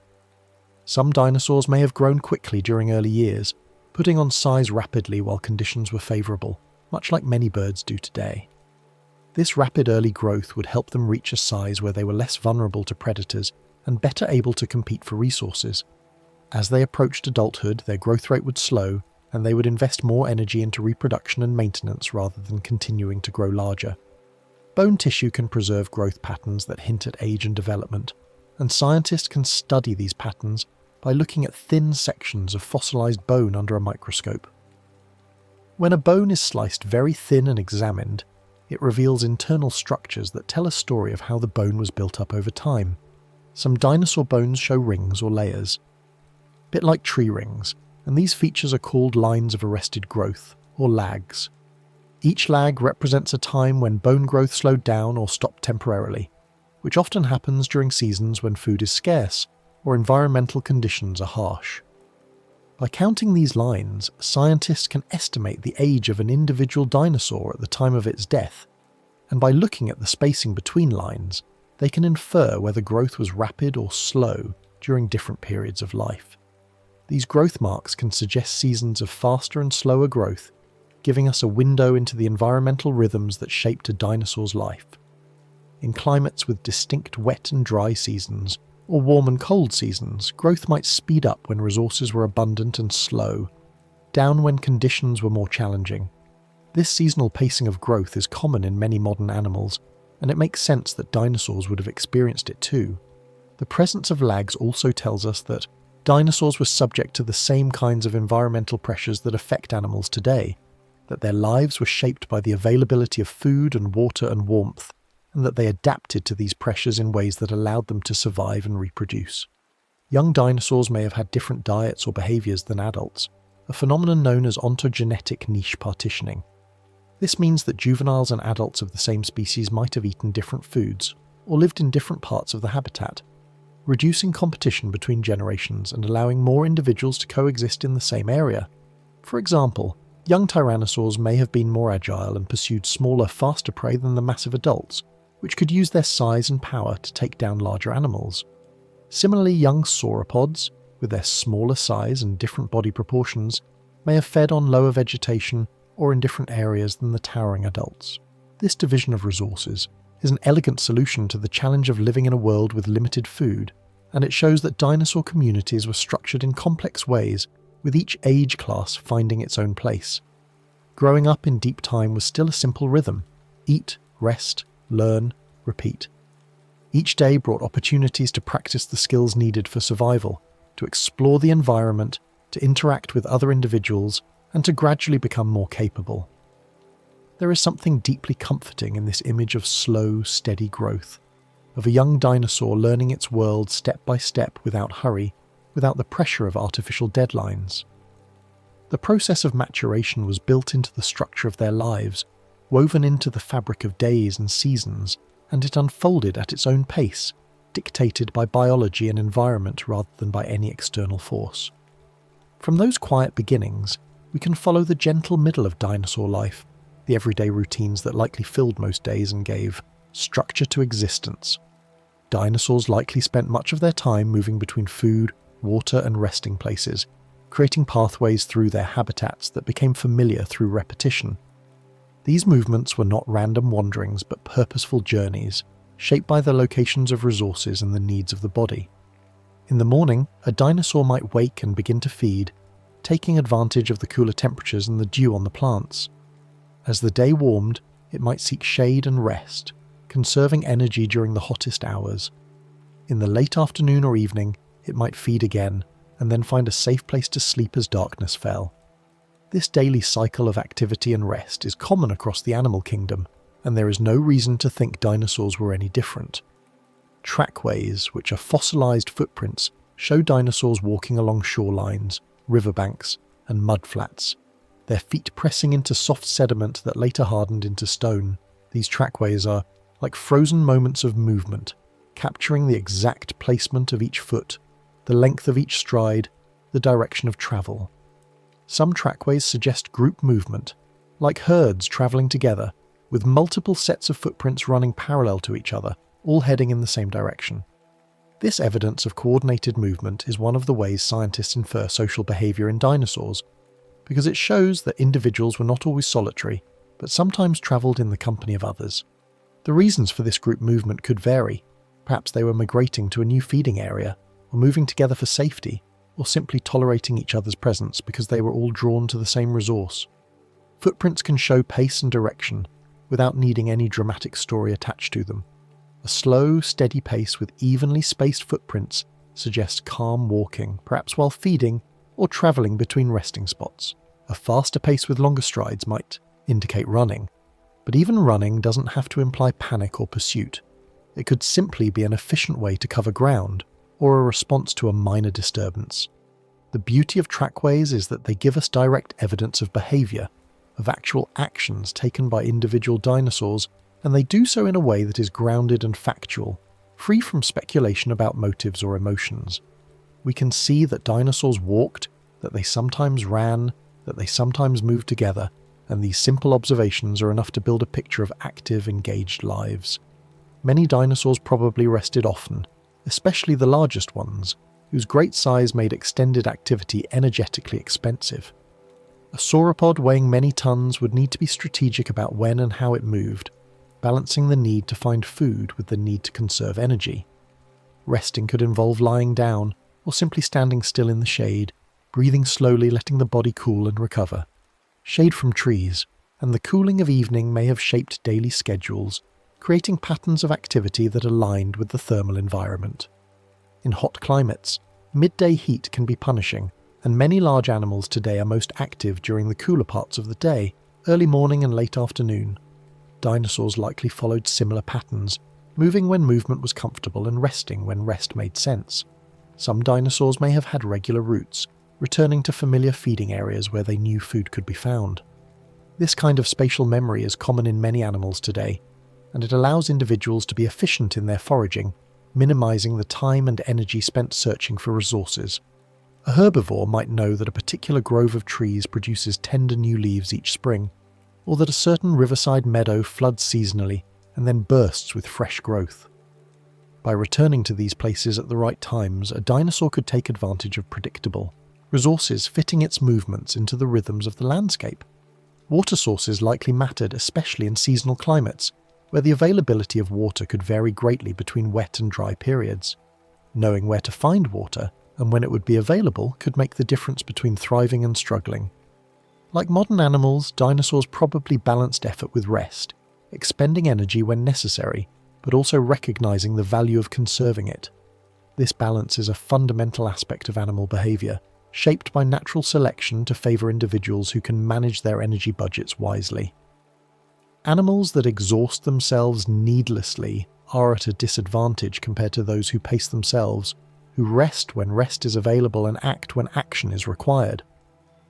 For dinosaurs, this meant that most of their time was not spent in high-energy pursuits, but in the lower-key activities that sustain life: eating, digesting, resting, maintaining social bonds, staying comfortable. These are not the activities that capture our imagination when we first think of dinosaurs, but they are the activities that actually fill the hours and days of their lives. In a calm way, dinosaur life was likely full of ordinary moments, more than rare events. The rare events, a fight, a predator attack, a storm, an injury, are the ones that sometimes leave traces in the fossil record, and they are the ones that make for exciting stories. But they were, by definition, rare. The bulk of life was made up of moments that were unremarkable, that passed without incident, that required no heroism or drama. A dinosaur standing quietly in the sun, its body warm, its belly full, experiencing nothing more than the simple fact of being alive. This is a moment that left no trace, but it is also a moment that happened countless times across millions of years for every individual that ever lived. These moments are the foundation of existence, and they deserve to be acknowledged and appreciated for what they are, the quiet substrate upon which everything else rests. As those steady routines settle in, we can look gently at what dinosaurs ate, because meals are one of the quietest parts of any long life. Some dinosaurs were herbivores, meaning they ate plants, and herbivory requires specific adaptations to process plant material, which is often tough and fibrous and takes a long time to digest. Herbivorous dinosaurs had teeth and jaws designed for cropping, grinding, or stripping vegetation, and they had digestive systems capable of breaking down cellulose, the structural component of plant cell walls that makes plants so difficult to digest. Some herbivores, like the sauropods, swallowed stones called gastroliths, which helped grind up plant material in a muscular stomach, much like the gizzard in modern birds. Others relied on fermentation, allowing bacteria in their guts to break down cellulose over a long period of time, which required large, digestive tracts and a lot of patience. Some dinosaurs were carnivores, meaning they ate other animals, and carnivory requires a different set of adaptations. Carnivorous dinosaurs, or theropods, had sharp teeth for slicing meat, strong jaws for biting, and often had clawed hands or feet for grasping or killing prey. Eating meat provides more concentrated nutrition than eating plants, which means carnivores can often get by with less total volume of food, but it also means they have to be effective hunters or scavengers, able to locate and obtain animal prey. Carnivorous behavior in dinosaurs range from active pursuit of living prey to scavenging from carcasses, and it's likely that many species did both, taking advantage of whatever opportunities presented themselves. Some dinosaurs may have been omnivores, eating a mix of foods that included both plants and animals.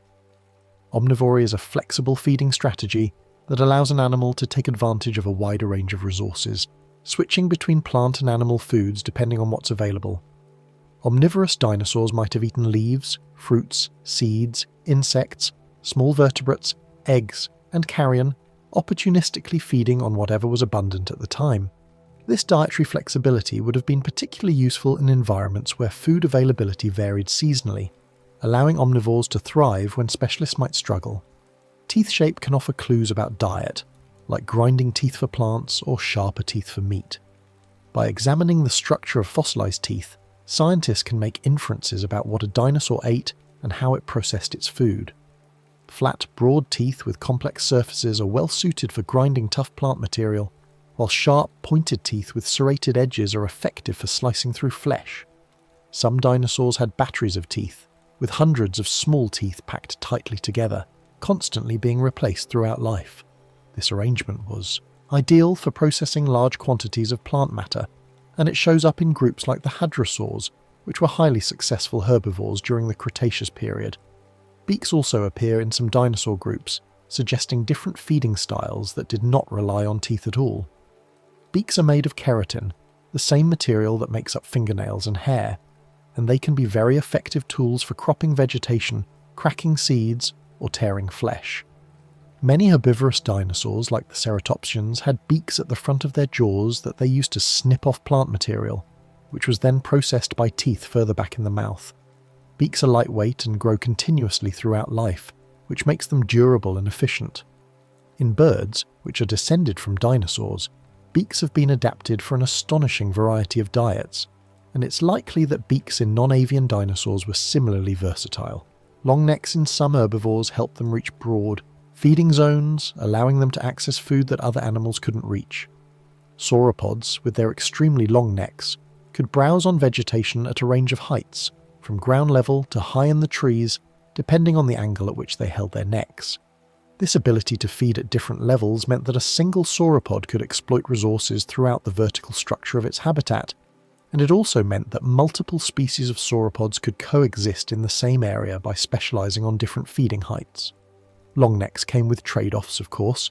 They required strong muscles and sturdy vertebrae to support, and they affected balance and movement, but for herbivores living in environments with abundant tall vegetation, the benefits clearly outweighed the costs. Large bodies can help herbivores process tough plant material with long digestion times, because a large body provides room for a long digestive tract where food can be fermented slowly. Plant material is difficult to digest because of cellulose, and breaking down cellulose requires either mechanical grinding or microbial fermentation or both. Large herbivores can afford to have low metabolic rates, meaning they don't need to eat as much relative to their body size because their large size helps them retain heat and move efficiently. They can also tolerate long digestion times, allowing food to sit in their guts for days while bacteria break it down. This strategy is seen in many large herbivorous mammals today, like elephants and rhinos, and it likely applied to large herbivorous dinosaurs as well. Fossilized stomach contents are rare, but when found, they can be powerful clues about what a dinosaur was eating at the time of its death. In a few exceptional fossils, the last meal has been preserved inside the body cavity, giving scientists direct evidence of diet. These stomach contents might include fragments of plants, bones of prey animals, fish scales, or other organic material, and they provide a snapshot of feeding behavior that is otherwise difficult to obtain. Each discovery of fossilized stomach contents is celebrated by paleontologists because it offers such clear and unambiguous information, cutting through the uncertainty that often surrounds questions of diet. Coprolites, which are fossilized feces, can also reveal bits of diet in a gentle scientific way. When an animal defecates, it expels the undigested parts of its food, and if these droppings are buried quickly and fossilized, they become coprolites. By studying coprolites, scientists can identify what the animal had eaten by looking for fragments of bone, plant material, shells, or other recognizable remains. Coprolites also contain information about the digestive process itself, showing which parts of the food were broken down and which parts passed through unchanged. There is something wonderfully straightforward about coprolites as a source of information. They are quite literally the waste products of ancient lives, transformed into scientific data by the passage of time. Eating is not a battle, it's a rhythm, one calm meal after another across the seasons. Whether a dinosaur was an herbivore grazing on ferns or a carnivore feeding on a carcass, the act of eating was a necessary, regular part of life, no more dramatic than any other daily activity. Food had to be found, consumed, and digested, and then the process would repeat. This rhythm shaped the structure of days and seasons, creating patterns of movement and rest that were predictable and sustainable. There is a quiet beauty in this image of dinosaurs feeding, not as violent predators or desperate prey, but simply as animals going about the business of staying alive bite by bite, day by day. Now we can drift into bodies and movement, exploring how dinosaurs carried themselves through their world with steady, natural engineering. Many dinosaurs had legs positioned under their bodies like birds and mammals, which supports efficient walking and running. This posture, called an erect stance, differs from the sprawling stance of many lizards, whose legs spread more to the side. An erect stance has several advantages. It allows for more efficient locomotion, because the legs act as vertical columns that support the body's weight directly. It reduces the muscular effort needed to hold the body off the ground, and it allows for greater speed and endurance. The evolution of an erect stance was a key innovation in the Archosaur lineage, the group that includes dinosaurs, pterosaurs, and crocodilians, and it helped enable the success of dinosaurs as the dominant land animals for much of the Mesozoic. Tail balance helped many dinosaurs stabilize their bodies while walking or running, acting as a counterweight to the head and neck, and helping to keep the center of mass over the hips. In bipedal dinosaurs, those that walked on two legs, the tail was especially important for balance, extending behind the body and preventing the animal from tipping forward. Tails could also be used for communication, for defense, or for stability while turning quickly. In quadrupedal dinosaurs, those that walked on four legs, tails were often long and muscular, and they may have been used to swat at predators or rivals. The tail was not a useless appendage, but an integral part of the body, contributing to posture, movement, and behavior in ways that are sometimes subtle but always important. Some dinosaurs had strong hips and thigh bones built for long-distance movement, with robust muscle attachment sites and well-developed joints that could withstand repeated stress.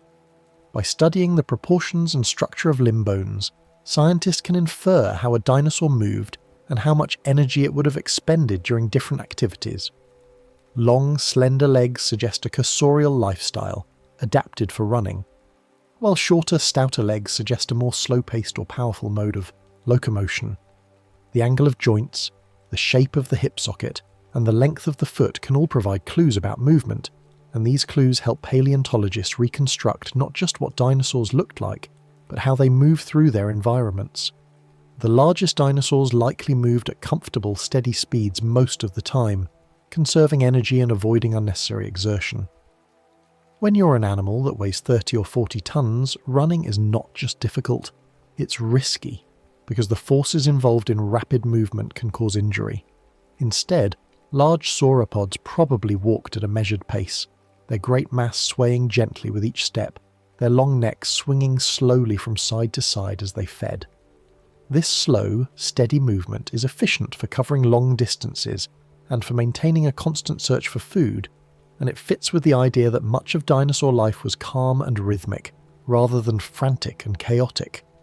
Bones show attachment points for muscles, hinting at strength and motion, and by mapping these attachment sites, scientists can reconstruct the musculature of extinct animals. Muscles leave marks on bones where they attach, and the size and position of these marks tell us about the size and arrangement of the muscles. By comparing these marks to those in living animals, paleontologists can build models of dinosaur muscles, which in turn allow them to estimate how strong an animal was and what movements it was capable of. This process is part of a field called paleobiomechanics, which uses the principles of physics and engineering to understand how extinct animals functioned. Some dinosaurs had specialized features like armor plates or spikes for protection and display. Ankylosaurs, for example, were covered in bony plates called osteoderms, which formed a protective shell over their backs and sides, and they had clubs on the ends of their tails that could be swung with considerable force. Stegosaurs had large plates along their backs and spikes on their tails, which may have been used for defense, for thermoregulation, or for display.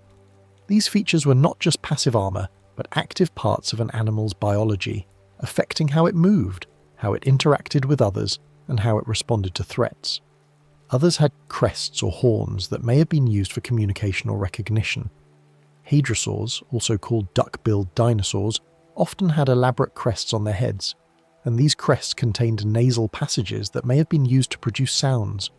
By blowing air through these passages, a hadrosaur could have generated calls that resonated and carried over long distances, allowing individuals to communicate with each other across their habitat.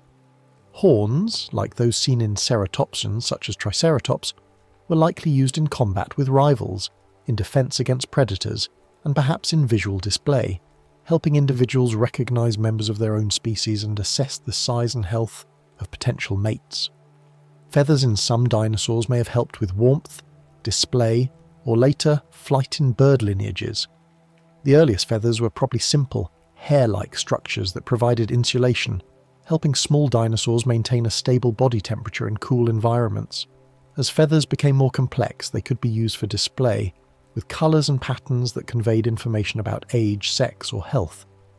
Eventually, in some lineages, feathers became adapted for flight, with asymmetrical veins and strong central shafts that could generate lift and provide aerodynamic control. The evolution of feathers is a beautiful example of how a feature can begin serving one function and then be co-opted for another, changing gradually over millions of years in response to different selective pressures. Bodies are living tools, and dinosaur bodies were shaped by many quiet generations of change. Each feature, each adaptation, each quirk of anatomy is the result of countless individuals living, reproducing, and sometimes failing across deep time. Natural selection does not plan ahead. It simply favours whatever works in the moment, and what works in one environment or one time period may not work in another. The diversity of dinosaur body plans, from the massive sauropods to the swift theropods to the armoured ankylosaurs, reflects the diversity of ways to make a living on land, the many different solutions to the challenges of finding food, avoiding danger, reproducing, and surviving. And each of these solutions was tested and refined over millions of years, generation after generation, in the slow laboratory of evolution. With movement and form in mind, we can step into dinosaur communities, exploring how some may have lived near others in calm social patterns. Some dinosaur trackways suggest groups walking in the same direction at the same time, their footprints running parallel, their paces matched. This is direct evidence of coordinated movement, and it raises the question of why dinosaurs might have moved together.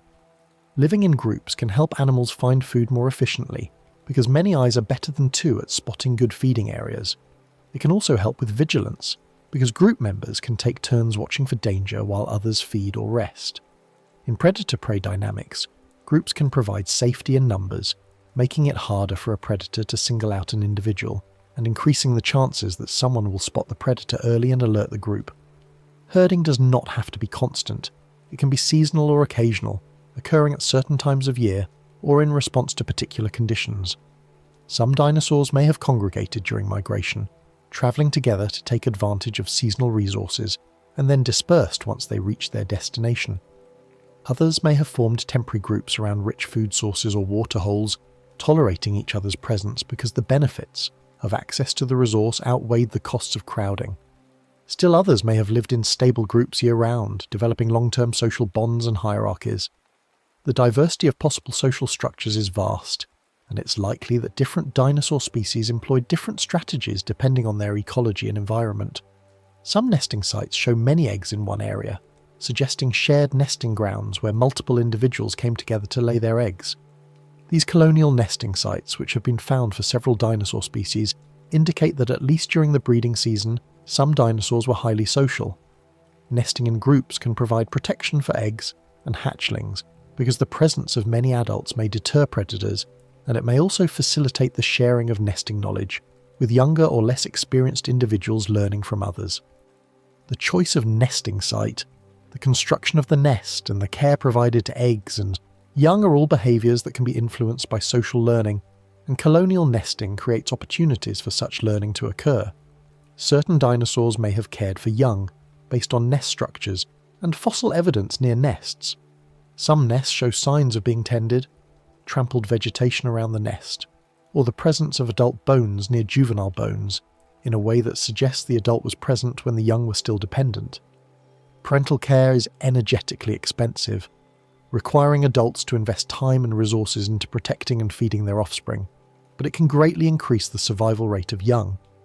In species where parental care is present, juveniles can afford to be less developed at hatching, relying on their parents to provide food and protection while they grow. This allows for a different developmental strategy than in species where young must be independent from the start. Communication could have used body posture, colour patterns, crests, and sounds, creating a rich landscape of signals and information exchange. Body posture can convey threat, submission, courtship, or playfulness, and many animals today use subtle shifts in posture to communicate with each other without making a sound. Colour patterns, if visible, can signal species identity, sex, age, or health, and they can change seasonally or in response to social context. Crests and horns, as mentioned earlier, may have been involved in both visual and acoustic communication, and the diversity of these structures in dinosaurs suggests that communication was an important part of their lives. Some dinosaurs had long nasal passages or crests that may have influenced their calls, acting as resonating chambers that amplified or modified sounds. The large hollow crests of hadrosaurs, for example, would have changed the pitch and tone of their vocalizations, creating calls that were distinctive and recognizable. By modeling the airflow through these crests, scientists have been able to estimate what hadrosaurs might have sounded like, and the results suggest deep, resonant calls that could travel long distances. Even without certainty, it's reasonable to imagine quiet signals like modern birds use, soft contact calls that help group members stay in touch, alarm calls that warn of danger, and more elaborate songs or displays used during courtship. Social life can be gentle, simply staying near familiar companions, not always interacting intensely, but just being present, moving together, resting in proximity. In many species, the most common social act is just moving together peacefully, maintaining a comfortable distance from others, coordinating movements without conflict. This kind of low-key sociality is common in herbivores, where individuals benefit from group membership but don't need to cooperate actively on tasks like hunting.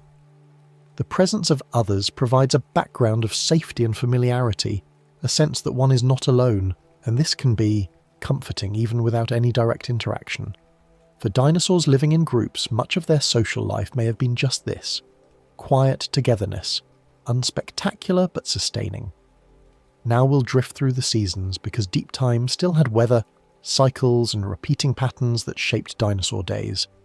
Many dinosaur habitats had wet and dry seasons that affected plant growth, with rains arriving at predictable times of year and bringing a flush of new vegetation. During the wet season, rivers would swell, floodplains would fill with water, and plants would grow vigorously, producing leaves, flowers, and fruits in abundance. This was a time of plenty for herbivores, who could feed easily and build up their body condition. During the dry season, water sources would shrink, plant growth would slow, and food would become scarcer. Animals would have to be more strategic, focusing their activity around remaining water sources and feeding on whatever vegetation persisted. Rivers shifted their channels over time, shaping valleys and plains through the slow process of erosion and deposition. A river does not flow in the same path forever. It meanders, cutting into one bank while depositing sediment on the other, gradually shifting its course across the landscape. During floods, rivers can break through their banks and carve new channels, leaving behind oxbow lakes and abandoned meanders. These processes create a dynamic landscape where the exact position of the river changes over years and decades, but the overall pattern, river, floodplain, terraces, remains stable over longer timescales. For dinosaurs living near rivers, this dynamism meant that favourite feeding spots might come and go, that new areas would open up while old ones disappeared, and that staying familiar with the landscape required ongoing exploration and learning. Floodplains can preserve fossils because sediments gently bury remains, protecting them from scavengers and from the erosion that would otherwise scatter the bones. When a dinosaur died on or near a floodplain, its body might be covered by silt and sand during the next flood, entombing it in layers that would eventually harden into rock. This rapid burial is one of the key requirements for fossilization, and it explains why so many dinosaur fossils are found in rocks that formed from ancient river and lake sediments. The fossils we find today are the lucky few that were buried in the right place at the right time, under conditions that allowed preservation.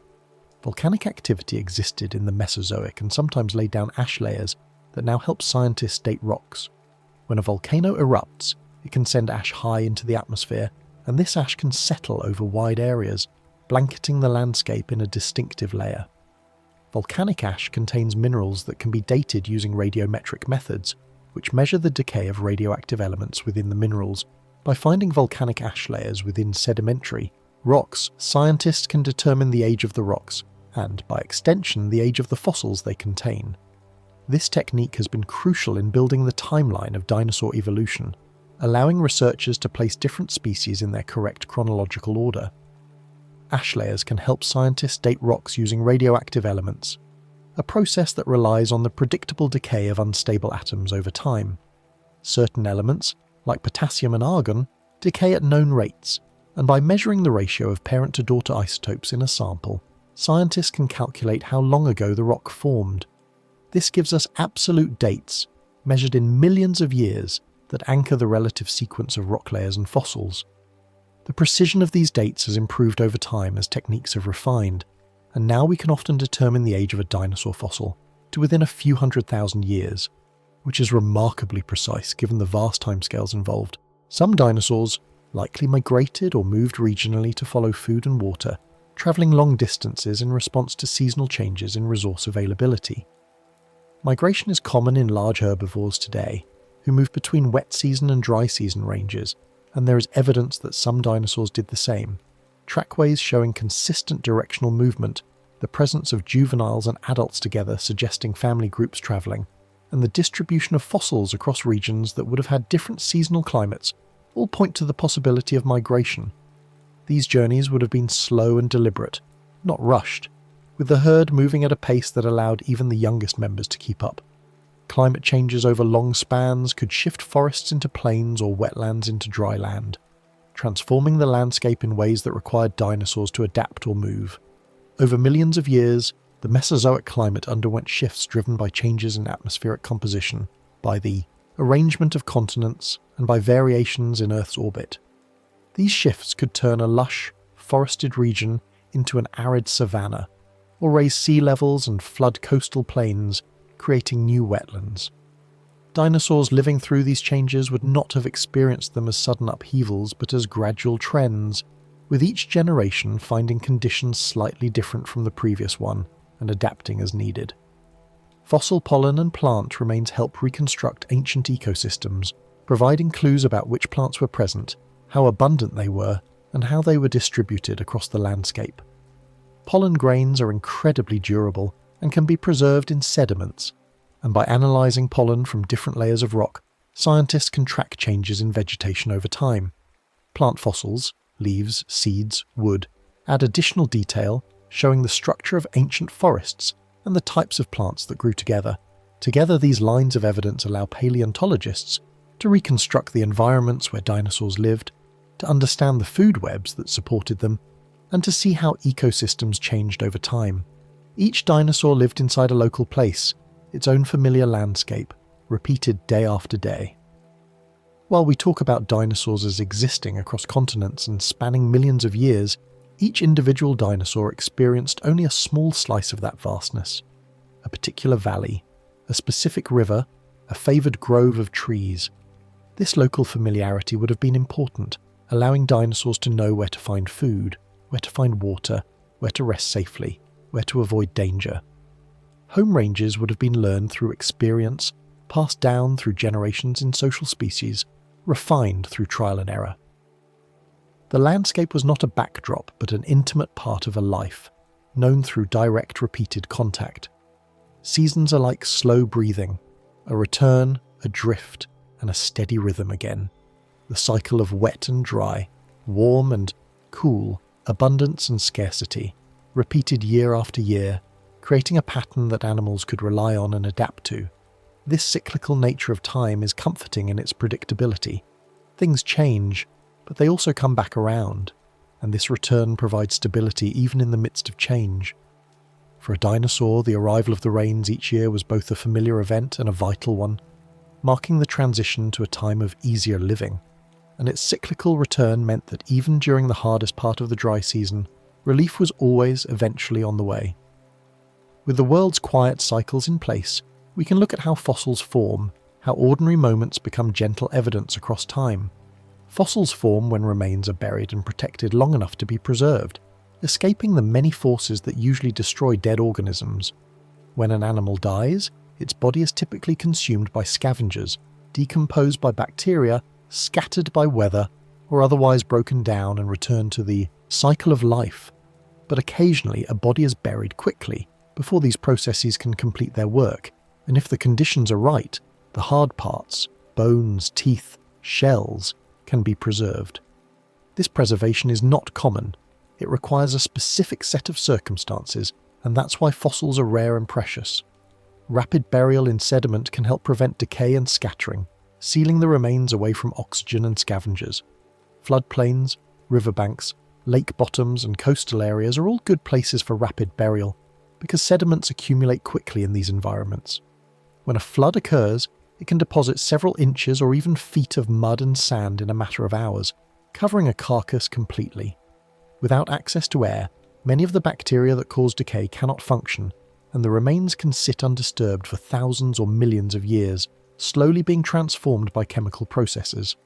Over time, minerals can replace organic material, turning bone into stone, through a process called permineralization. Groundwater carrying dissolved minerals seeps through the buried bone, and the minerals precipitate out of the water and fill in the tiny spaces within the bone structure. Gradually, the original bone material may be replaced entirely by minerals, or it may remain as a mixture of original and mineral material. The result is a fossil that retains the shape and structure of the original bone but is now made of rock. This transformation is slow, taking thousands to millions of years, but it is also thorough, preserving details down to the microscopic level. Fossils can include bones, teeth, eggs, footprints, and even skin impressions, each type offering different kinds of information. Bones tell us about body structure, size, growth, and sometimes about injury or disease. Teeth reveal diet and feeding behavior. Eggs and nests provide evidence of reproduction and parental care. Footprints show movement, behavior, and social interactions. Skin impressions, though rare, can reveal the texture of the skin, the presence of scales or feathers, and other details that bones alone cannot provide. Each type of fossil is like a different window into the past, showing us a different aspect of ancient life. Most living things never fossilize, which is why fossils are special and rare. The vast majority of animals that have ever lived left no trace in the fossil record, their remains consumed, scattered, or decomposed without ever being buried. Even when burial occurs, many things can go wrong. The sediment might be eroded away before it hardens into rock. The rock might be melted or crushed by geological forces, or the fossil might be weathered away before anyone finds it. The fossils we have are survivors of all these hazards, representing a tiny fraction of the life that once existed. This rarity makes each fossil valuable, a glimpse into a world that is otherwise lost. Paleontologists study rock layers to understand the age and context of fossils using the principle of superposition, which states that in undisturbed layers of sedimentary rock, the oldest layers are at the bottom and the youngest are at the top. By mapping out these layers and identifying the fossils they contain, scientists can reconstruct the sequence of life through time, seeing which species came before others and how ecosystems changed. The rock layers are like pages in a book, each one recording a chapter in Earth's history, and fossils are the words on those pages. The same species can look different at different ages, so scientists compare many specimens to understand the full range of variation.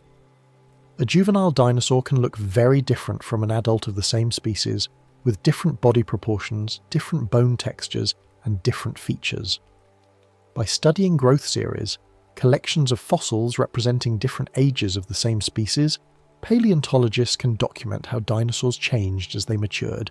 This helps avoid the mistake of naming different growth stages as separate species, and it provides insight into developmental biology and life history. New discoveries can refine old ideas, and that's a normal, calm part of science. Paleontology is not a finished discipline. It's an ongoing conversation between scientists and the fossil record, with new data constantly being added and old interpretations being revised. A discovery might confirm a hypothesis, or it might overturn it, and either outcome advances our understanding. This process of refinement is not a sign of weakness, but of strength, showing that science is responsive to evidence and willing to change when the evidence demands it. There is something deeply reassuring about this. Knowledge grows slowly, steadily through the collective efforts of many people over many years. Fossils are like quiet notes left in the earth, waiting patiently to be read. They do not announce themselves loudly, they sit in the rock, sometimes for millions of years, until erosion or excavation brings them to the surface where human eyes can find them. The act of finding a fossil is often a matter of luck, being in the right place at the right time, noticing something unusual in the rock, having the knowledge to recognize what you're seeing. Once found, a fossil is carefully extracted, prepared, studied, and eventually displayed or stored in a museum collection where it can be examined by researchers for generations to come.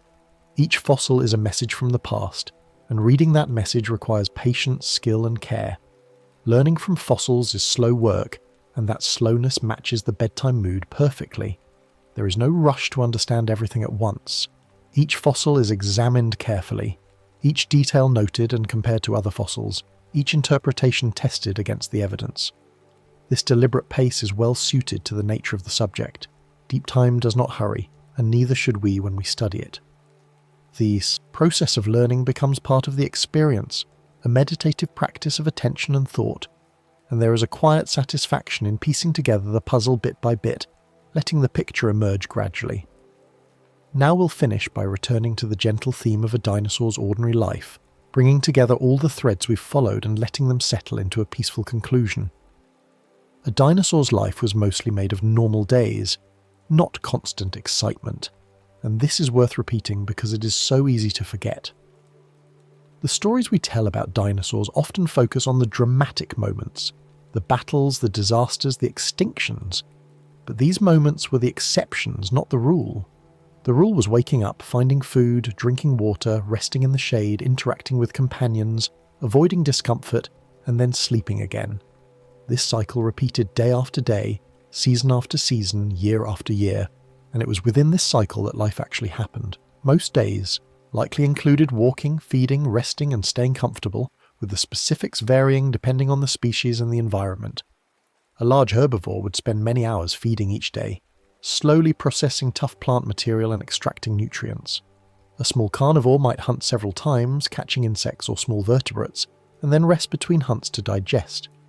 A nesting parent might sit on eggs for hours, only occasionally getting up to feed or drink.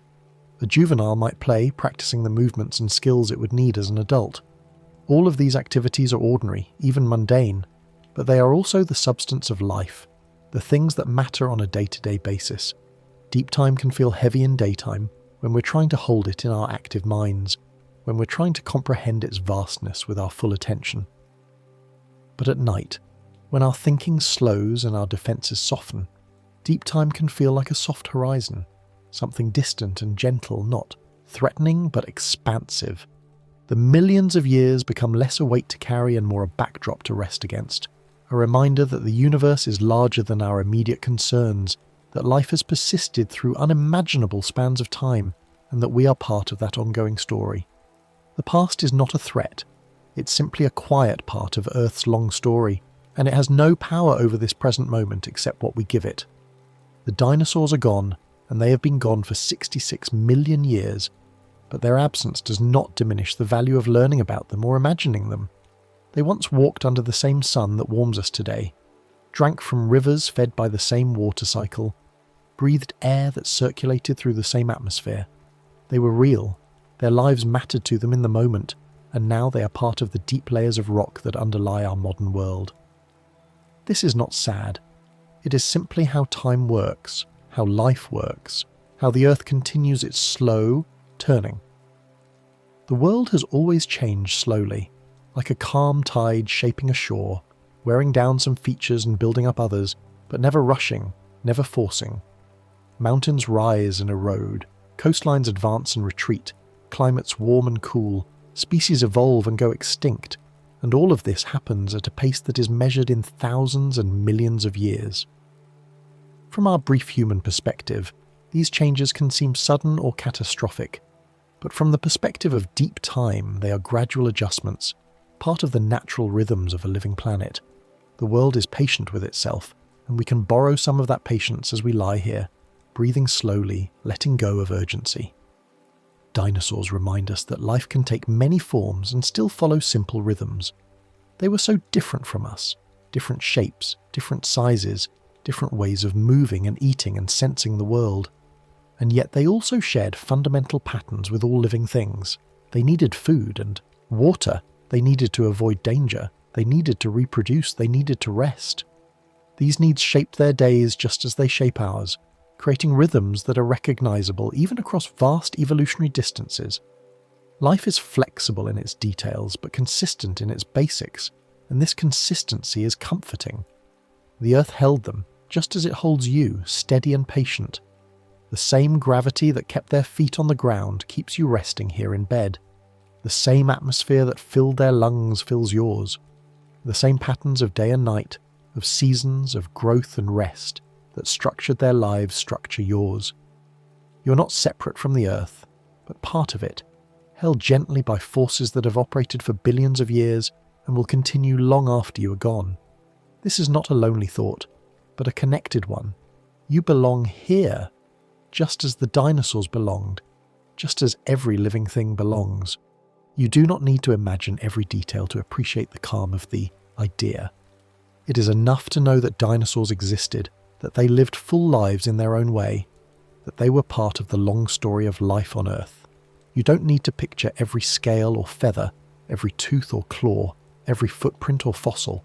You can let the details blur, let the specifics fade, and simply rest in the general knowledge that the past was real, that it was complex, that it was full of moments both ordinary and extraordinary, and that it has left traces we can study and wonder about. Tonight, you can let dinosaur time drift by like warm sunlight across stone, touching everything gently, changing nothing quickly, simply being present in a way that requires no response from you.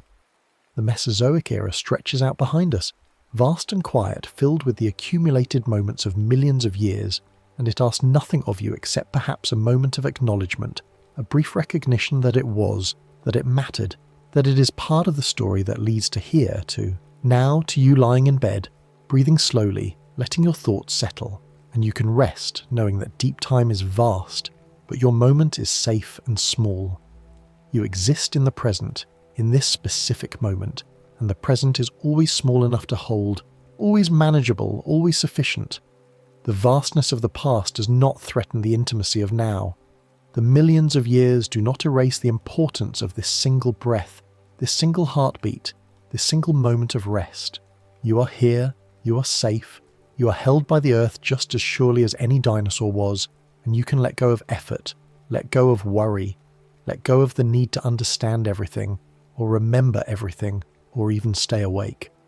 Take a slow inhale, drawing air into your lungs just as dinosaurs did, using the same basic mechanism of breathing that has sustained life for hundreds of millions of years. And then a longer exhale, letting the air flow out gently, releasing tension, releasing thought, releasing the need to hold on. And let your thoughts settle like soft sand gently resting at the bottom of a quiet sea, coming to rest in the stillness, no longer swirling, no longer stirred by currents of worry or planning or remembering, just settling softly into the quiet space of sleep, where deep time and present time dissolve into each other, where you can drift peacefully, knowing that you are part of something vast and ancient and ongoing, and that right now, in this moment, all you need to do is rest. The next story is about to begin. Please relax and enjoy.